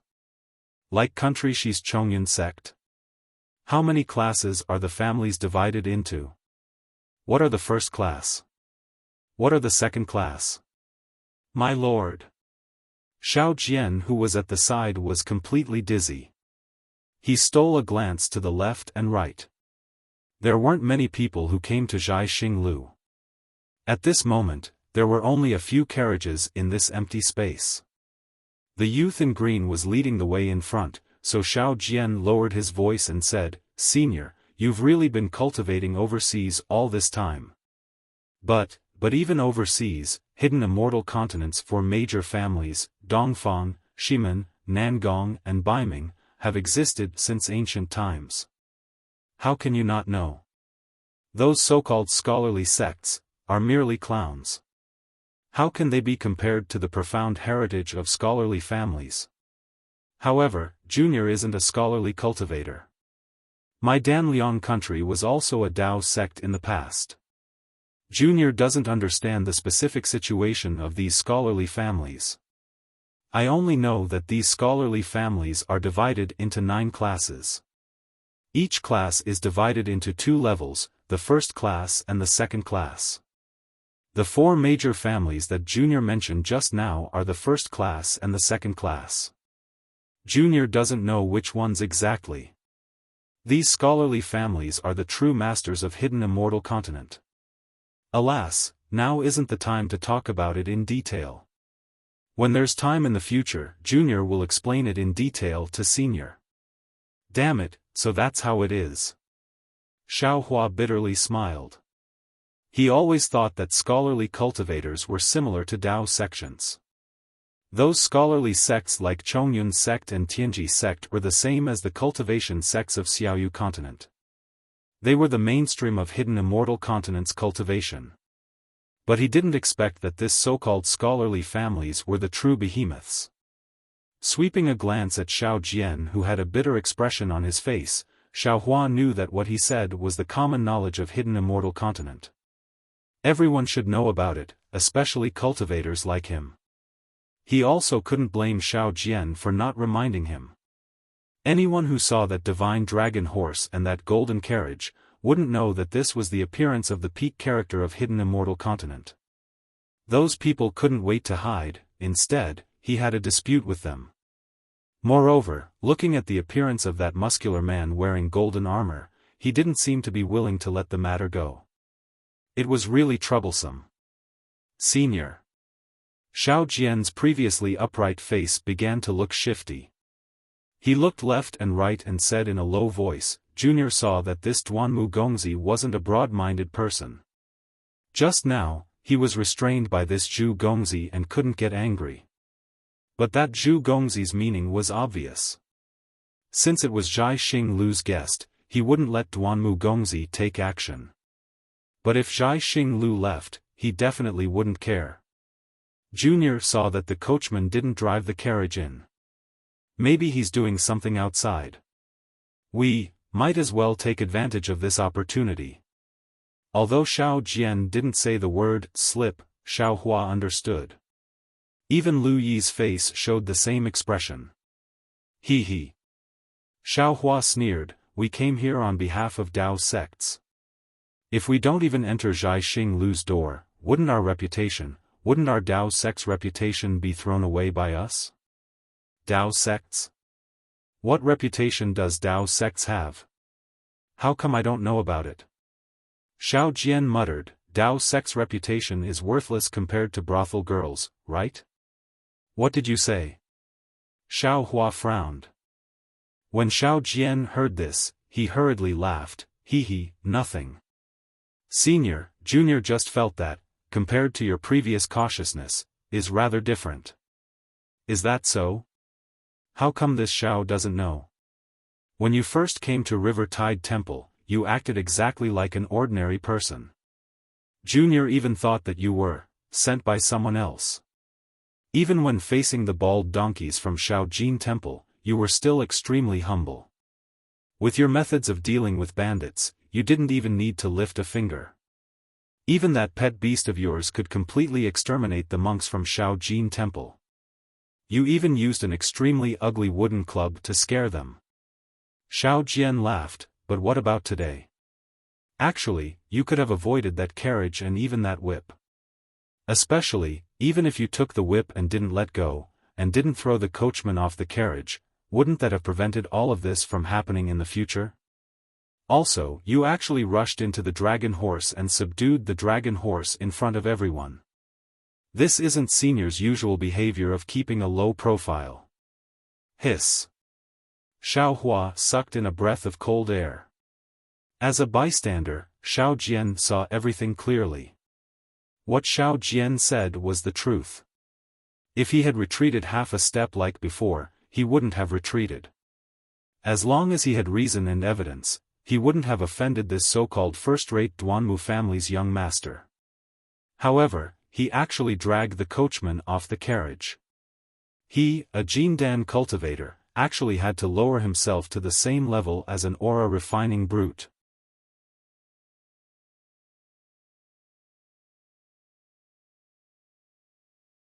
Chapter 3255.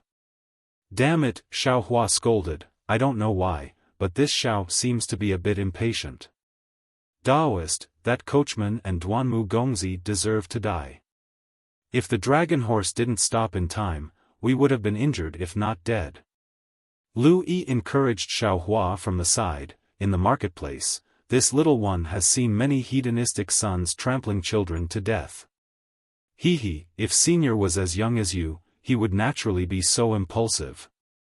Xiao Jian laughed, but Senior is a successful cultivator, you can't be impulsive. Perhaps, Senior saw Dao Shan's predicament and saw the prosperity of Bright Moon Lane and felt resentment? And that should be the case. Xiaohua thought for a moment and immediately understood, nodding slightly. Although the reaction of the whip was only a slight tremble, the difference was huge. He had never been impulsive, at this moment, he could only explain it this way. Xiaohua understood, but in reality, was this matter so simple? Was it because of these reasons of material joy and personal sorrow? Then, Lu Yi blinked his eyes and muttered in a low voice. Don't care about this. Xiaohua waved his hand and looked at the Zhaixing Lu that they had already reached. When a horse reaches the mountain, there will be a path. With so many people watching, how can we easily leave? Of course. Xiaohua changed the topic and laughed, even if we want to leave, we must first step into the Zhaixing Lu, then we can talk. As he spoke, Xiaohua's eyes began to look around. Daoist, you and the others go in first. This little one will look around, or see if there is a back door in this Zhaixing Lu. Lu Yi followed behind Xiaohua, laughing and saying a few words. He immediately walked to the side and faced a young man in green clothes not far away. Seeing Xiaohua return to his previous vigilance, Xiao Jian's hanging heart also settled down. Xiaohua could fly, and he also had an extremely powerful pet to rely on. Xiao Jian, other than the remnants of his divine sense, had nothing else. It was impossible for him to protect himself. If Xiaohua had a conflict with Duanmu Gongzi, Xiaohua would bear the brunt of it, followed by Xiao Jian. Therefore, Xiao Jian absolutely did not want Xiaohua to go against Duanmu Gongzi, no matter from which angle. Oh, this star-picking tower can actually block the probing of divine will. Xiaohua looked at the huge screen in front of Zhaixing Lu's door and scanned it with his divine perception. He was somewhat surprised.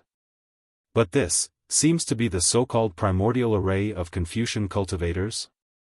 Although it also uses the spiritual qi of heaven and earth, the fluctuations are not similar to my Dao sex formation. It looks a little crude. If I were to use the secret art of the sun shrouding art, this essence formation might not be able to block my spiritual sense. With that thought in mind, Xiaohua stepped into Zhaixing Lu and his gaze landed on the screen in front of him. Xiaohua had only been thinking about Zhaixing Lu's primordial array and had not noticed the screen. But when his gaze swept across the screen, he saw specks of starlight and pieces of moonlight falling on the screen like falling frost. His gaze was instantly drawn to it. Moreover, when his gaze landed on the screen, it was as if he saw a giant hand rising from the stars and moon and grabbing at the thousands of stars in the sky. Xiaohua's divine perception naturally could not fall into it, but at this moment, Xiaohua felt that his divine perception was showing signs of rapidly dissipating. In particular, there were two spots on the screen that immediately alerted Xiaohua. Xiaohua could not help but gasp as his heart turned upside down. Although this giant hand cannot be compared to the karmic hand in my space, it is still inferior to the karmic hand in my space. However, the trajectory of this giant hand picking the stars is a little similar. It is even more powerful than the nascent soul hand of the Dao sect on the Dawn Rain continent. This Zhaixing Lu is actually this powerful? Although the nascent soul hand is extremely powerful, that is because the nascent soul communicates with heaven and earth, uses the power of heaven and earth spirit qi. Compared to the abstract, indescribable, principles or rules, yes, rules, this giant hand contains, it is far inferior. Just a screen from Zhaixing Lu is already so imposing. No, that's not all. Just a screen from Zhaixing Lu in the Copper Pillar country in Yu province is already so powerful. Then what kind of a monster is the so-called alliance? Oh, perhaps. Thinking of this, Xiaohua was somewhat enlightened. The first-class Duanmu family actually gave such face to a scholar like Brother Zhu, to Zhai Xinglu. Perhaps this Zhai Xinglu is controlled by one of the four great families? Also, the light of the stars and moon is being grasped by this giant hand. This rule is so powerful that it seems to be able to absorb the power of the stars and moon. Although I can also absorb starlight from the extraterritorial domain, other than knowing that it can be used in alchemy, I know nothing else. This Zhai Xinglu placing this screen here, what does it mean? Does it mean that they have the ability to use the power of starlight? Hehe, Brother Zhu, look, this little Taoist has indeed entered Zhai Xinglu. I knew it, he must be trying to use Zhai Xinglu's power to hide. Only 3 of them came in, and the little fellow is not here. He must have gone elsewhere to gather information. In a rather luxurious room in Zhai Xinglu, young Master Duanmu held a luminous goblet in his hand as he took a sip of the blood-red wine. Scholar Zhu was also holding a goblet of wine. He smiled as he looked at a bronze mirror in front of him. The bronze mirror reflected the scene in front of Zhai Xinglu. Young Master Duanmu, why are you so serious with a little fellow? Scholar Zhu chuckled. It's just a dilapidated Taoist sect and a little Taoist with some strength. He. Young Master Duanmu's lips curled into a cold smile. Young Master Zhu, don't underestimate this little Taoist. My Duanmu family's dragon horse is actually so easy to subdue. Didn't you see Qiri and Shuyue nearly kneeling under his arms? Didn't you see Lu Guang and Xiying not dare to provoke him? This little Taoist's body definitely has the strength of 10 dragons and 10 elephants. Oh? The Buddhist sect's mighty Vajra? Young Master Zhu was taken aback and asked curiously, I've never heard of any Taoist divine ability of dragons and elephants. This isn't something I should know. Young Master Duanmu shrugged. Actually, to be honest, it was Qiu's rashness. This fellow shouldn't have raised his whip so casually, as long as young Master knows. Young Master Zhu laughed and raised his luminous cup to young Master Duanmu. The two took a sip. What a pity. This little Taoist's luck isn't good. After a mouthful of wine, young Master Duanmu glanced at the bronze mirror and said regretfully, it's fine if he grabbed Qiu's whip, but I would definitely reprimand Qiu. Who wouldn't do such a thing to save face? But, he just had to drag Qiu down from the golden carriage. If it was a month ago, it wouldn't have mattered even if he had dragged Qiu down. He's just a golden armored soldier. With young Master Zhu's words, I might not lower myself to the same level as him. Could it be? Young Master Zhu's curiosity grew as he asked curiously. Young Master Duanmu's tone became even more regretful. What a pity, because of Qiu's loyalty, the clan changed his surname a month ago. Now, Qiu's name is Duanmu Qiu. See. Young Master Zhu sucked in a breath of cold air as if he had a toothache. He looked helplessly at the bronze mirror and said with pity, poor little Taoist. This is the face of the Duanmu clan. Even if young Master Duanmu doesn't want to pay attention to it, I'm afraid you can't back down now. What's this little Taoist doing? Why is he standing in front of the screen motionless? However, when young Master Zhu saw Xiaohua standing in front of the screen and quietly looking at it, he couldn't help but be shocked. The wine in the luminous cup in his hand suddenly spilled out. It was dark red as if blood had dripped onto the thick silk carpet on the ground. What's wrong? Young Master Duanmu was also startled. He glanced at it and smiled. This fellow is probably thinking. Should he go in or go in? Or what should he do? Young Master Duanmu. Unexpectedly, young Master Zhu didn't smile at all.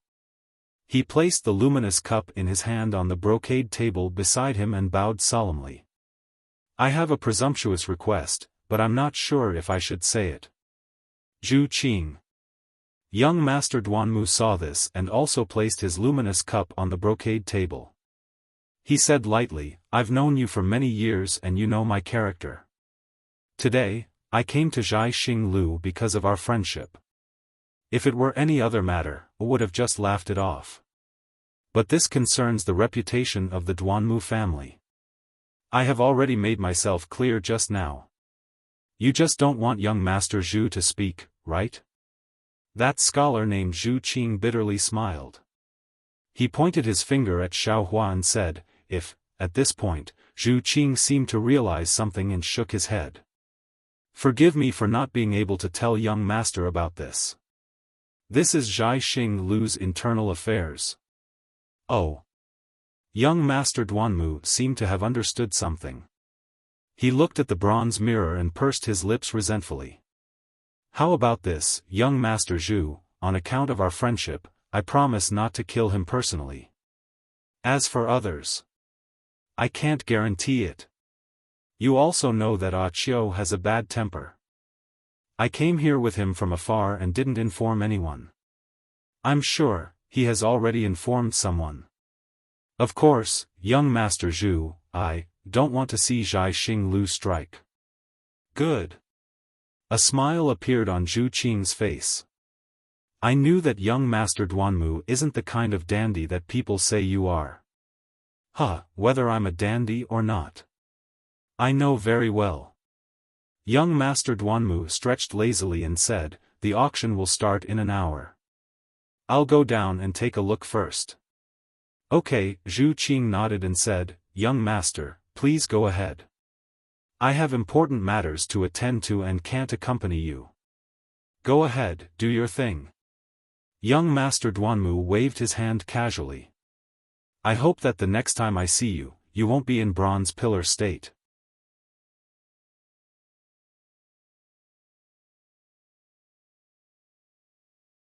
Chapter 3256. Thank you for your auspicious words. Zhu Qing smiles, but immediately warns, "That's right, today's auction is a bit strange. The items being auctioned are strange. Look carefully before you act. In particular, there are some people I can't see through who are participating in this auction. Don't join in the fun. Even I can't." Young Master Duanmu's face shows a strange expression. "That's right, you can't. Because I can't stop them from coming." Zhu Qing says word by word, then hurriedly leaves. Today is really strange. Looking at Zhu Qing's back, young Master Duanmu looks at the bronze mirror again. In front of the screen, Xiaohua has already left. "I just came to Zhaixing Lu and met the little Taoist who dares to oppose the dragon horse.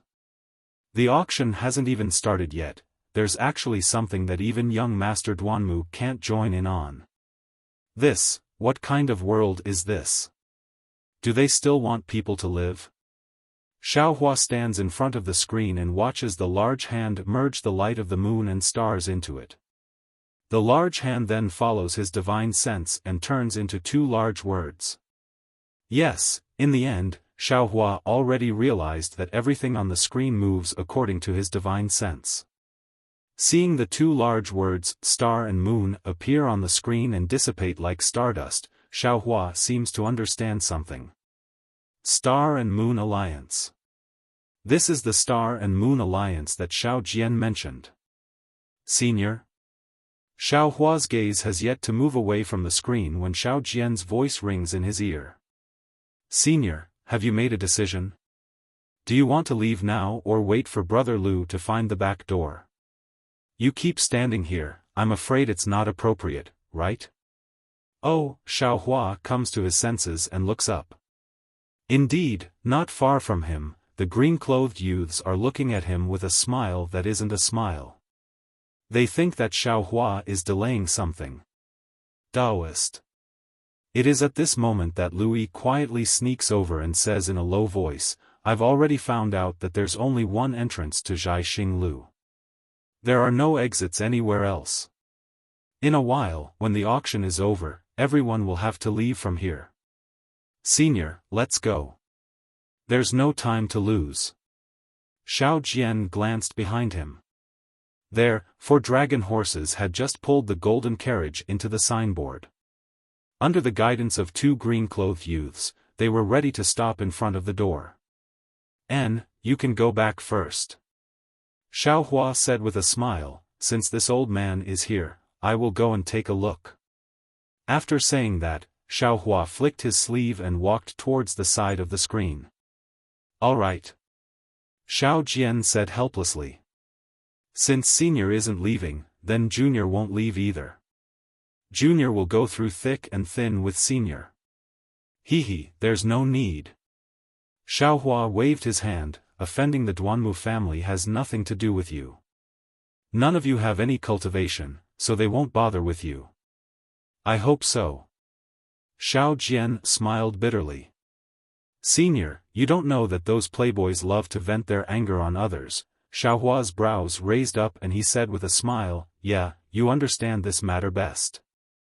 However, since this Duanmu family is a first-rate family, how could it possibly be so superficial? What could Xiao Jian say? He felt that although Xiao Hua's strength was unfathomable, he might not be as familiar with the human heart as he was. However, he really didn't dare to leave Xiao Hua's side. He didn't dare to take the risk and be killed by that golden-armored man. That fellow was even more powerful than Yuanya. This place is somewhat interesting. Xiao Jian's mind was filled with thoughts. However, when he turned around the screen and saw the situation in front of him, he couldn't help but be slightly stunned. He saw that this place was about 1 mu in size. It was several times bigger than what he had seen from the outside. Within this 1 mu of space, the first thing to bear the brunt was the star atlas above his head. This star atlas flickered with various colors of light, enveloping the entire hall. Between each starlight, there was a separate grid. This starlight also separated the situation within the grid, making it impossible for the naked eye to see the situation within. What was special was that every starlight that was separated from the grid was rising up and down, like a mist. The entire space looked like it was filled with thousands of starlights, very dazzling and magnificent. Even someone like Xiao Jian was slightly dazed, not to mention Lu Yi and Yuanya. They were like country bumpkins with their mouths wide open and their eyes filled with amazement. It looked as if they wanted to dig out their own eyeballs, and throw them into the starlight. Taoist priest, this way please. Since Xiao Hua and the others had moved, the cyan-clothed youth also moved. He politely reminded Xiao Hua and the others, not laughing at Lu Yi and the others' loss of self-control. The cyan-clothed youth pointed to a white jade door. The sparkling and translucent milky white jade was erected at the side of the screen. When the multicolored starlight fell on it, it created ripples of light that covered the area several feet around the white jade door like water ripples. Lead the way. Although Xiao Hua had never been a monarch, he had seen places even more dazzling than this starlight on the Dawn Rain continent. He had only glanced at it once before moving his gaze away. At this moment, he waved his hand and said indifferently. Taoist priest, this white jade door is not something that I can enter. The cyan-clothed youth said apologetically. There are other disciples of Zhai Xing Lu waiting on it. Xiao Hua responded. He took a few steps forward and scanned the white jade door with his divine sense. He stepped inside, actually passing through the stone. This. Xiao Jian hesitated. He timidly released his pitiful divine sense, wanting to check it out. Then, he saw half of Xiao Hua's head poke out from the jade door. He said with a smile, just come in directly. Then, that head went back into the jade door. Xiao Jian's heart settled, and he walked in without thinking. As expected, there were no obstacles at all, nor were there any dangers. Xiao Jian only saw a flash of light in front of him, and in front of him was a passage that looked like a galaxy, appearing right under his feet. In front of him was a constellation surrounded by nebulas. Behind Xiao Jian, Yuanya and Lu Yi also entered. The two of them could not help but cry out in surprise. Yeah, Xiao Jian snorted coldly. Don't say that you know this old man. Yes, master. Yuanya forcefully suppressed the shock in his heart and respectfully replied. Pfft. Not far away, a woman in palace attire happened to pass by. Hearing Xiao Jian and Yuanya's conversation, she could not help but cover her mouth and laugh. However, the woman immediately took a deep breath, placed her hands on her waist, and bowed. She respectfully said, "Fellow Taoists, if you wish to enter the Star Palace to trade, please pay a low-grade origin stone." Oh? Isn't this the auction? Xiao Hua was naturally the first to ask. Reporting to Taoist priest. The woman said with a smile. Our Zhai Xinglu's auction will be held in Xinglu in an hour. This is only the Star Palace for ordinary transactions. There are many fellow Taoists like you. They did not come to the Star Palace to participate in the auction. Their purpose is to trade with other fellow Taoists. If you want to enter the Star Palace to trade with them, you have to pay a primal stone in exchange for a star token. Only Taoists with star tokens can enter the Star Palace. A low-grade primal stone. Xiao Jian was flabbergasted. Why doesn't your Zhai Xinglu rob people? That's too expensive. If I want to trade with others, I can do it outside. Why must I do it in your Zhai Xinglu's Star Palace? Hehe, Taoist priest is right. It's only in this Star Palace that no one will rob you. My Zhai Xinglu can guarantee the safety of the items you trade inside. The woman was not angry at all. Of course, my Zhai Xinglu cannot guarantee the authenticity of the items you trade. A low-grade primal stone can be traded inside, right? Search the Star Palaces one by one. Xiao Hua asked again. If we also want to make a small Star Palace like this, how many primal stones would we have to pay if we took out our items to trade? 10 low-grade primal stones, the woman answered cleanly. 10 low-grade primal stones. Not one mid-grade primal stone. Xiao Hua stared blankly, then understood. The primal stone exchange in Hidden Immortal Continent might be different from Dawn Rain Continent. Thinking for a moment, Xiao Hua waved his hand and took out a mid-grade primal stone from the space. He handed it to the woman and said, "Give me 4 star tokens, the kind that can only be traded with others." Yes. Seeing Xiao Hua being so generous, the woman was very happy. But when she took the primal stone from Xiao Hua's hand, she smiled bitterly and said, "If I'm not wrong, Taoist priests should be a mid-grade primal stone. Do you have any low-grade primal stones?" "I don't have enough low-grade primal stones to give Taoist priest." "Oh, right." Xiao Hua thought of something and asked, "Can Zhai Xinglu exchange primal stones for gold and silver?" "Of course." The woman nodded. Could it be that Taoist priest wants to use this primal stone to exchange for some gold and silver? Yes, exchange the rest for silver. Then please wait a moment. The woman said with a smile.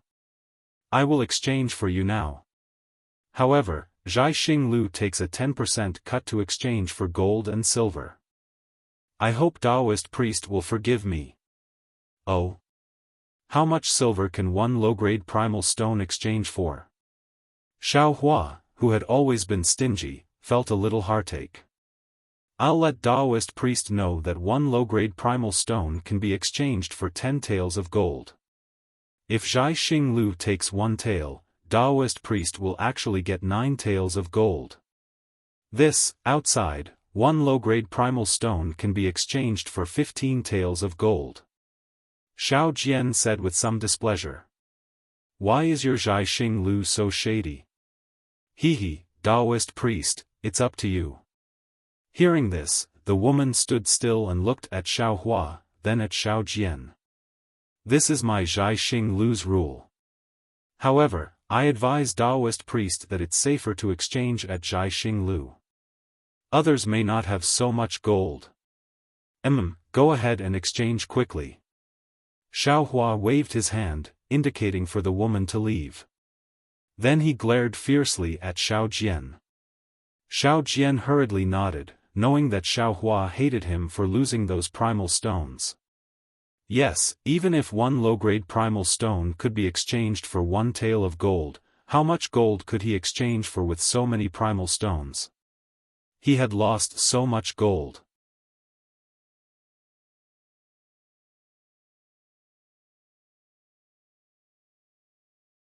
Chapter 3257.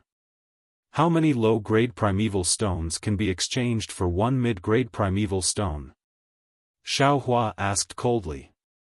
100 pieces. Xiao Jian's sweat dripped down immediately. Then you had so many primeval stones, how could you lose them all at once? As expected, Xiaohua asked. That.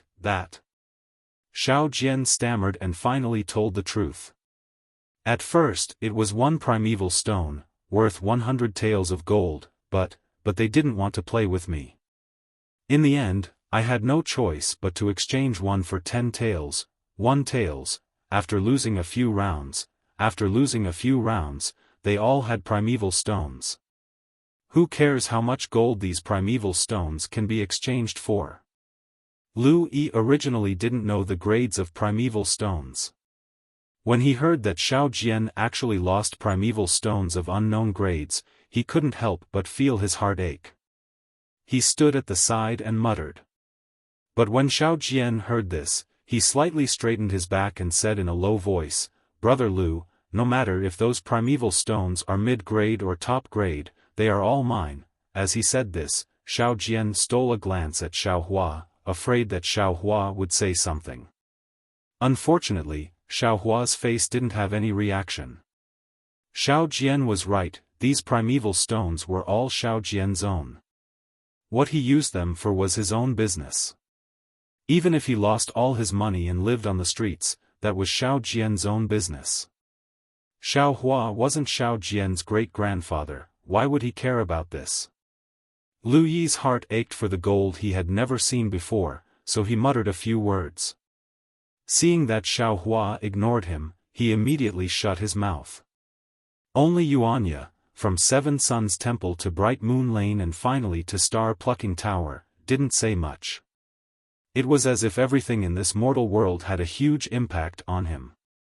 In Longevity Town, he originally thought that he already knew everything, but now he knew that what he knew was just a drop in the ocean. Regardless of whether it was Bright Moon Lane's luxury or Star Plucking Tower's grandeur, they were all things he couldn't even dream of. His eyes only looked at the stars, the starlight was the so-called Star Palace, and it was somewhat blurred. Moments later, the woman returned with a small Qiankuan pouch in one hand and 2 tokens in the other. Taoist Elder. The woman did not pass the small Qiankuan pouch to Xiaohua, instead, she passed the copper-colored token to Xiaohua and said, This is the star token that I told Taoist sect is worth 1 low-grade origin stone. You can enter the Star Palace of the other immortal elders to trade with them. Xiaohua took the star tablet and saw a brilliant star engraved on it. When his finger touched it, a trace of roughness and coolness came from the star tablet. Clearly, the material of this star tablet was also specially made. And this. The woman handed another star token to Xiaohua and said with a smile, This is a star token that can be used to rent a star palace in my star-picking tower. It's worth 10 low-grade primordial stones. Just now, I didn't explain it clearly to Taoist Elder, so I still have to explain it to Taoist Elder. Otherwise, I can't afford to delay Taoist Elder's trade. Oh. Xiaohua took the silver star token and played with it for a while. Seeing the 2 brilliant stars engraved on it, he could not see any difference from the bronze star token. He could not help but smile and say, What's the clue? Lady, please explain it. That bronze star token can only be entered 1 star palace at a time to trade with the immortal elders. If Taoist elder still wants to trade with other immortal elders, then you can only go to another star palace to trade. Moreover, if Taoist elder wants something, you can only look for it one by one. The woman's words were clear and her voice was pleasant to the ear. But this silver star token is different. If Taoist elder takes it, not only can you rent a star palace and wait for other immortal elders to come to trade, you can also write what you want to find on the star token. The contents of the star token can be shown to the immortal elders of the other star palaces. In other words, Taoist elder can stay in a star palace and know what the immortal elders of the other star palaces want to trade. This saves Taoist elder the trouble of searching. It's so convenient. Xiaohua's eyes brighten. Then can this old man also know what is in other people's small Qianquan bag? Of course. The woman pursed her lips and says with a smile, other than the things the immortal elders of the star palaces are not willing to show, everything else can be seen. How do we trade? Xiaohua's interest is piqued. How do two people in the star palaces trade? This Taoist elder will have to go by himself. The woman says apologetically, it's better for the immortal elders to trade with their own hands. If you give it to my Zhai Xing Lu, it will be traded at the auction later. Okay, this old man wants a silver star token. Xiaohua nods and says. This silver star token is really convenient and is really worth 10 low-grade primordial stones. The woman's face shows a smile. She points at the silver star token in Xiaohua's hand and says, Taoist Elder's Star Palace is at Hong 446. Taoist Elder can enter with this star token.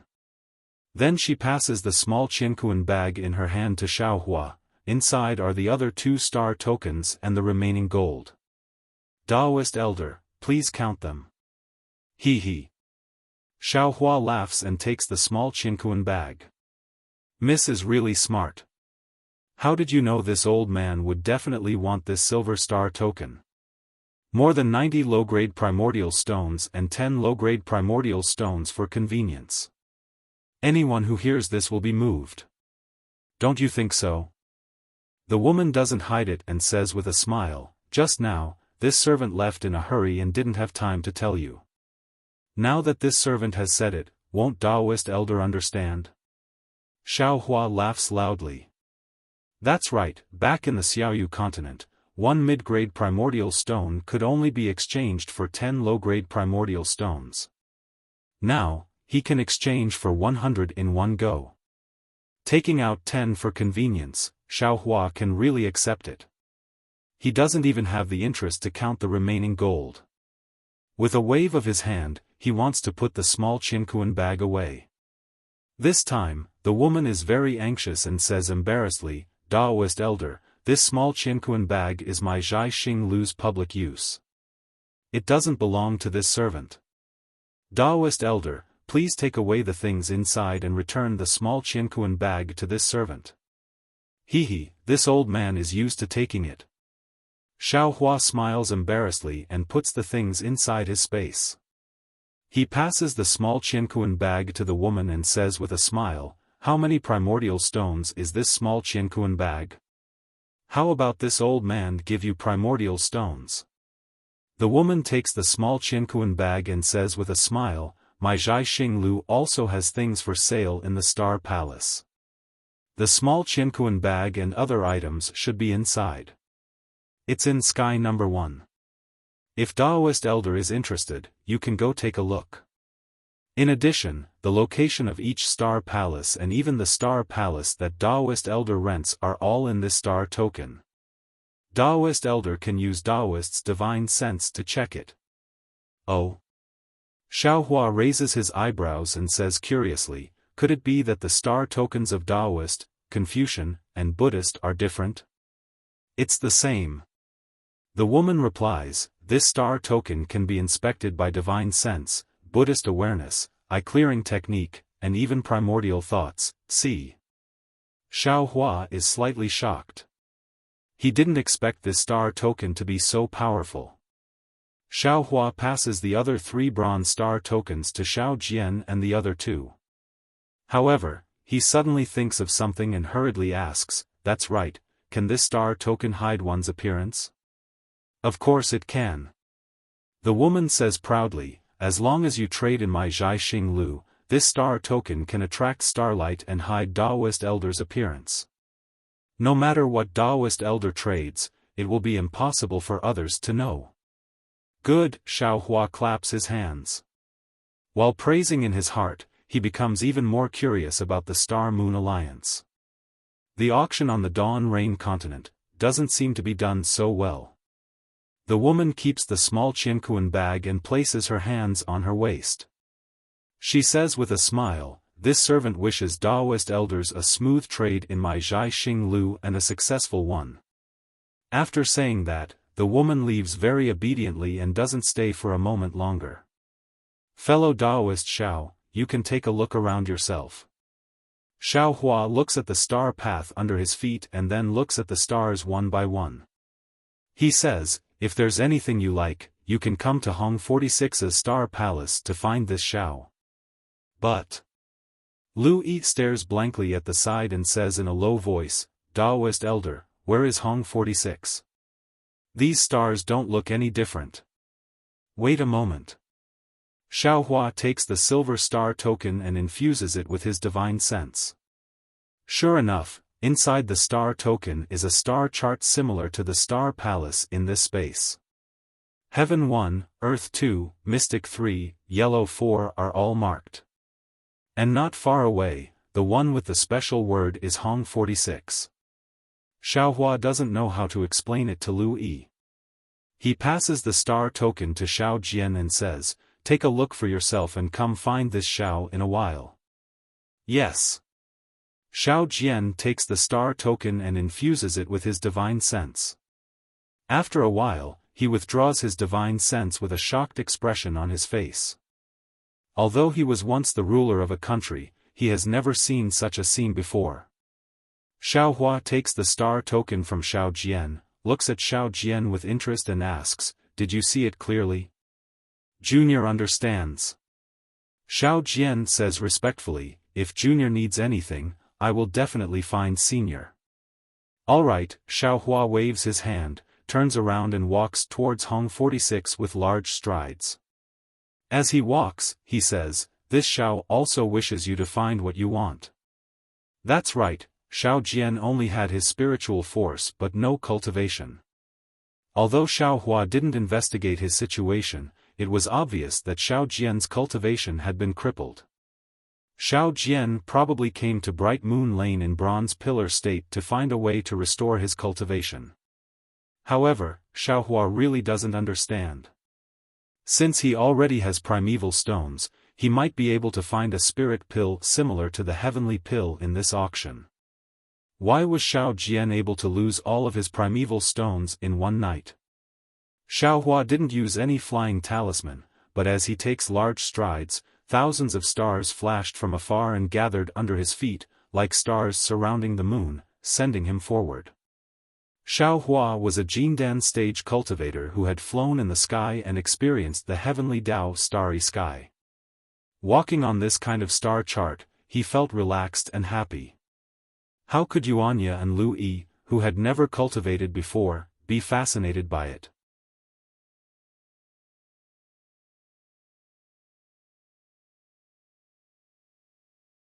Chapter 32:58. The star path was winding, and after a star fell, Xiaohua saw a scholar wearing black clothes walk out with a smile on his face. Xiaohua rolled his eyes and walked over with a silver star card in his hand. When Xiaohua was about a foot away from the star cluster, he saw a smoke-like star dust rush out from the star cluster and land on the star card in Xiaohua's hand. Puff! A silver brilliance burst out from the star token, completely covering Xiaohua. At the same time, a thin vortex appeared in the middle of the star token. This vortex turned into a star bridge in a moment, and specks of starlight emerged from the vortex and fell under Xiaohua's feet. When Xiaohua's feet moved slightly, the star bridge automatically retracted and took Xiaohua into the star cluster. After entering the star cluster, Xiaohua's eyes lit up. It was several feet wide and looked like a study room. Inside the study room, not only were the 4 treasures of the study placed on the desk, there was also a bookcase and a bed in front of the window. There was even a palm leaf fan placed in the corner of the study room. However, through the window of the study room, there was no scenery outside. "Fellow immortal, please." A voice came. In front of the empty desk, a ray of light appeared and slowly fell from top to bottom. Immediately, a silver human figure formed by countless star dust gradually appeared. The voice came from the mouth of this human figure. "Fellow immortal." Xiaofan looked down and sure enough, he had also turned into a human figure formed by silver star dust. He smiled in his heart and cupped his hands in greeting. That person stretched out his hand and said, "Fellow immortal, please sit. I wonder what fellow immortal has taken a fancy to." Seeing that person sit down, Xiaofan also sat on a chair not far from the desk and said with a smile, "Fellow immortal, what do you have here?" "Oh. Look. Fellow immortal also has a silver figure. Didn't you also rent a star palace?" That person asked curiously. "It's inside fellow immortal's star palace." Xiaofan didn't hide it and said with a smile, "Hee, I just came in and haven't entered the star palace yet. I just happened to pass by here, so I came in to take a look. If fellow immortal has something good, I'll definitely buy it. It's also good to have a prize." When that person heard this, he smiled and said, "Fellow immortal really has vitality stones. You're only renting the star palace for 2 hours, and there's only an hour left before the auction starts. Instead of going to your own star palace to look at other people's things, you're here to stroll around. Forget it, this is what I want to trade this time, take a look." As he spoke, that person pointed with his finger. A book flew out from the desk and landed in front of Xiaofan. "Many thanks." Xiaofan took it and was about to open it, but the book flashed and a string of words flowed on the book. It turned out that this book was just a decoration. "Oh, I understand." Xiaohua's eyes focused on the contents of the book, but he suddenly realized something in his heart. This so-called star palace should be a small illusion array.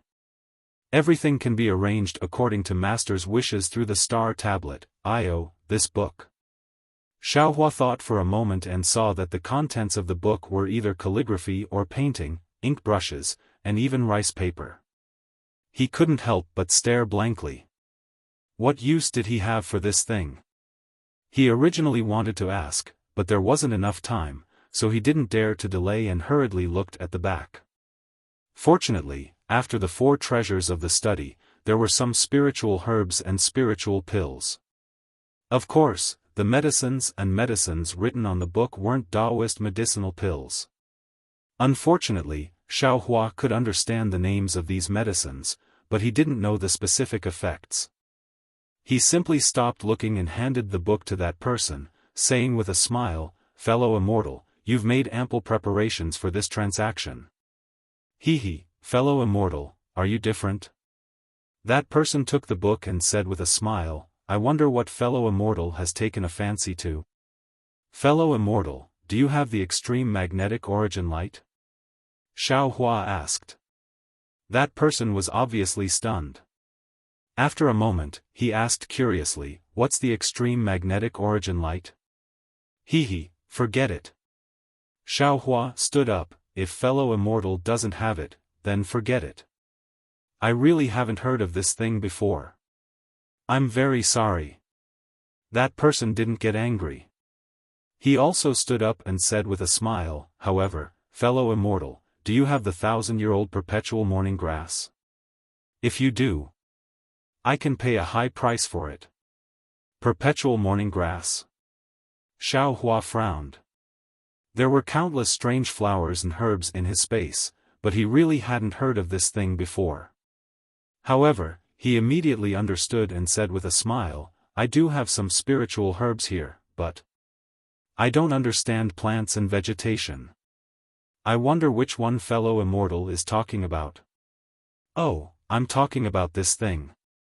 That person waved his hand, and a silver ball of light appeared on his hand made of stardust. Then, that person pointed at this ball of light, and a ball of light rushed out from it and landed on the wall of the study. A picture scroll appeared on the wall, and it was precisely a stalk of exquisite grass.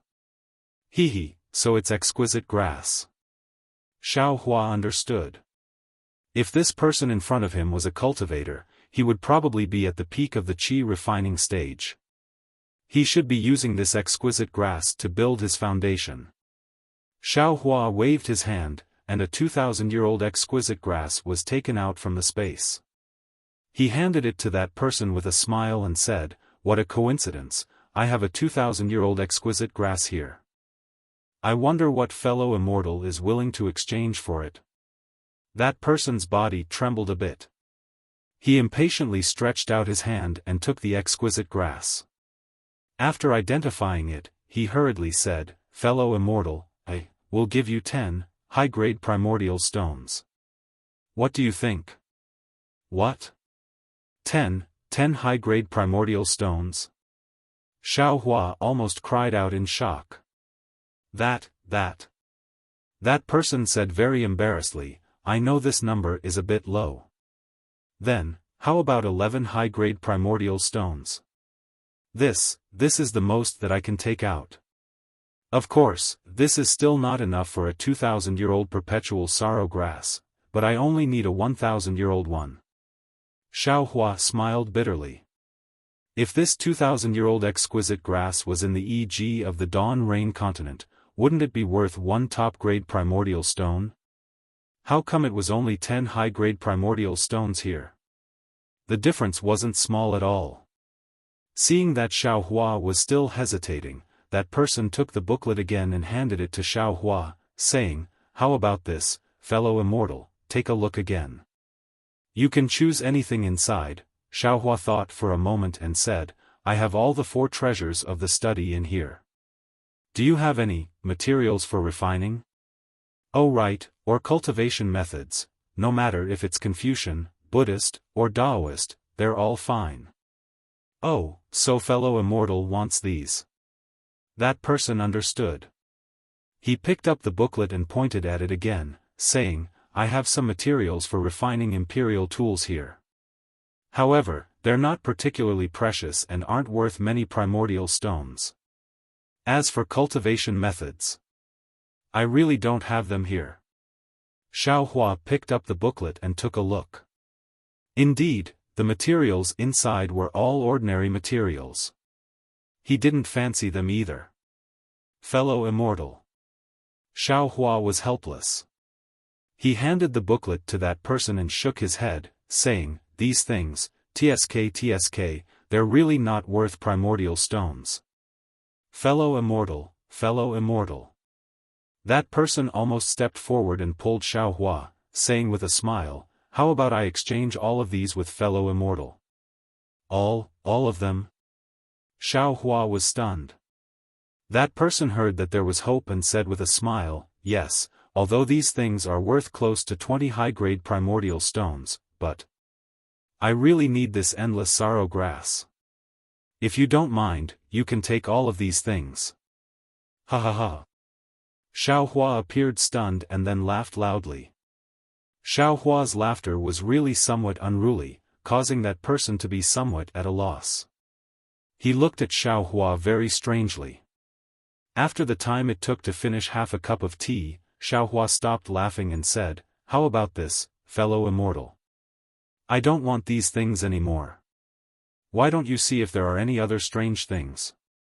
If it's possible. I don't want these things anymore." Strange things? That person was even more stunned. He thought for a moment and said, "You mean, as long as it's strange, it's okay?" "Of course." Xiao Hua nodded, "Yes, as long as it's strange and of unknown origin, it's okay." Strange and of unknown origin. That person pondered for a moment and seemed to have a plan. He nodded and said, "I understand. Can you wait for a moment?" "Sure." Xiao Hua was happy. He liked strange things the most. Sure enough, that person went out for a moment and came back. He took out a jade box and handed it to Xiaohua, saying, "This thing belongs to a good friend of mine. Take a look, if it's okay. As long as it's strange and of unknown origin, I like it." Xiaohua was very expectant. He reached out his hand and said with a smile, "This thing can't be said to be strange and of unknown origin." That person looked at Xiaohua expectantly and said in a low voice. Xiaohua opened the jade box and took a look. He hurriedly closed it and waved his hand to put it into the space. He said with a smile, "Not bad. It's this kind of thing of unknown origin that I like the most. That mournful everlasting grass is yours. Thank you very much, fellow immortal." That person was very happy and cupped his hands in thanks. Hee, does fellow immortal's friend still have this thing? If there's more? Xiaohua asked with a smile. That person hurriedly waved his hand and said, "For this kind of thing of unknown origin, it's already rare to have one. How can there be more? Fellow immortal, if you still want it, you can tell me in the Star Palace." Xiaohua stood up and walked out of the Star Palace. He said while walking, "This thing. I don't dare to write it on the Star Palace." That's right. That person smiled as he watched Xiaohua walk out. He hurriedly waved his hand and the entire study room immediately turned into nothingness. It was a starry night sky and the human figure formed by the stardust had completely turned into a middle-aged scholar. The smile on that person's face had already disappeared. He looked at the small chinkuan bag in his hand and said coldly, "If you want to get the Buddhist sect Saraira, you naturally can't write it on the Star Palace. This person actually has a 2,000-year-old mournful everlasting grass and also wants the Buddhist sect Saraira. I'm afraid he's a monster from somewhere. Today in Bright Moon Lane, there are a few Buddhist sect senior monks. This little one should leave early."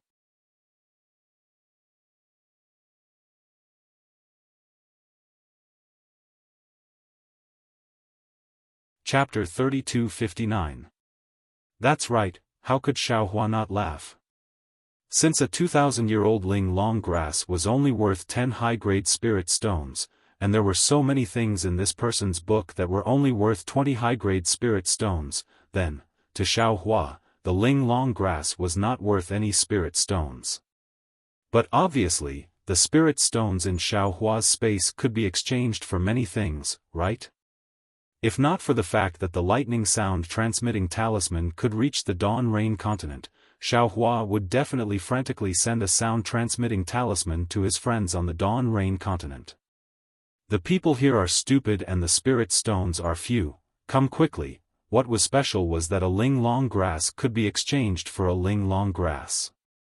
This was something that Xiaohua would never have dreamed of in the Dawn Rain continent.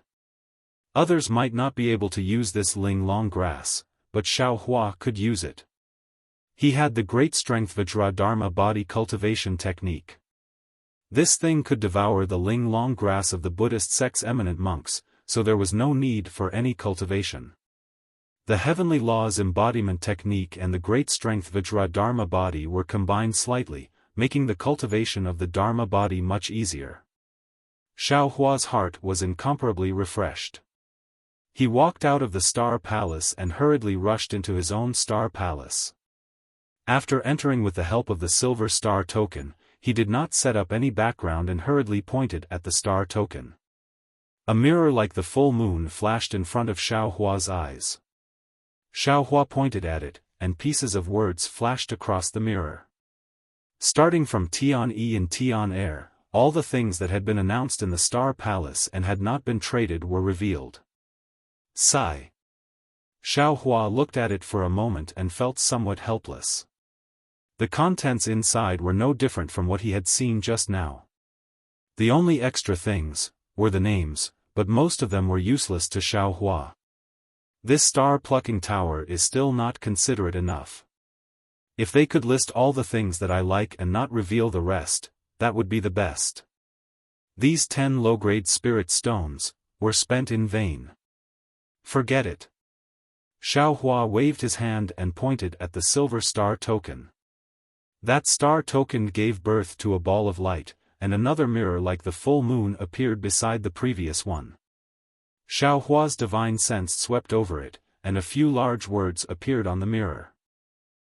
I'm afraid this is the least amount of content in the star-plucking tower's star-plucking tower. Of course, there were only strange items and items of unknown origin. There were only these words, nothing else. Of course, there were the requirements, but also the strangest.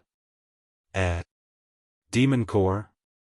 Jiuxia Xiaohua waved his hand, and the contents of the mirror disappeared. It should have been sent to the other star palaces. Xiaohua's gaze swept across the mirror, and the words, Yao Core, appeared in the flipping pages of the mirror. Seeing these words, Xiaohua slapped his forehead and said with realization, damn it, that's right. This is the 3 continents of the hidden immortal continent, the pure land of ultimate bliss, and the 1,000 demons' sacred realm. Since there are relics, there must be Yao cores. Since there were demon cores, then, there must be a pill formula for using demon cores to refine medicinal pills. Since this Xiao was able to obtain some pill formulas in the QC, there will definitely be some here as well. However, Taoism has already declined here. Don't tell me that even the cultivation methods have disappeared? At this time, Xiaohua's heart was in a mess. Thinking of the cultivation method, he hastily pointed his hand. Just as he was about to add something to the mirror, he suddenly felt the silver star card tremble. A door appeared in the starry sky before him. Oh, it's time for someone to come. Xiaohua came to his senses and pointed his hand at the star card. Sure enough, the door opened and a human figure made of stardust walked in. That person casually glanced at it and said with a smile, "Fellow immortal is indeed different. Unexpectedly, you didn't arrange anything in the Star Palace. This is really unexpected. This one just came in and was too lazy to arrange anything." Xiaohua said with a smile, "Fellow immortal is the first one to come to this one Star Palace. This one has already completed the transaction. I was just preparing to tidy up and participate in the auction." That person said with a smile, "Seeing that Hong Siliu beside me actually sent out such a strange message, this one naturally had to come and take a look." "That's good." Xiaohua pointed his hand at the star card and 2 stone chairs appeared. He sat on one first and raised his hand to indicate, "Fellow immortal, please take a seat. I wonder if fellow immortal has any strange or unknown items." "Fellow immortal, I'm afraid this is the first time you are participating in this star-picking towers transaction?" That person said with a smile. Xiaohua rolled his eyes. He knew that he had already made a fool of himself. Nevertheless, he was natural and unrestrained as he nodded his head, "That's right, that's right. If fellow immortal has any advice, this one will be eternally grateful." "I don't dare to say advice." That person also sat down and said with a smile, "Fellow immortal only said that you have strange and unknown items, but you didn't say what you are going to exchange for them." Strange and unknown items. To be honest with fellow immortal, even this one knows that they have some value. If fellow immortal only wants to exchange for them with those primordial stones, this one also can't take out these things. See. Xiaohua slapped his forehead and came to a realization. He said with a smile, "Fellow immortal is right. This one was careless. Next year, I just happened to obtain some old spiritual herbs and have been saving them up until today. I want to exchange them for some useful things here." As he said this, Xiaohua hurriedly pointed his hand at the star card and added another sentence, "I have all kinds of spiritual herbs for exchange." When that person heard that it was spiritual herbs, he was obviously very interested and asked anxiously, "What kind of spiritual herbs does fellow immortal have?" Xiaohua smiled, "It should be what fellow immortal wants to exchange with this one, or what kind of spiritual herbs does fellow immortal want?" To be honest with fellow immortal, this one was lucky and obtained some spiritual herbs. Even I don't know the names of many of them. AI, this one really doesn't have anything. I already knew that fellow immortal has spiritual herbs here. Just now. That person was actually very regretful, forget it. Fellow immortal, you always have something good, right? The range of your strange items is too big. Can you be more specific? Cultivation methods. Xiaofan decided to get straight to the point and asked, does fellow immortal have cultivation methods of Confucianism, Buddhism or Taoism? Fellow immortal is joking, right? That person stared blankly, you. What do you want these cultivation methods for? Hee, this is this one's business. Fellow immortal doesn't seem to need to know, right? Xiaofan said with a smile, if fellow immortal has these cultivation methods, this one can consider exchanging spiritual herbs with you. AI. That person shook his head slightly, this one naturally can't give you my cultivation methods. As for the extra cultivation methods, this one also didn't expect that someone from Star Picking Tower would want them, so I didn't take them. However, if fellow immortal wants to obtain Taoist cultivation methods, I'm afraid it won't be easy. You. How did you know that this one wants Taoist cultivation methods? Xiaofan almost jumped up from the stone chair. He had concealed it for a long time, but it was still exposed. That person said indifferently, if this one tells you the reason, would fellow immortal consider exchanging with this one? Good. First tell me what spiritual herbs you want. Xiaofan agreed. 500 years old dragon beard grass. That person was overjoyed and quickly said, does fellow immortal have it? Xiaofan naturally had dragon beard grass in his space, but he didn't know if this person wanted it or not. When he took out a 300 years old dragon beard grass, that person was already extremely happy. It's actually very simple. Fellow immortal just came in and didn't carefully look at the list of star picking towers. There are many cultivation methods of Confucianism. Cultivation methods of Confucianism are very common in my bronze pillar state. As long as you have the aptitude, you can cultivate them. As for Buddhist cultivation methods, fellow immortal doesn't know. Although my bronze pillar state doesn't allow Buddhist sects to enter and no Buddhist temples are open, in the other countries of Yu province, as long as there is a temple in the capital city, Buddhist cultivation methods can be obtained for free. Xiaofan was dumbfounded, but after thinking about it carefully, what this person said was very reasonable. The hidden immortal continent was originally the foundation of Confucian cultivators, so the cultivation methods of Confucian cultivators naturally had to be popularized. And if the Buddhist sect wanted to infiltrate the hidden immortal continent, then the cultivation methods of the Buddhist sect naturally had to be followed in. High-level cultivation methods would not be leaked out from the pure land of ultimate bliss, but ordinary cultivation methods would definitely be offered as a gift, and they would even pay for it. Only the Taoist techniques that fellow immortal wants. TSK, within the hidden immortal continent, yes, even within the pure land and the thousand demons sacred realm, techniques that are below the second grade of elemental energy will definitely not appear in this star-plucking tower. This is because Confucianism and Buddhist sects have already made it clear that the most basic Tao cultivation methods are not allowed to be traded. That person continued, even if it appears in the auction, it is only at the 4th or 5th grade of origin energy. As far as I know, it is not allowed to be sold. See. Xiaofan sucked in a breath of cold air. He finally understood the strangeness of this matter. That's right, not allowing the existence of basic cultivation methods, naturally it would stop the development of Taoism. Without the existence of high-level cultivation methods, those Taoism cultivators also wouldn't have the opportunity to cultivate to the peak. Looks like his idea of collecting cultivation methods was wrong. Fellow immortal, what do you want to exchange for the dragon beard grass? Xiaohua understood and didn't delay any longer. He asked somewhat gloomily. That person took out a small Qiankuan pouch from his sleeve and handed it over to Xiaohua, saying, "I only have these here. Fellow immortal, take a look. What do you think?" "That's all." Xiaohua looked at the brush, ink, paper and inkstone inside the pouch.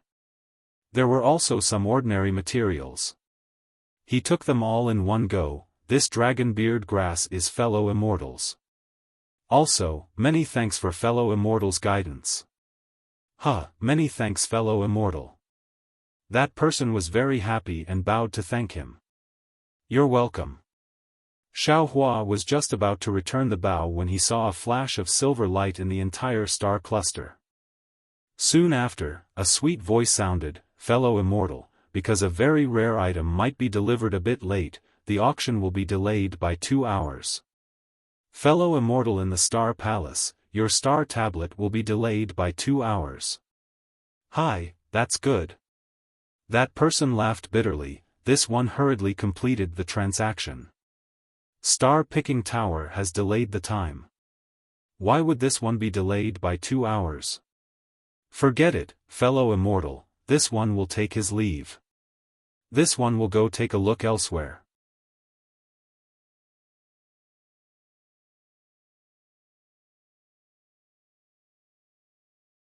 Chapter 3260. After that person left, the time it took to brew a cup of tea passed, but no one came over. Xiaohua was rather waiting for the rabbit to appear on the surface of the mirror. Suddenly, he stood up and said to himself, I've made a mistake.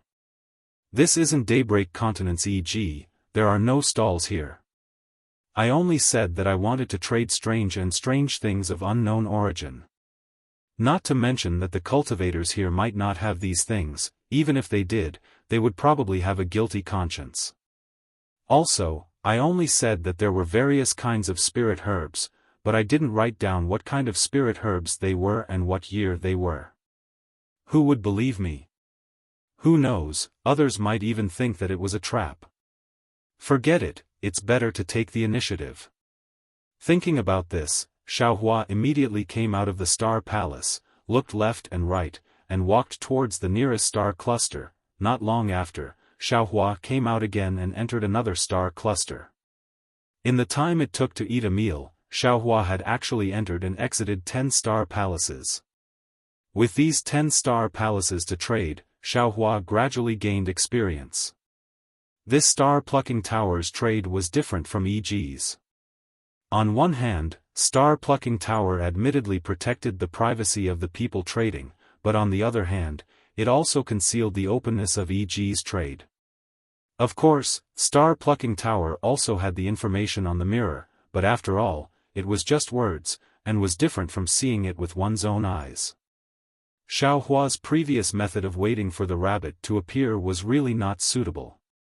Now, as soon as Xiaohua entered the Star Palace, he first asked if they were willing to trade spirit herbs, then asked if there were any strange things in their small Qiankuan bag, and the last sentence was, "Fellow immortal, you and I are fated. How about this, everything in your small Qiankuan bag, including your small Qiankuan bag, would you like to trade with me?" Within the 10 star palaces, 8 cultivators were dumbfounded, and the other 2, really didn't have anything strange to take out. Xiaohua didn't even say the last sentence. Out of the 8 cultivators, 5 of them wanted spirit grasses and 3 of them wanted spirit stones. Xiaohua didn't lack these 2 things. Xiaohua was like a whirlwind sweeping through the 8 star palaces, sweeping away all the items that the cultivators wanted to trade. And this wind was spreading to the other star palaces. It seemed that Xiaohua had suffered a great loss in this sort of transaction. Of the first 8 star palaces he had traded, the vast majority were things that ordinary Confucian cultivators could use, such as low-level imperial tools and medicines, things that Xiaohua had no use for. However, he had also collected some rare qi refining materials, 2 yao cores, half a saraira, and even a damaged magic tool. And Xiaohua had only spent some middle-grade spirit stones, not even enough for a top-grade spirit stone. There were also a few hundred-year-old spirit herbs. This was much more effective than waiting for the rabbit to appear. Cough cough, don't forget, Xiao Hua even got 8 small qiankuan bags. After Xiao Hua made another 20 or so transactions, he finally caught a big fish. He found an incomplete jade pendant, and it actually recorded a gold core cultivation method. After waiting for another 10 or so times, Xiao Hua obtained a white bone. Although this white bone wasn't the huge white bone in Xiao Hua's space, Xiao Hua heard that the person had also seen a huge white bone, so he didn't hesitate to spend a middle-grade spirit stone and leave that person's information. By the time Xiao Hua met Xiao Jian and the other two on the Star Road, nearly half an hour had already passed. Xiao Hua's harvest was very bountiful. Not to mention obtaining more than a dozen sariras of different colors, not to mention several damaged artifacts, not to mention dozens of rare materials for refining artifacts, just the nascent soul cultivation methods recorded in the 3 jade eyes made Xiao Hua smile from ear to ear. Of course, these cultivation methods were all incomplete without exception, but this was nothing to Xiao Hua. Xiao Jian and the other two were also happy to see Xiao Hua, but seeing Xiao Jian's somewhat disappointed expression, they knew that what he was looking for wasn't there. After thinking for a moment, Xiao Hua took out a small qiankuan bag and handed it to Xiao Jian, saying, "Fellow Taoist Xiao, I'm afraid that what you want will appear in the auction later. How about this, help this Xiao do some things, and if it appears in the auction, this Xiao will buy it for you." Xiao Jian hurriedly took it and asked, "How can this junior help senior?" Xiao Hua told Xiao Jian what he was thinking, and finally said, "With your knowledge, you won't suffer a loss. As long as it's something that my Taoist sect can use, you can take it. Lu Yi and Yuanya, give them a spiritual grass each time. If you can exchange it, then exchange it all. If you can't, then forget it." "Yes, this junior understands." Xiao Jian nodded, and used his weak divine sense to scan the small qiankuan bag, and an extremely shocked expression appeared on his face. Even if he was the king of the single Liang country, he had never seen so many spiritual grasses. Come back before the auction." Xiao Hua waved his hand and let them go. He turned around and headed towards the heavenly one-star palace where Zhai Xinglu was located. The heavenly one-star palace where Zhai Xinglu was located was very dazzling. It was at the center of the entire star map, and that round star cluster was like a bright moon. Seeing 2 cultivators wearing scholarly robes enter at the same time, and a moment later, a big man wearing embroidered robes came out. Xiao Hua understood that this heavenly one-star palace should be different from ordinary star palaces. When he entered with the silver star token, he discovered that inside the star palace was another Zhai Xinglu. This Zhai Xinglu was divided into 3 floors, and on each floor, there were some young men in black and women in palace attire greeting guests. The so-called guests were like Xiao Hua, and they were all in human form piled up with stardust. The human form was divided into bronze and silver, and there were even a few golden ones. Xiao Hua's figure had just entered the star palace when a young man in black immediately came to greet him, and respectfully saluted, saying, "Junior 307, what can I do for senior?" "You don't have a name?" Xiao Hua asked with interest. 307 smiled and said, "Junior naturally has a name, but in this heavenly one-star palace, I can only be called 307. May I know what senior wants to buy in this Zhai Xinglu?" Xiao Hua looked up and asked with a smile, "First, tell this old man what you have in this star palace. I'll let senior know." 307 replied, "The Zhai Xinglu of the heavenly one-star palace is divided into 3 floors. The first floor is for making scrolls, immortal medicines, swords, and imperial tools. There are also the 4 treasures of the study, all kinds of spiritual herbs and spiritual fruits, and also all kinds of materials. The second floor is for making scrolls, immortal medicines, and imperial tools. There are even some Buddhist tools and Taoist tools. As for the third floor, in addition to Confucian cultivation methods, there are also prescriptions for refining immortal medicines and imperial tools. Of course, other miscellaneous things are also sold on the third floor. N. Xiaohua nodded. Does the heavenly one-star palace only accept primeval stones? Of course not. 307 smiled and said, if Senior doesn't have enough primeval stones, you can naturally exchange with other things. This one is responsible for the evaluation of these things. Very good. Xiaohua clapped his hands and said, lead this old man to the first floor where the spiritual herbs are sold. Senior, please. 307 stretched out his hand and said, Junior will lead the way. N. Xiaohua nodded and followed 307 to the front of the Zhai Xing Lu. On the first floor, there were more than a dozen doors that were exactly the same, all of them were engraved with star patterns. 307 casually walked in front of one of the doors. Without even looking, he pushed the door open and said respectfully, Senior, please. Hee, it seems like these doors are just for show. Xiaohua took a look and saw that there was only starlight shining through the doors. He couldn't see anything inside clearly and asked with a smile. 307 replied, Senior's words are correct. My Zhai Xing Lu has arranged more than 400 rooms on the first floor for guests. If there were 400 doors here, wouldn't it be a joke? These random doors all lead to a single room, and the things in each room are the same, so there's no need to choose. As he spoke, Xiaohua had already stepped into the room. This room was similar to the star palace that Xiaohua and the others were in. It didn't have a specific shape and size, only an empty starry sky. Xiaohua and 307 stood alone in the sky. Senior, what kind of spiritual herbs do you need? Junior can help you choose. 307 slightly stepped forward and took out a thumb-sized star tablet. With a wave of his hand, more than a dozen starlight flashed around the two people.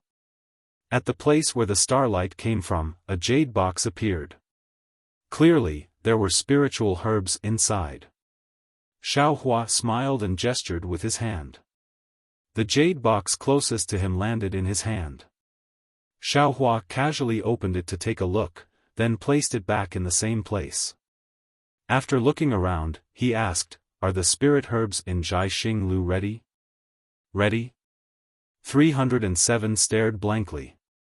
He didn't understand Xiaohua's question that was so different from others.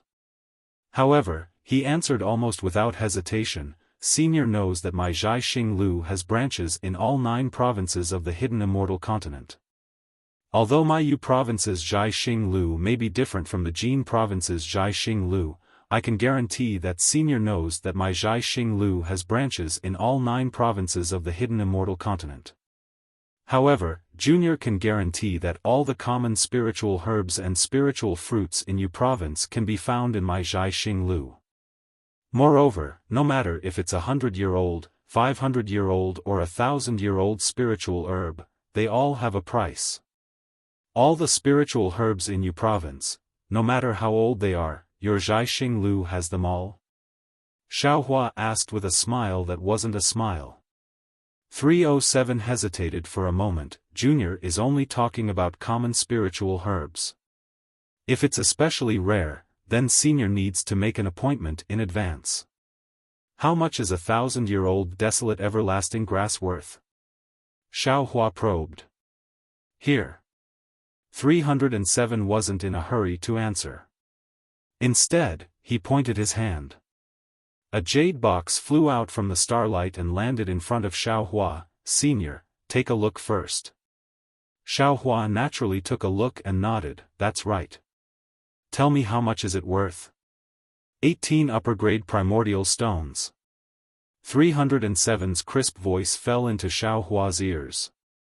Xiaohua finally understood why the person who made the deal with him would rather try his luck in the Star Palace than come to this Sky One Star Palace to look for desolate everlasting grass. What about the 10-year-old desolate everlasting grass? Xiaofan closed the jade box in his hand and asked.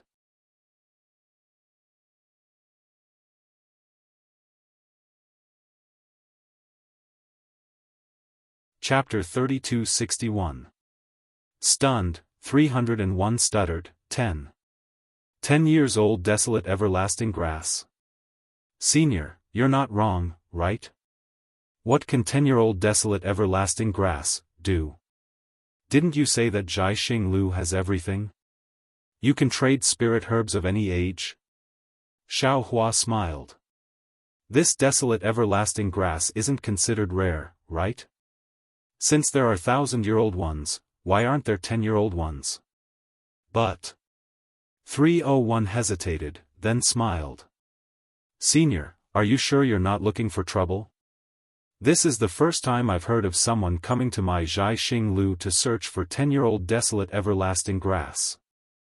Humph, Xiaofan snorted and said lightly, Zhai Xing Lu opens its doors to welcome guests, so naturally we have to guess what our guests are thinking. In the past, no one wanted 10-year-old desolate everlasting grass, but that doesn't mean there won't be any now or in the future. Yes, you're right. 301 immediately bowed and said, Senior, please wait a moment. Then, 301's figure disappeared from Xiaohua's sight and only returned after a full 5 minutes. He said with a smile, Senior, I've made you wait for a long time. It's indeed my negligence. My Zhai Xing Lu's 10-year-old desolate everlasting grass costs half a low-grade primordial stone. This is clearly marked, and I only remembered the older ones. These, I'm really sorry, please forgive me. Oh, half a low-grade primordial stone? Xiaohuan rubbed his chin and pondered for a moment. 301 smiled and said, 1,000-year-old desolate everlasting grass costs 18 upper-grade primordial stones, but that's because it's old enough. A 10-year-old desolate everlasting grass, to be honest, it's only the price of one desolate everlasting grass seed. My Zhai Xing Lu has always been fair in our prices, so I don't dare to ask for more. What about other spirit herbs? Xiaohuan asked. Of course they're ordinary. 301 was clearly prepared. Ordinary spirit herbs and fruits that are less than 20 years old are all this price. Okay, how many 10-year-old spirit herbs and fruits does your Zhai Xing Lu have? I want a portion of all of them. Xiaohuan immediately shouted. 307's body trembled slightly. His face was full of confusion. He opened his mouth as if to ask something, but when he thought of Zhai Xing Lu's rules, he closed his mouth. Then he held the star token in his hand and looked at it carefully for a moment. He opened his mouth and said, Senior, our Zhai Xing Lu has a total of 12,015 types of spirit herbs and fruits. If you want them all, you need to pay 60 mid-grade spirit stones. In addition, because the amount of spiritual herbs you purchased is too large, but the price is not high, Zhai Xing Lu will take 10% of the loss. That means that you will have to pay 66 mid-level spirit stones. So much. Xiaohuan was flabbergasted. 307 immediately smiled and said, I'll let Senior know that these spiritual herbs that are 10 years old are not fully formed. To be honest, Zhai Xing Lu does not have any ready-made ones. If Senior wants it, we can immediately mobilize people. We can't even give it to Senior right now. This was where the 10% loss came from. Moreover, spiritual herbs that are 10 years old are originally the price of seeds. It's just that there are too many types, that's why the price of spirit stones seems high. No. Xiaohuan shook his head. What I mean is, how can there be so many spiritual herbs and trees in Yuzhou? Senior doesn't refine spirit herbs, so you don't know the knack of it. 307 smiled and said, Our hidden immortal continent is blessed with good fortune and is the head of the 3 continents. The vitality of heaven and earth is also incomparable to that of the other 2 continents. That's why any flower or tree can be soaked in vitality and grow into a spiritual herb. These 10,000 types of spiritual herbs were only discovered by us Confucian cultivators. There are many others that have not been discovered yet. Zhai Lu has long collected all kinds of spiritual herbs for the sake of seniors' needs. On one hand, we sell them to sects that cultivate spiritual herbs. On the other hand, we cultivate some spiritual herbs that are not too old. After all. Without waiting for 307 to finish, Xiaohua asked curiously, "You specialize in selling spiritual herbs here?" Yes, 307's answer made Xiaohua not know whether to laugh or cry. Spiritual herbs are originally one of the things sold on the first floor of Zhai Lu. Forget it, Xiaohua waved his hand, "Give me one of each of these spiritual herbs. Remember, I don't want more." "You want all of them?" 307 really hurt his brain. However, he also didn't dare to get angry and confirmed again. After waiting for Xiaohua to give a definite answer, 307 disappeared again. This time, he came back very quickly. In just a moment, he handed over a small Qiankuan pouch to Xiaohua and said, "Senior, here are 13,110 spiritual herbs. According to Senior, you need a total of 66 mid-grade primeval stones. In addition, because Senior bought a lot of spiritual herbs, my Zhai Lu will gift you a jade eye scroll. Inside it, the classification and planting of these spiritual herbs are recorded in detail." Great! Xiaohua was so happy that he almost jumped up. In Xiaoyu continent, these spiritual herbs were very hard to find, let alone jade scrolls that recorded spiritual herbs. He didn't expect that in Hidden Immortal continent, these things were practically given away for free. Xiaohua took the small Qiankuan pouch and sent all these spiritual herbs into the space. He handed them over to Xiaogua. He took out a piece of high-grade primeval stone and handed it to 307. He smiled and said, "You only need to give me 30 mid-grade primeval stones. The rest is your reward." "Many thanks, Senior." 307 received the primeval stones and the small storage pouch. He was really beaming with joy. For mid-grade primeval stones, this was a reward that 307 had never seen before. Although the senior in front of him was really a bit strange, he was really generous. What else does Senior need? After 307 put the 30 mid-grade primeval stones in Xiaohua's hand, he asked again. He already had a premonition that the senior he met tonight was definitely a big spender. Sure enough, Xiaohua simply didn't hesitate and said, "What materials does your Zhai Lu have for refining tools?" This time 307 smiled bitterly and said with a smile, "Senior, if you always wanted to plant those 10,000 spiritual herbs yourself, Junior could still accept it. I would be very happy to recommend these spiritual herbs to Senior. But there are also close to 5,000 kinds of refining materials. Senior, you want some of each, but there's no use at all. Although my Zhai Lu can earn some primeval stones, Junior still has to remind Senior."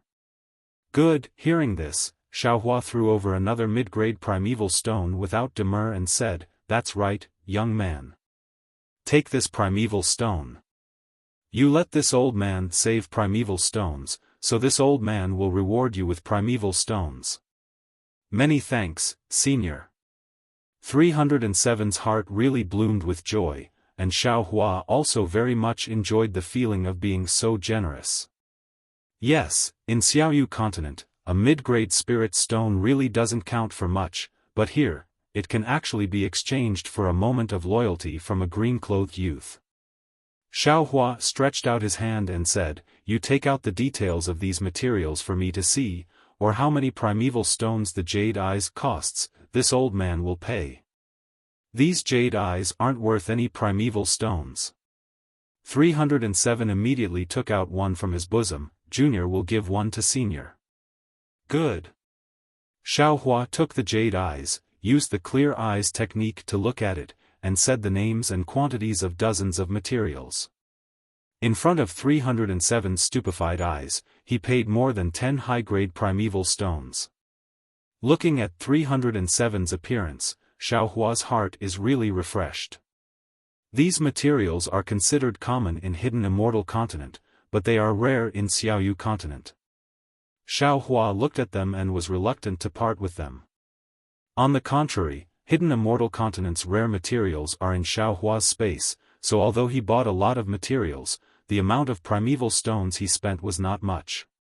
Taking the high-grade primeval stones from Xiaohua, 307 hesitated for a moment and said in a low voice, "Senior, Junior will tell Senior another piece of information. Recently, Copper Pillar Country is waging war. My Zhai Xing Lu recently obtained a batch of materials. The quantity and variety are very large, and it is said that there are also some rare materials. If Senior wants, Junior can help you make an exception. It only costs 10 top-grade primeval stones." See. Xiaohua took a breath of cold air. He got so many materials, but only spent a dozen high-grade primeval stones, and what 307 said was 100 times more. And from what he said, the price of this batch of materials is not just one top-grade primeval stone. Xiaohua looked up and down at 307's appearance. It did not seem like he was faking it.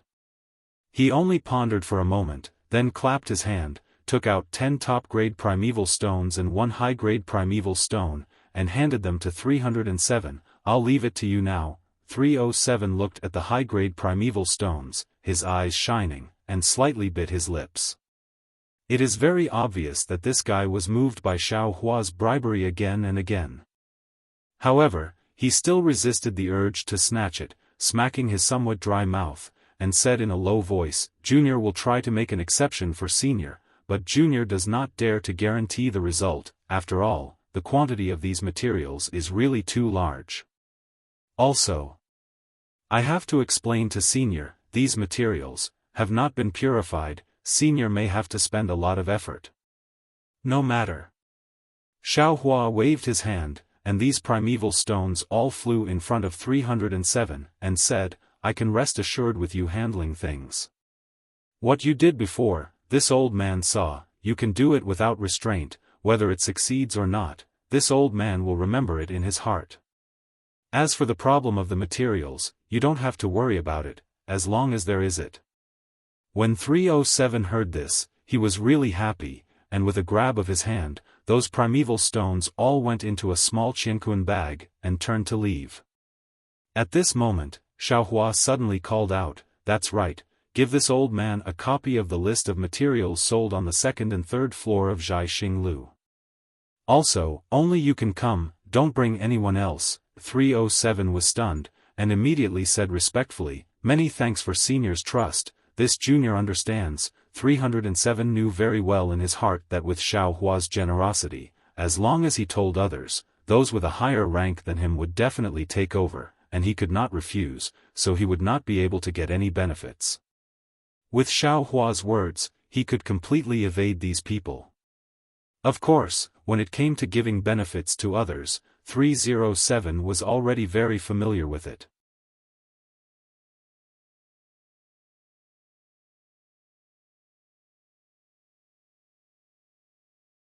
Chapter 3262. Then, without even thinking about it, 307 took out a somewhat special jade eye from his bosom and respectfully handed it over to Xiaohua again before turning around and leaving. After 307 left, Xiaohua used the eye-clearing technique to carefully examine the jade eyes in his hand. There were many detailed descriptions inside. What was special was that after each description, there were 2 prices, one slightly higher and one slightly lower. It was obvious that this jade eyes was used by Zhai Xing Lu's own people, so the slightly lower price should be the lowest price. Sai, being generous, really has its benefits. Xiaohua sighed as he looked. Although I gave 307 a few primeval stones for free, this Xiao saved more than just these few primeval stones. The large amount of refining materials that 307 mentioned, this Xiaohua is looking forward to it. This time, 307 left for a little longer, almost the time it took to eat a meal before returning. Xiaohua carefully examined the jade eyes. 307's face was flushed red, as if he was very excited. The small Qinkuan bag in his hand was different from before. It was much bigger, and its color was also a little yellow. Senior, upon seeing Xiaohua, 307 immediately smiled. Fortunately, I did not disappoint you. This Qinkuan bag contains the materials that Senior wants. Senior, please take a look and see if it suits your taste. Okay. Xiaohua was also looking forward to it. He returned the jade eyes to 307 and took the Qinkuan bag. After he scanned it with his divine perception, he was stunned. Then, a kind of unexpected ecstasy filled Xiaohua's heart. This so-called Qinkuan bag was more than 100 times bigger than the small Qinkuan bag, and currently, the Qinkuan bag was densely packed with countless, broken artifacts. Xiaohua immediately understood the meaning of 307's words just now. Yes, these artifacts were broken, but the materials were still there. They only needed to spend some effort to refine the materials inside, and these materials were much better than the original ones that had not been refined. But the problem was, how to refine these artifacts. How much manpower and material resources would Zhai Xinglu spend to do this? Of course, Zhai Xinglu could also choose to repair these artifacts. Although it would take more effort, the exchange for more primeval stones would naturally be more. However, the problem with this method was that Zhai Xinglu had to have enough weapon refiners and Hidden Immortal Continent had to have enough cultivators to purchase these Dharma weapons. It was undeniable that Zhai Xinglu had the capital to do so. But now that Haotian Taoism was in decline, would there be so many cultivators coming to purchase these Dharma weapons? Zhai Xinglu's only chance was to sell these magical weapons to a country that relied on Taoism. The problem was, could the Hidden Immortal Continent of Confucianism do this so openly?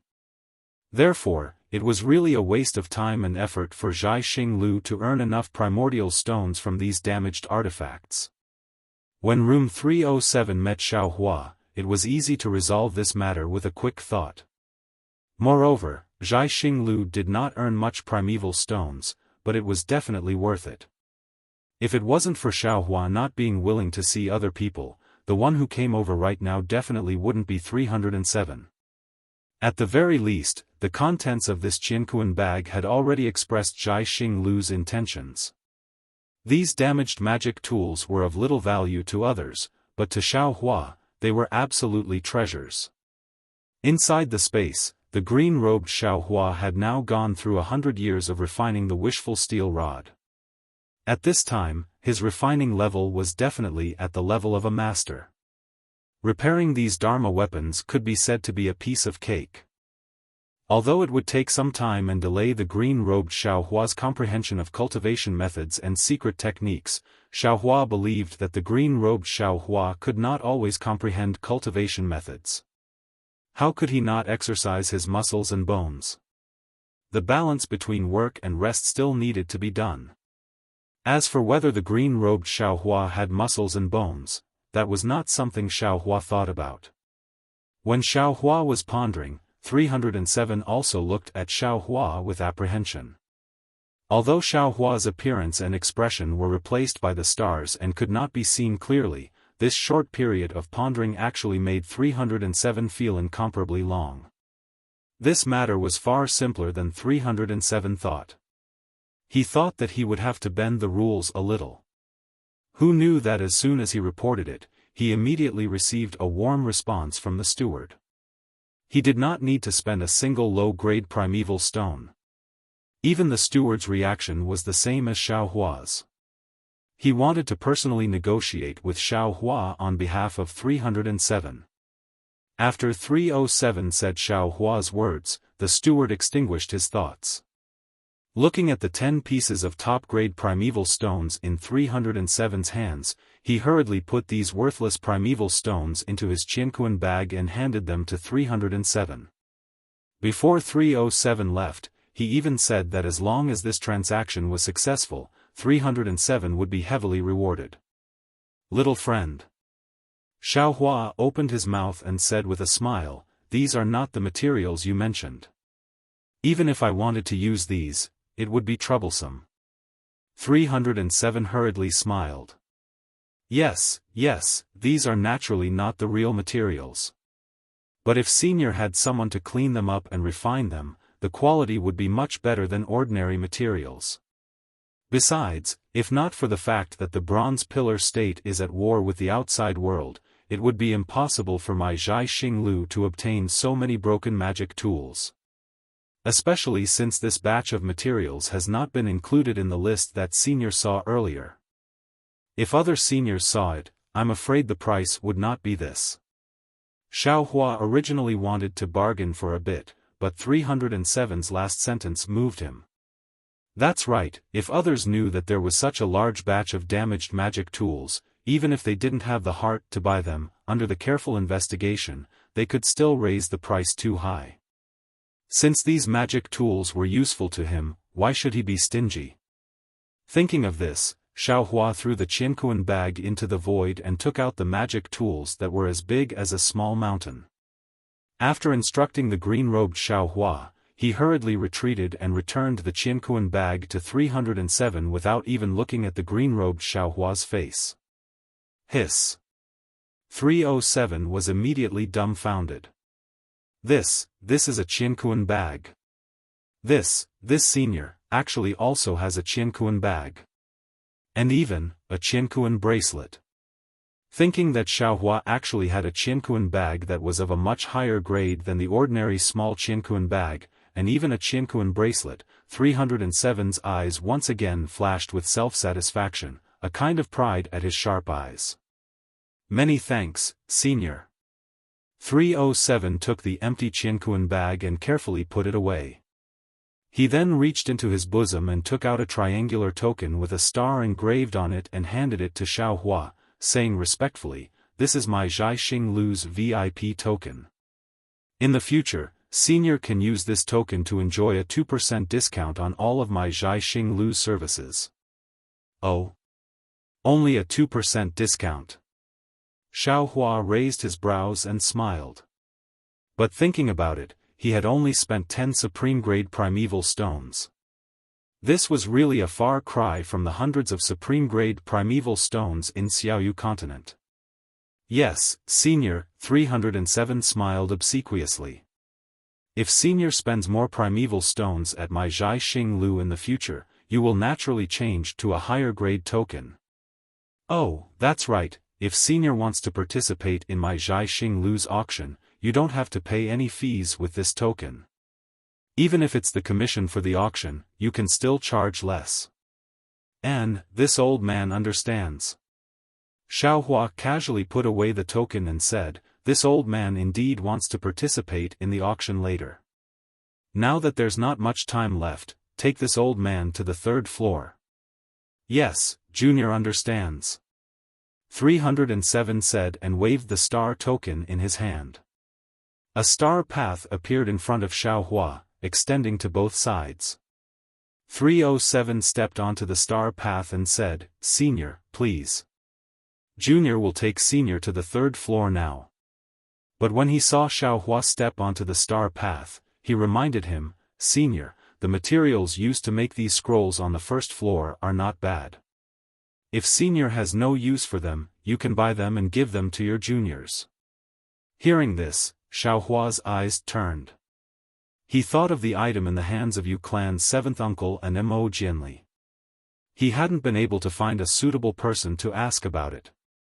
This was a good opportunity, so he smiled and said, "This old man has already made some transactions with some immortal friends in other star palaces.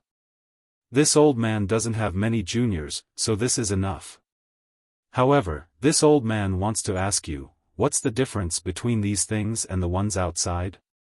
What's the difference between the scrolls made here?" 307 saw that Xiaohua had already bought them, so he naturally knew that Xiaohua wouldn't buy them again. But how could he not say these words to get closer to Xiaohua? Taking advantage of the opportunity to go to the 3rd floor, 307 replied, "Senior must know that scrolls are things that carry the noble qi of Confucian cultivators. Its use is different from imperial tools. The quality of the material and the quality of the array have a great impact on the quality of the imperial tool. But scrolls are different. Ordinary brushes, ink, paper, and inkstone can be made into a very good scroll.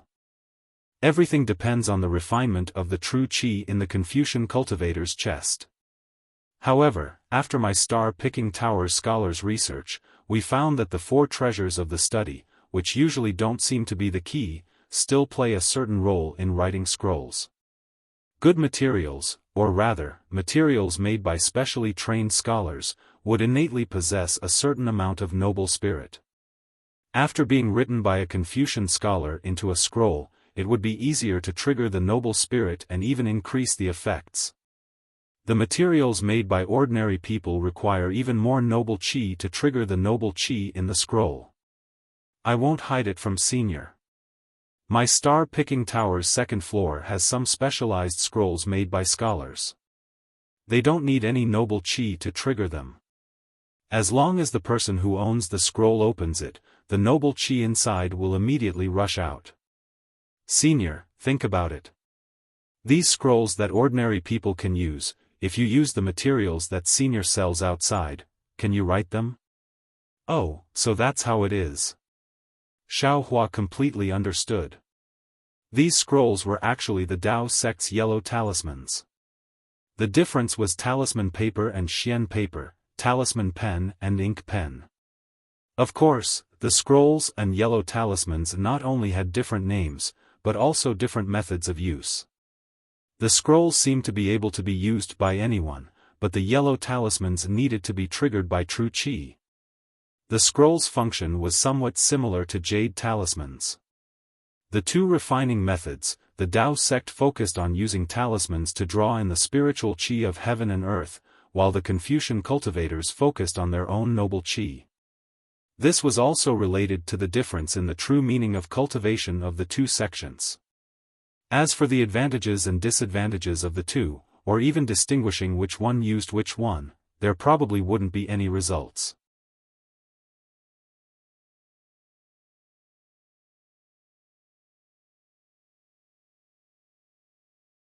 Chapter 3263. Xiaofan actually wants to ask how this scroll is made, but he has already seen the jade eyes in 301's hand and there is no record of this, so he doesn't dare to ask rashly. Of course, if Senior doesn't want to buy these materials, then you can also buy some ready-made scrolls on the second floor. Tonight is the Hungry Ghost Festival, the night of 100 ghosts. My Zhai Xing Lu's scrolls are the nemesis of these evil spirits. As long as you have a scroll with you, no malicious spirit would dare to approach you. Room 307 found another topic to talk about. Xiaofan waves his hand. If it's normal, I will also come to pick some, but I'm afraid there isn't enough time today. Wait until after the auction. It won't be too late for me to pick then. 301 doesn't dare to say any more and says with a smile, that's good. Junior is afraid that Senior won't be able to buy everything on this trip. Alas, we male cultivators are the most careless. Who would think so much? If we go back and people say, that won't be good. Ha ha ha. Xiaofan laughs loudly, no, no. No one will dare to say that I forgot one thing. Xiaofan is laughing when he suddenly stops, causing 301 to be stunned. He says anxiously, what did Senior forget? I wonder if Junior can help. Alas, two things. Xiaofan smiles bitterly, if I didn't hear you mention it now, I really would have forgotten. 301 sighs in relief and pats his chest. No matter, as long as it is related to my Zhai Xing Lu, Junior can help Senior. Don't say it so early. Xiaofan shakes his head, if it's simple, how can I not remember? It's just too difficult. 301 smiles, Senior, please tell me. Although Junior is small and weak, Junior has Zhai Xing Lu behind him. Within Yuzhou, there are not many things that Zhai Xing Lu can't do. And, since that's the case, then my first difficulty is, a detailed map of the hidden immortal continent. Xiao Hua says somewhat gloomily because he didn't see any record of this in 301's jade eyes. Hiss. 301 inhales a breath of cold air and says with a bitter smile, Senior is really making things difficult for Junior. There are tens of thousands of countries in the 9 prefectures of the hidden immortal continent. If this Junior wants a detailed map of them, it is indeed troublesome. Senior, why don't you talk about the second problem first? The moment Xiao Hua heard, he unwittingly sighed and said with a smile, the first one is already so difficult, the second one is even harder. I have a junior who has failed in his studies and wants to find a new path. I heard that Taoism is easy to cultivate and that there is no need to study hard every day. He wants to ask me for a Taoist cultivation method. Tell me, where can I find it for him? That's why I came to Zhaixing Lu today for this troublesome matter. 307's face was as bitter as if he had eaten Chinese gold thread. He smacked his lips and smiled apologetically. Senior, to be honest, it's not like Zhaixing Lu has never seen Taoist techniques before. However, it is an ironclad rule of the 3 continents that we cannot sell low-level and high-level Taoist techniques. We, Zhaixing Lu, do not dare to touch it. You. At this point, 307 hesitated for a moment and lowered his voice. Junior has occasionally heard from others that there is a kind of underground auction in Copper Pillar Country. It is similar to my Zhaixing Lu's auction. However, the things inside are even stranger and more bizarre. Ordinary people cannot enter at all. Junior feels that the low-level Taoist techniques that you want can be found there. Good. Xiao Hua clapped his hands. He had already understood that the so-called underground auction should be Dawn Rain Continent's secret auction. The things inside definitely wouldn't follow the rules and regulations of the auction. Not to mention the Dao sect's low-level cultivation methods, even the high-level cultivation methods would be available in this auction. However, Xiao Hua also knew that what 307 said was correct. It was impossible for an ordinary person to know about this secret. 307 might have only heard about it from others. It was unlikely that he would be able to obtain this information from 307. As for the map that Senior mentioned, 307 opened his mouth again. Junior will help you ask Junior's steward. Perhaps they have some ideas. Good, Xiao Hua was delighted and said, as long as there is a map, this old man will reward you greatly. Senior can go ahead and participate in the auction. After the auction, you can come to Star Palace and look for Junior by name. 307 replied. Of course, Junior does not dare to guarantee that it will succeed. Hee, Xiao Hua laughed. Let's not talk about anything else. Help this old man purchase these Confucian techniques from Zhaixing Lu and also the prescriptions for these immortal medicines. And also the refining methods for these imperial tools. With the things that this old man purchased today, I presume that your steward will not ignore this old man's request. 307 was overjoyed again and hurriedly nodded. He silently remembered that he had misunderstood Xiao Hua's meaning. Xiao Hua's original intention was to get some basic Confucian techniques and refining methods for reference. 307 thought that Xiao Hua had purposely purchased so many common techniques and methods to help him. How could he not be grateful?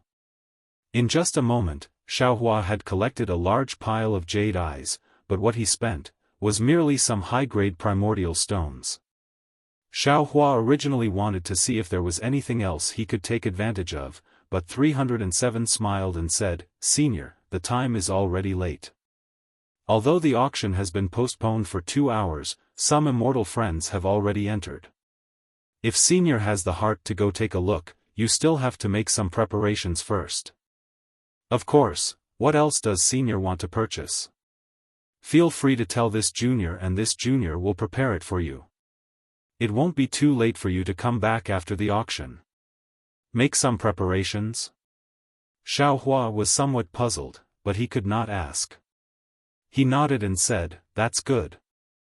Help this old man find some strange and unknown items on the 3rd floor. As long as it is something that others do not want, or something that your Zhai Xing Lu cannot identify, leave some for this old man.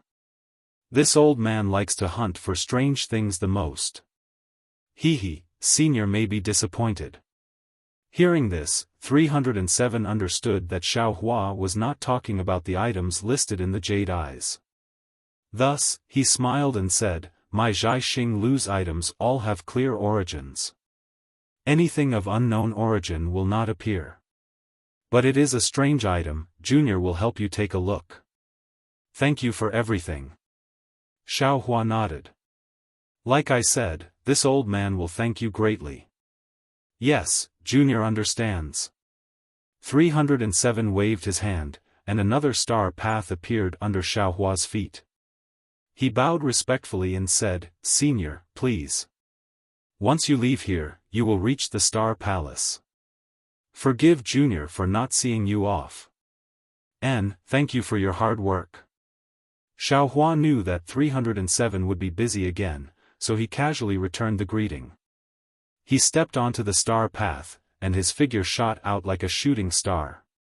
Seeing Xiao Hua's figure disappear, 307 hurriedly turned around. He still had not handed over the supreme-grade primordial stones that Xiao Hua gave earlier. This was the biggest transaction of the night. Moreover, the item Xiao Hua wanted was really strange. 307 had no choice but to rack his brains to deal with it.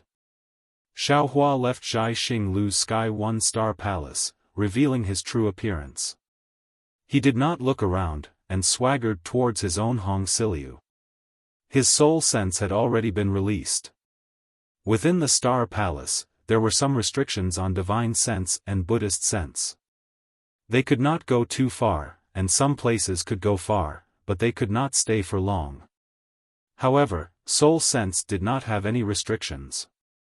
Xiao Hua carefully observed for a moment, but did not see anything strange. Only then did he relax and leave. But just a few dozen feet away from Hong Siliu, across from Xiao Hua, a thin and tall young man in embroidered clothes also hurriedly walked towards Hong Siliu. This person. Seeing that person walk in front of Hong Siliu's star cluster and take out a silver star token, but the star cluster did not react. Clearly, there was no one in the star cluster. The young man in embroidered clothes showed a disappointed expression. Xiao Hua originally wanted to slip past the young man in embroidered clothes and enter the Star Palace after he left. But when he was less than 2 feet away from the young man in embroidered clothes, he saw the anxiety on the young man's face. Xiao Hua's heart skipped a beat, and he stopped. He cupped his hands and said, Fellow immortal, are you looking for Hong Siliu's master? Correct. The young man in embroidered clothes raised his eyebrows, clearly on guard. His tone was a bit cold, but this matter seems to have nothing to do with fellow immortal, right? How could it have nothing to do with me? Xiao Hua took out his star token, and a cloud of stardust shot out from the star cluster and enveloped Xiao Hua. Similarly, another cloud of stardust enveloped the young master in embroidered clothes. Xiao Hua chuckled and said, Fellow immortal, please enter. The two of them disappeared into Hong Siliu's Star Palace. Fellow immortal, please enter. After entering the Star Palace, the young man in embroidered clothes sighed. I originally didn't want to meet fellow immortal with my original appearance, but I had no choice. Fellow immortal Fu, this is fate. Xiao Hua said with a smile, I am Xiao Hua, a Taoist loose cultivator. I also didn't want you to see my original appearance, but since we met outside the Star Palace, why should I hide anything? I wonder why fellow immortal Fu is looking for me. Oh. I am Fu Jiwen, a Confucian cultivator. Greetings, fellow Taoist Xiao. The young man in embroidered clothes bowed and said, I have always heard that Taoist cultivators are stingy and stingy, forgetting righteousness in the face of profit. They have always been the type to kill people and rob them. But I didn't expect fellow Taoist Xiao to be so magnanimous. even more open and upright than a Confucian cultivator like me. Oh? Fellow Taoist? Xiao Hua was startled, and asked curiously, fellow Taoist Fu, has also practiced Taoist cultivation techniques? It can't be considered practice. Fu Jiwen replied, I have only dabbled in it a little, and am very curious about Taoist magic power and divine abilities. Upon hearing that Fu Jiwen also had Taoist cultivation, Xiao Hua's impression of him unconsciously improved. Naturally, he also knew why he changed his mind when he was just about to miss the opportunity. Young Master Fu, I wonder why you have come to find me? Xiao Hua asked. If there is anything I can help with, feel free to tell me.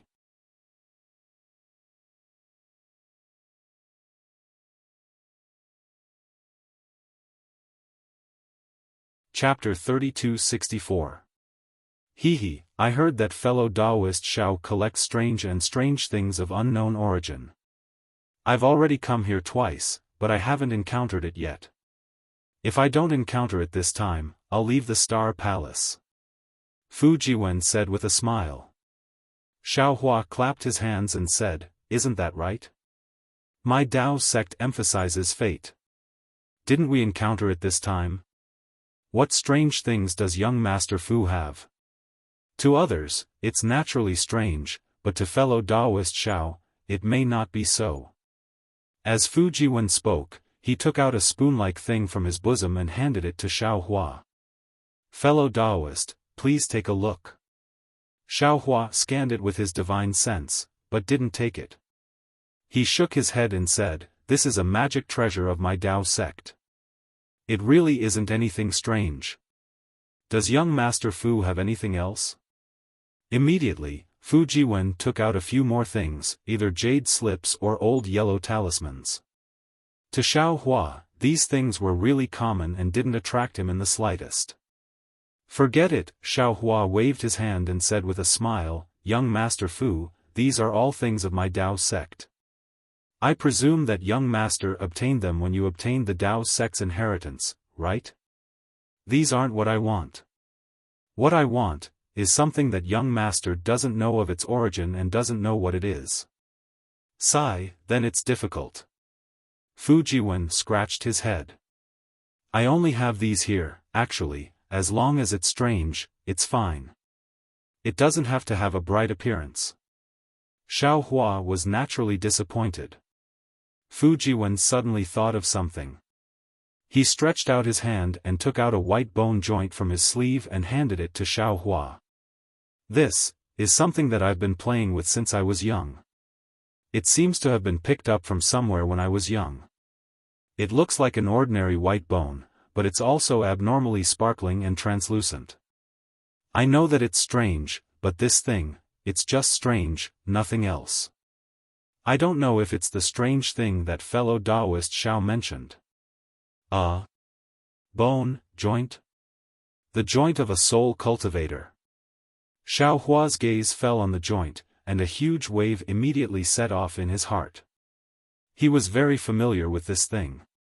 It was the joint of the millions of soul cultivators of Meng Mountain in Xiaoyu continent. Although Xiao Hua didn't use his soul sense to examine it, he was almost certain. How is this possible? This was clearly the boundary of the 3 continents. How can he have the bones of a soul cultivator? Xiao Hua was puzzled. Because of the physique of a soul cultivator, they can't leave the millions of Meng Mountains. If he left, he would end up like Xiao Mao, unable to cultivate as a soul cultivator. Then how did this bone end up here? Perhaps, there are others like me? Fellow Taoist Xiao. Seeing that Xiao Hua didn't say anything, Fu Jiwen was a little embarrassed. He retracted his hand and said with a smile, so I'll say it? Although this is a strange item, it may not be of interest to you, fellow Taoist. There's no rush. How could Xiao Hua allow Fu Jiwen to retract his joints? He laughed and said, let this Xiao take a look first. Okay, both of them were currently blocked by the stardust, so they couldn't see each other's expressions. Xiao Hua did his best to calm his tone, and in a hurry, Fu Jiwen also didn't discover anything from Xiaohua's tone. Xiaohua's soul sense entered the bone. With just a glance, his little heart that hadn't been excited for a long time started to beat wildly. Xiaohua took a deep breath and said with a smile, "This strange item is exactly what this Xiao wants.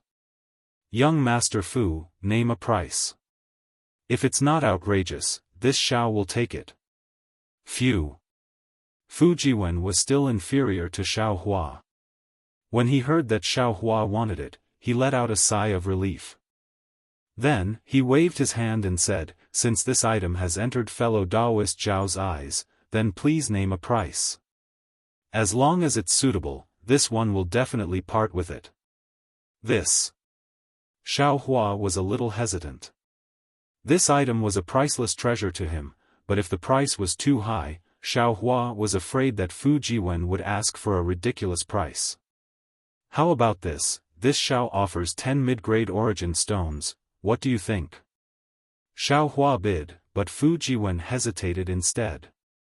Seeing that Fu Jiwen didn't speak, Xiaohua asked curiously, "Young Master Fu, is this price high or low?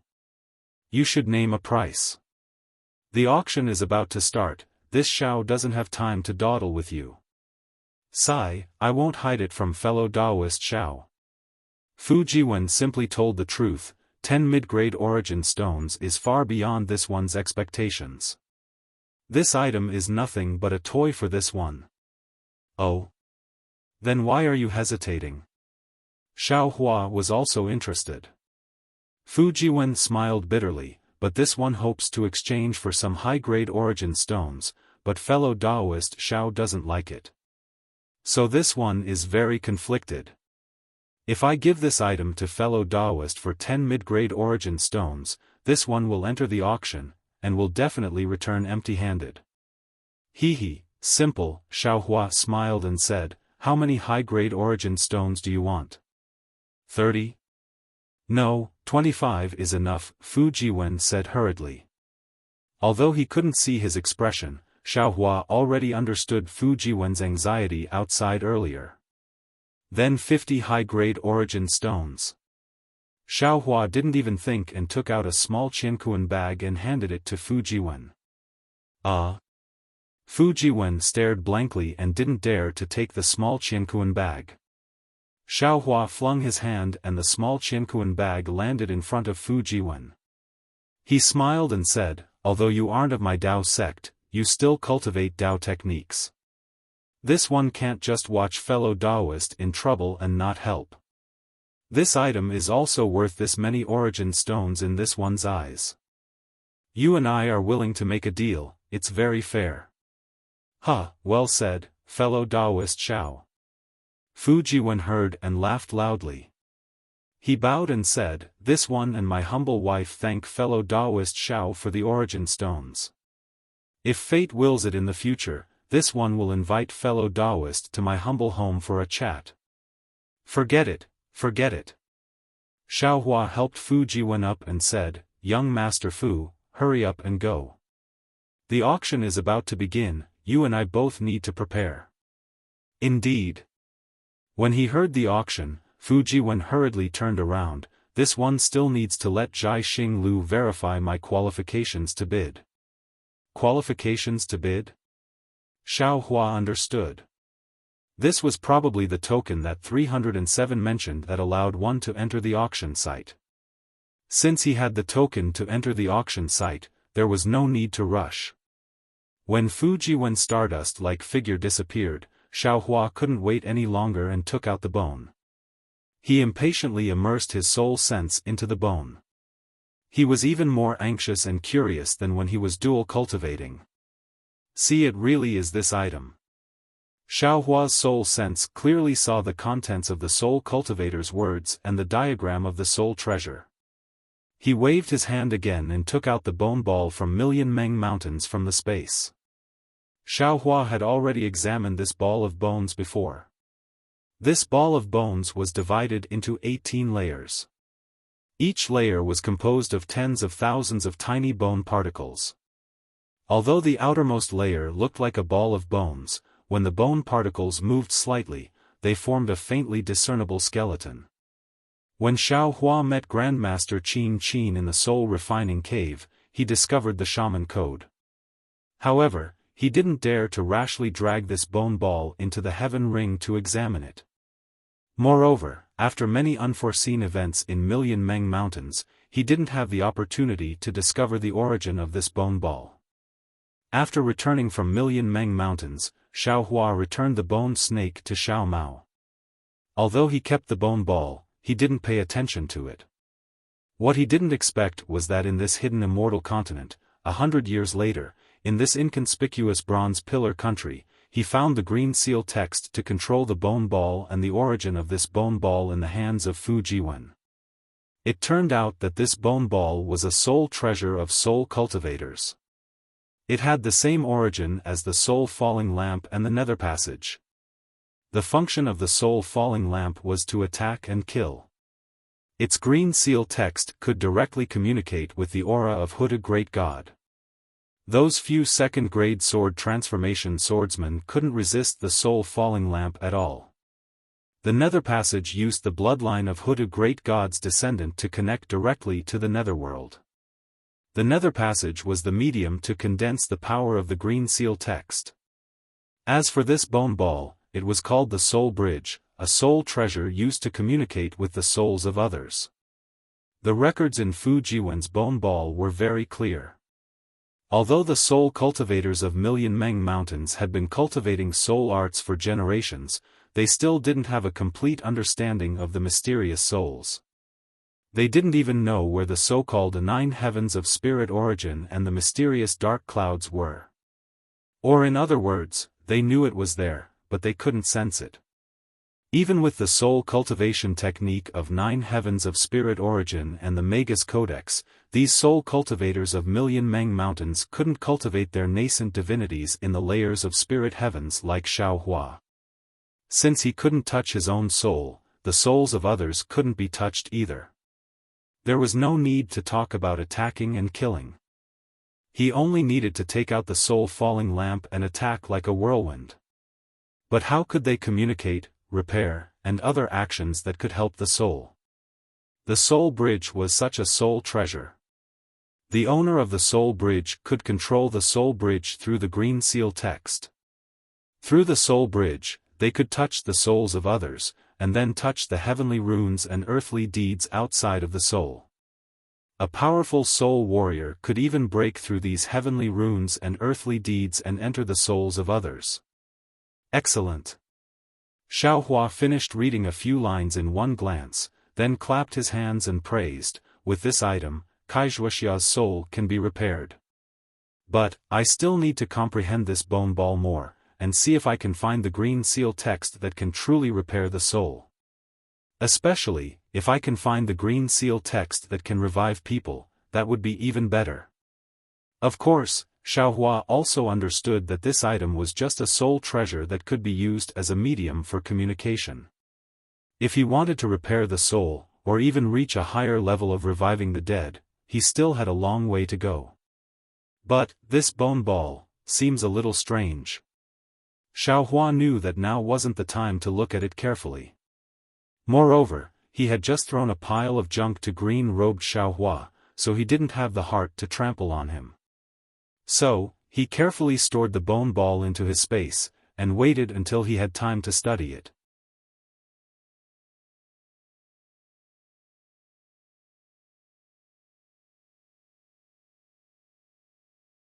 Chapter 3265.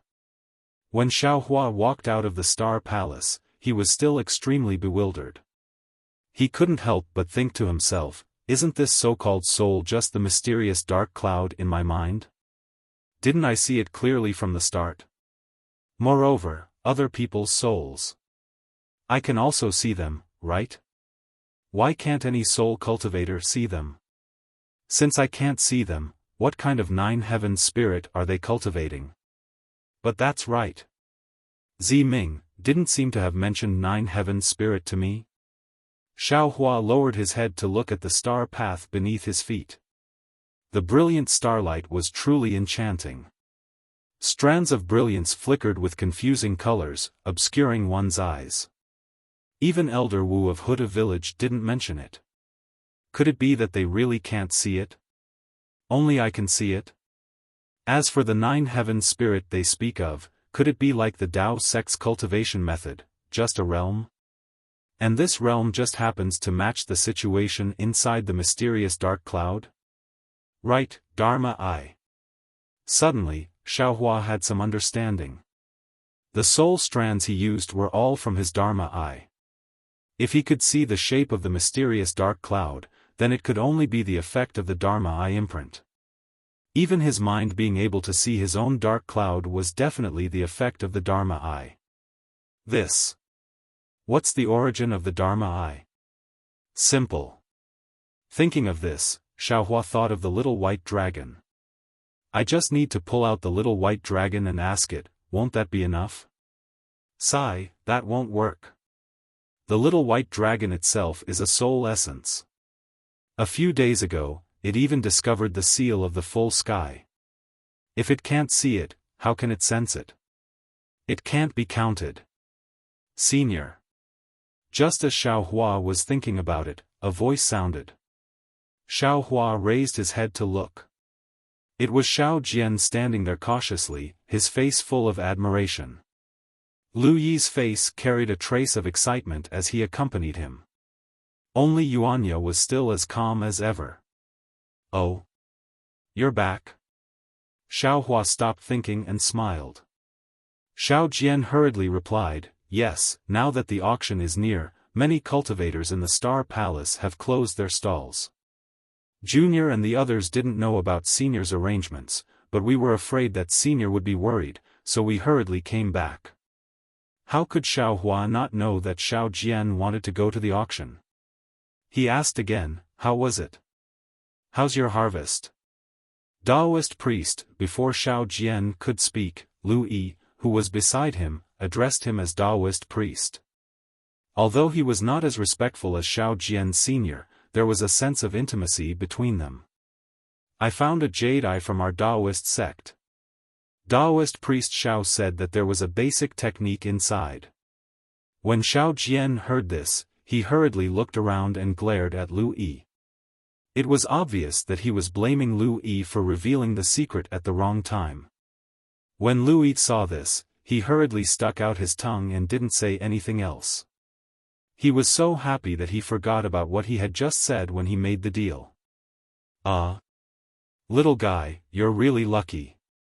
Xiaohua stared blankly at first, then immediately felt happy for Lu Yi. Not only was this little fellow's fate in immortality extremely good, even his quick-wittedness was not something that others could compare to. These jade eyes were definitely obtained by him by relying on his glib tongue. However, Xiaohua was immediately confused.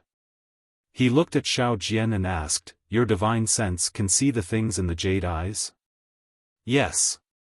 Xiao Jian hurriedly replied, Junior has some secret techniques for the use of divine sense. They can be used in the same way as the divine sense techniques of Confucian cultivators. Oh, I understand. Xiaohua said with a smile, bring the things over. This old man will first take a look at them for Brother Lu. If it's possible, this old man can give you some pointers. Thank you, Daoist priest. Lu Yi was wild with joy. He hurriedly took out a dozen small cosmos bags from his bosom and handed them over to Xiaohua, the things are inside. This little one is afraid that it's not safe to keep them in my bosom. And, looking at Lu Yi's slightly stingy appearance, Xiaohua felt that it was very familiar. He took the bags with a smile and sent them into the space. Immediately, Xiao Jian and Yuanya also took out a dozen small cosmos bags and gave them to Xiaohua. Xiaohua didn't look at them carefully and accepted them. It's really good to have someone to help me. Xiaohua thought in his heart, if it was me, I wouldn't be able to do so many things in such a short time. Finally, Xiao Jian took out a small cosmos bag and handed it over to Xiaohua, Senior, this is the spiritual grass that hasn't been traded yet. Take it. Return it to me after the auction. Xiao Hua waved his hand and said. A grateful expression appeared on Xiao Jian's face. He hurriedly bowed and said, Xiao Jian thanks senior. Oh, right, take out 30% and give it to Yuanya and Lu Yi. Xiao Hua thought of something again and said with a smile, they don't need to go to the auction. Take those spiritual grass and walk around. Maybe Brother Lu can find something good. Yes, Xiao Jian didn't hesitate and gave 30% of the spiritual grass to Lu Yi. However, Lu Yi was somewhat hesitant and said in a low voice, Taoist priest, this little one can't see what's inside the small cosmos bags. What if I'm cheated by someone else? Ha ha ha, Xiao Hua laughed loudly. He swung his sleeves and walked away in large strides. As he walked, he said, in this world, there's nothing that the heart can't see through. As long as you want to, spiritual sense and other things can't replace your heart. This. Yuanya was confused, but Lu Yi's eyes lit up. He seemed to understand what Xiao Hua was talking about. At the end of the star path was a wide Milky Way. Inside the Milky Way, the stars were shining brightly. The dots of starlight were like ripples in the water, looking very realistic. Above the Milky Way, there was an extremely majestic rainbow bridge. This rainbow bridge had 3 colors, and many people dressed in brocade robes and Confucian robes were stepping on it. The end of this rainbow bridge wasn't the opposite bank of the galaxy. Instead, it was the disk-like bright moon above the galaxy. Damn it, this star-picking tower is even more imposing than my Tao sect. Xiao Hua looked at the grand occasion in front of him. I'm afraid that any ordinary auction in the Dawn Rain continent wouldn't have such a majestic aura. Only the Yuanying auction in Haoming City could compare with it. Confucian cultivators, oh Confucian cultivators, it's really not what this Xiao imagined. The galaxy naturally didn't appear out of thin air. Many small shuttle-shaped boats were anchored at the edge of the galaxy. The boats were heading towards the rainbow bridge that crossed the galaxy. Xiao Hua brought Xiao Jian to the front of a boat and said with a smile, the moon is bright and the stars are rare guests returning late. The boat is unmanned. The night rain is continuous, and the spring clothes are wet. Can the boatman cross? Ha ha ha. A hearty laugh sounded, and a blue brilliance flashed on the boat like a comet. A middle-aged Confucian cultivator appeared on the boat, and the clear voice of reciting poetry rushed into Xiao Hua's ears like falling rain. The bright moon is bright and the stars are gathered. Where can a bosom friend be found? The rainbow bridge crosses the sky, and the boat ferries the fated ones. Oh! Young Master Zhu. Seeing that the middle-aged Confucian cultivator in front of him wasn't an ordinary blue-clothed youth, Xiao Hua stared blankly. A thoughtful expression flashed through his eyes, and he stepped forward and cupped his hands. Young Master is so free. The auction at Zhai Xing Lu is about to begin. Young Master isn't going to the auction to entertain guests, but instead is here to welcome guests. This really makes me surprised. The auction will naturally be managed by the auction's host. This Zhu only needs to worry about the operation of the entire Zhai Xing Lu. This Zhu doesn't care about the specifics. The middle-aged Confucian cultivator smiled and returned the greeting. Previously, I only saw fellow immortal's unbending character in front of Zhai Xing Lu, and now I see fellow immortal's bright and beautiful chest. If fellow immortal wasn't wearing Taoist robes, this Zhu would only think that fellow immortal was a Confucian cultivator. If this Zhu wasn't waiting here, how would I know that fellow immortal was hiding? I wouldn't dare, I wouldn't dare. Xiao Hua was secretly proud, but he waved his hand and said, it's all dog-tailed stuff. It can't enter the Hall of Elegance. Dog-tailed stuff? Hearing Xiao Hua's words, the middle-aged Confucian cultivator unconsciously rubbed his nose. It seems, the dog-tailed stuff is me. However, looking at Xiao Hua's smiling expression, the middle-aged Confucian cultivator didn't feel that Xiao Hua was mocking him. Thus, he smiled and said, "This one is Zhu Qing. Greetings to fellow immortal. How should I address fellow immortal? Oh, this one is a Taoist loose cultivator, Xiaofan." Xiaofan also didn't intend to hide anything and answered truthfully. "I wonder if young Master Zhu was waiting here, for this Xiao." Zhu Qing nodded. "That's right. This Zhu really does have something to discuss with fellow immortal Xiao." Xiaofan faintly smiled and shook his head. "If young Master Zhu wants to be a peacemaker and make this Xiao lower his head, this Xiao feels that you and I have nothing in common. As the saying goes, counter soldiers with arms, water with an earth weir. This Xiao feels that there's nothing wrong with what I did. If they do anything, this Xiao isn't afraid of anything. I'll let them experience the thunderous might of my Taoist sect." Zhu Qing's face revealed a trace of astonishment. When Xiaofan said those words, although his body didn't tremble and there wasn't any heaven-shaking domineering aura, Zhu Qing heard a kind of incomparable confidence from his mouth. He couldn't help but look up and down at Xiaofan. Unfortunately, he really couldn't see where Xiaohua's confidence came from. Actually, at this time, he really wanted to talk to Xiaohua about young Master Duanmu. However, after hearing Xiaohua's words, how could he say these words? "Fellow immortal Xiao, please rest assured. This Zhu isn't a lobbyist for the Duanmu family. As for what this Zhu has to say, please come on board."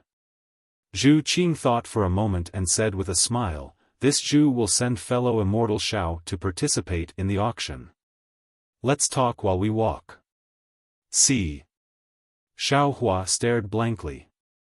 He immediately thought of the pile of magic tools in his space and said inwardly, "Damn it, this guy can't be going back on his word, right?" Or maybe, he sensed something from the magic tools. After hesitating for a moment, Xiaohua nodded. However, he pointed his hand and said, "Thank you for your trouble, young Master Zhu. However, where is this Zhao's junior?"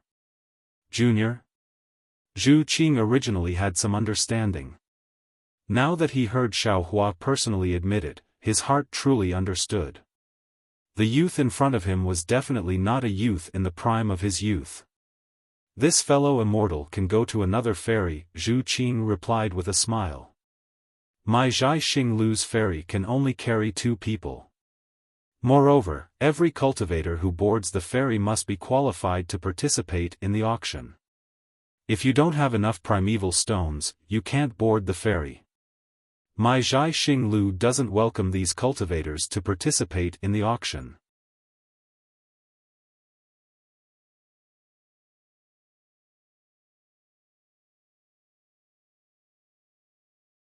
Chapter 3266.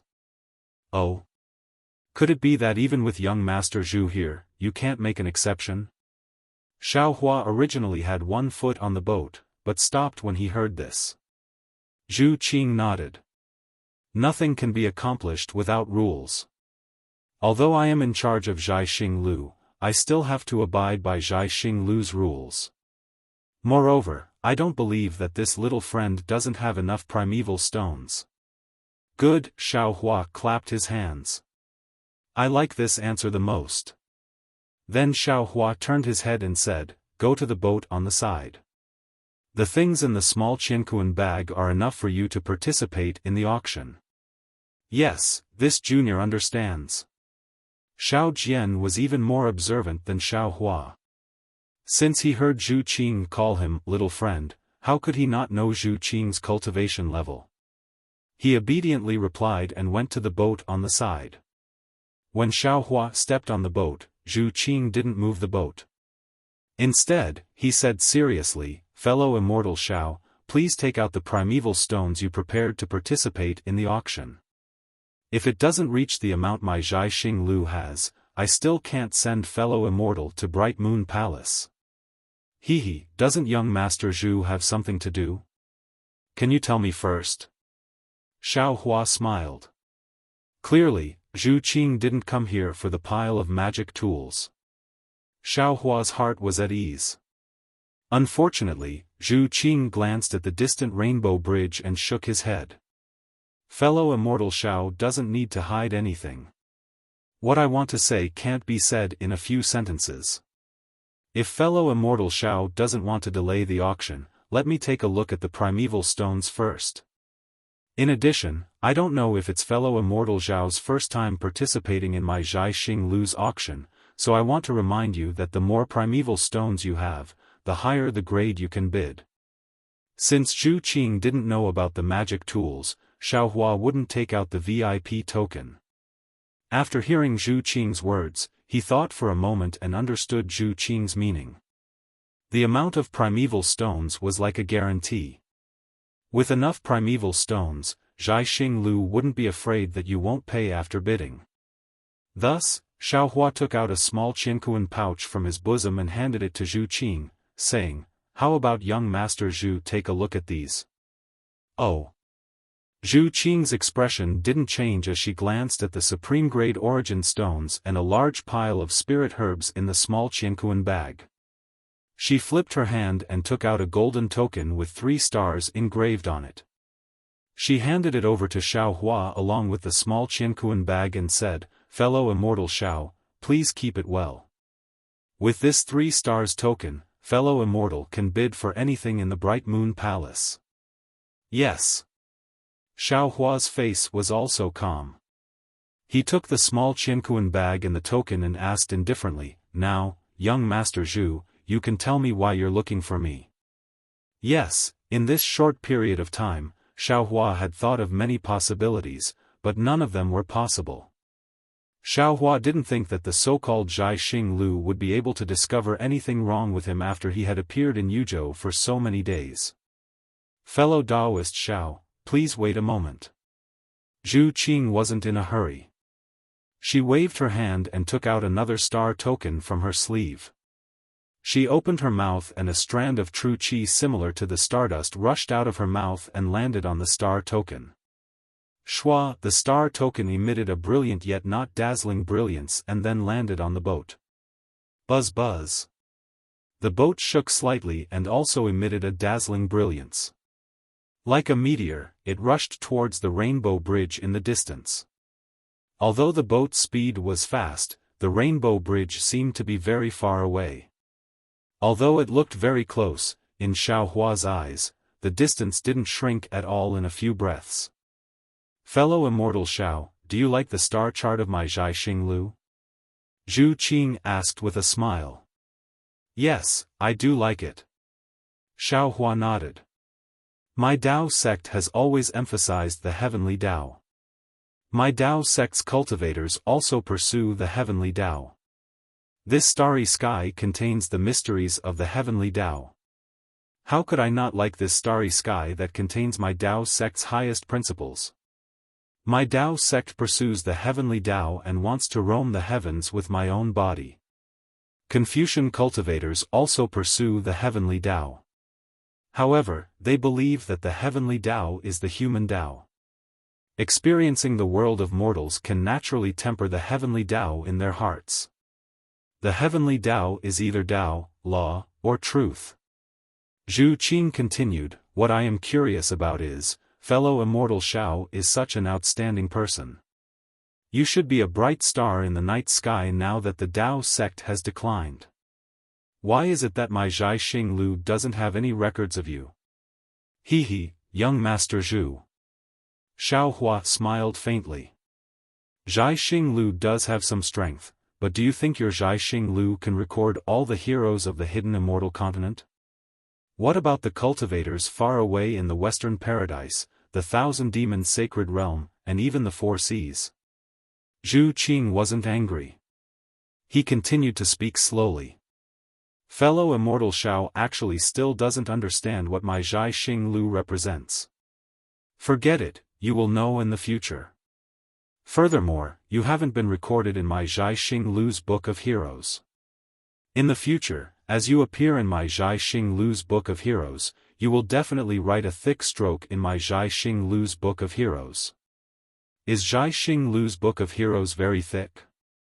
Xiaohua suddenly asked. Zhu Qing was slightly taken aback. Somewhat puzzled, he said, my Zhai Xing Lu's Book of Heroes isn't a book of Confucian cultivators. Ha ha ha, Xiaohua laughed loudly. I'm afraid your Book of Heroes won't be able to contain my scribbles. Huh, fellow immortal Xiao, please don't worry. If one Book of Heroes isn't enough, my Zhai Xing Lu still has a second one. It will continue until fellow immortal Zhao's deeds are fully recorded.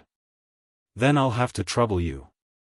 Xiaohua cupped his hands and said, I'll have to trouble young Master Zhu to start from today. Of course, of course.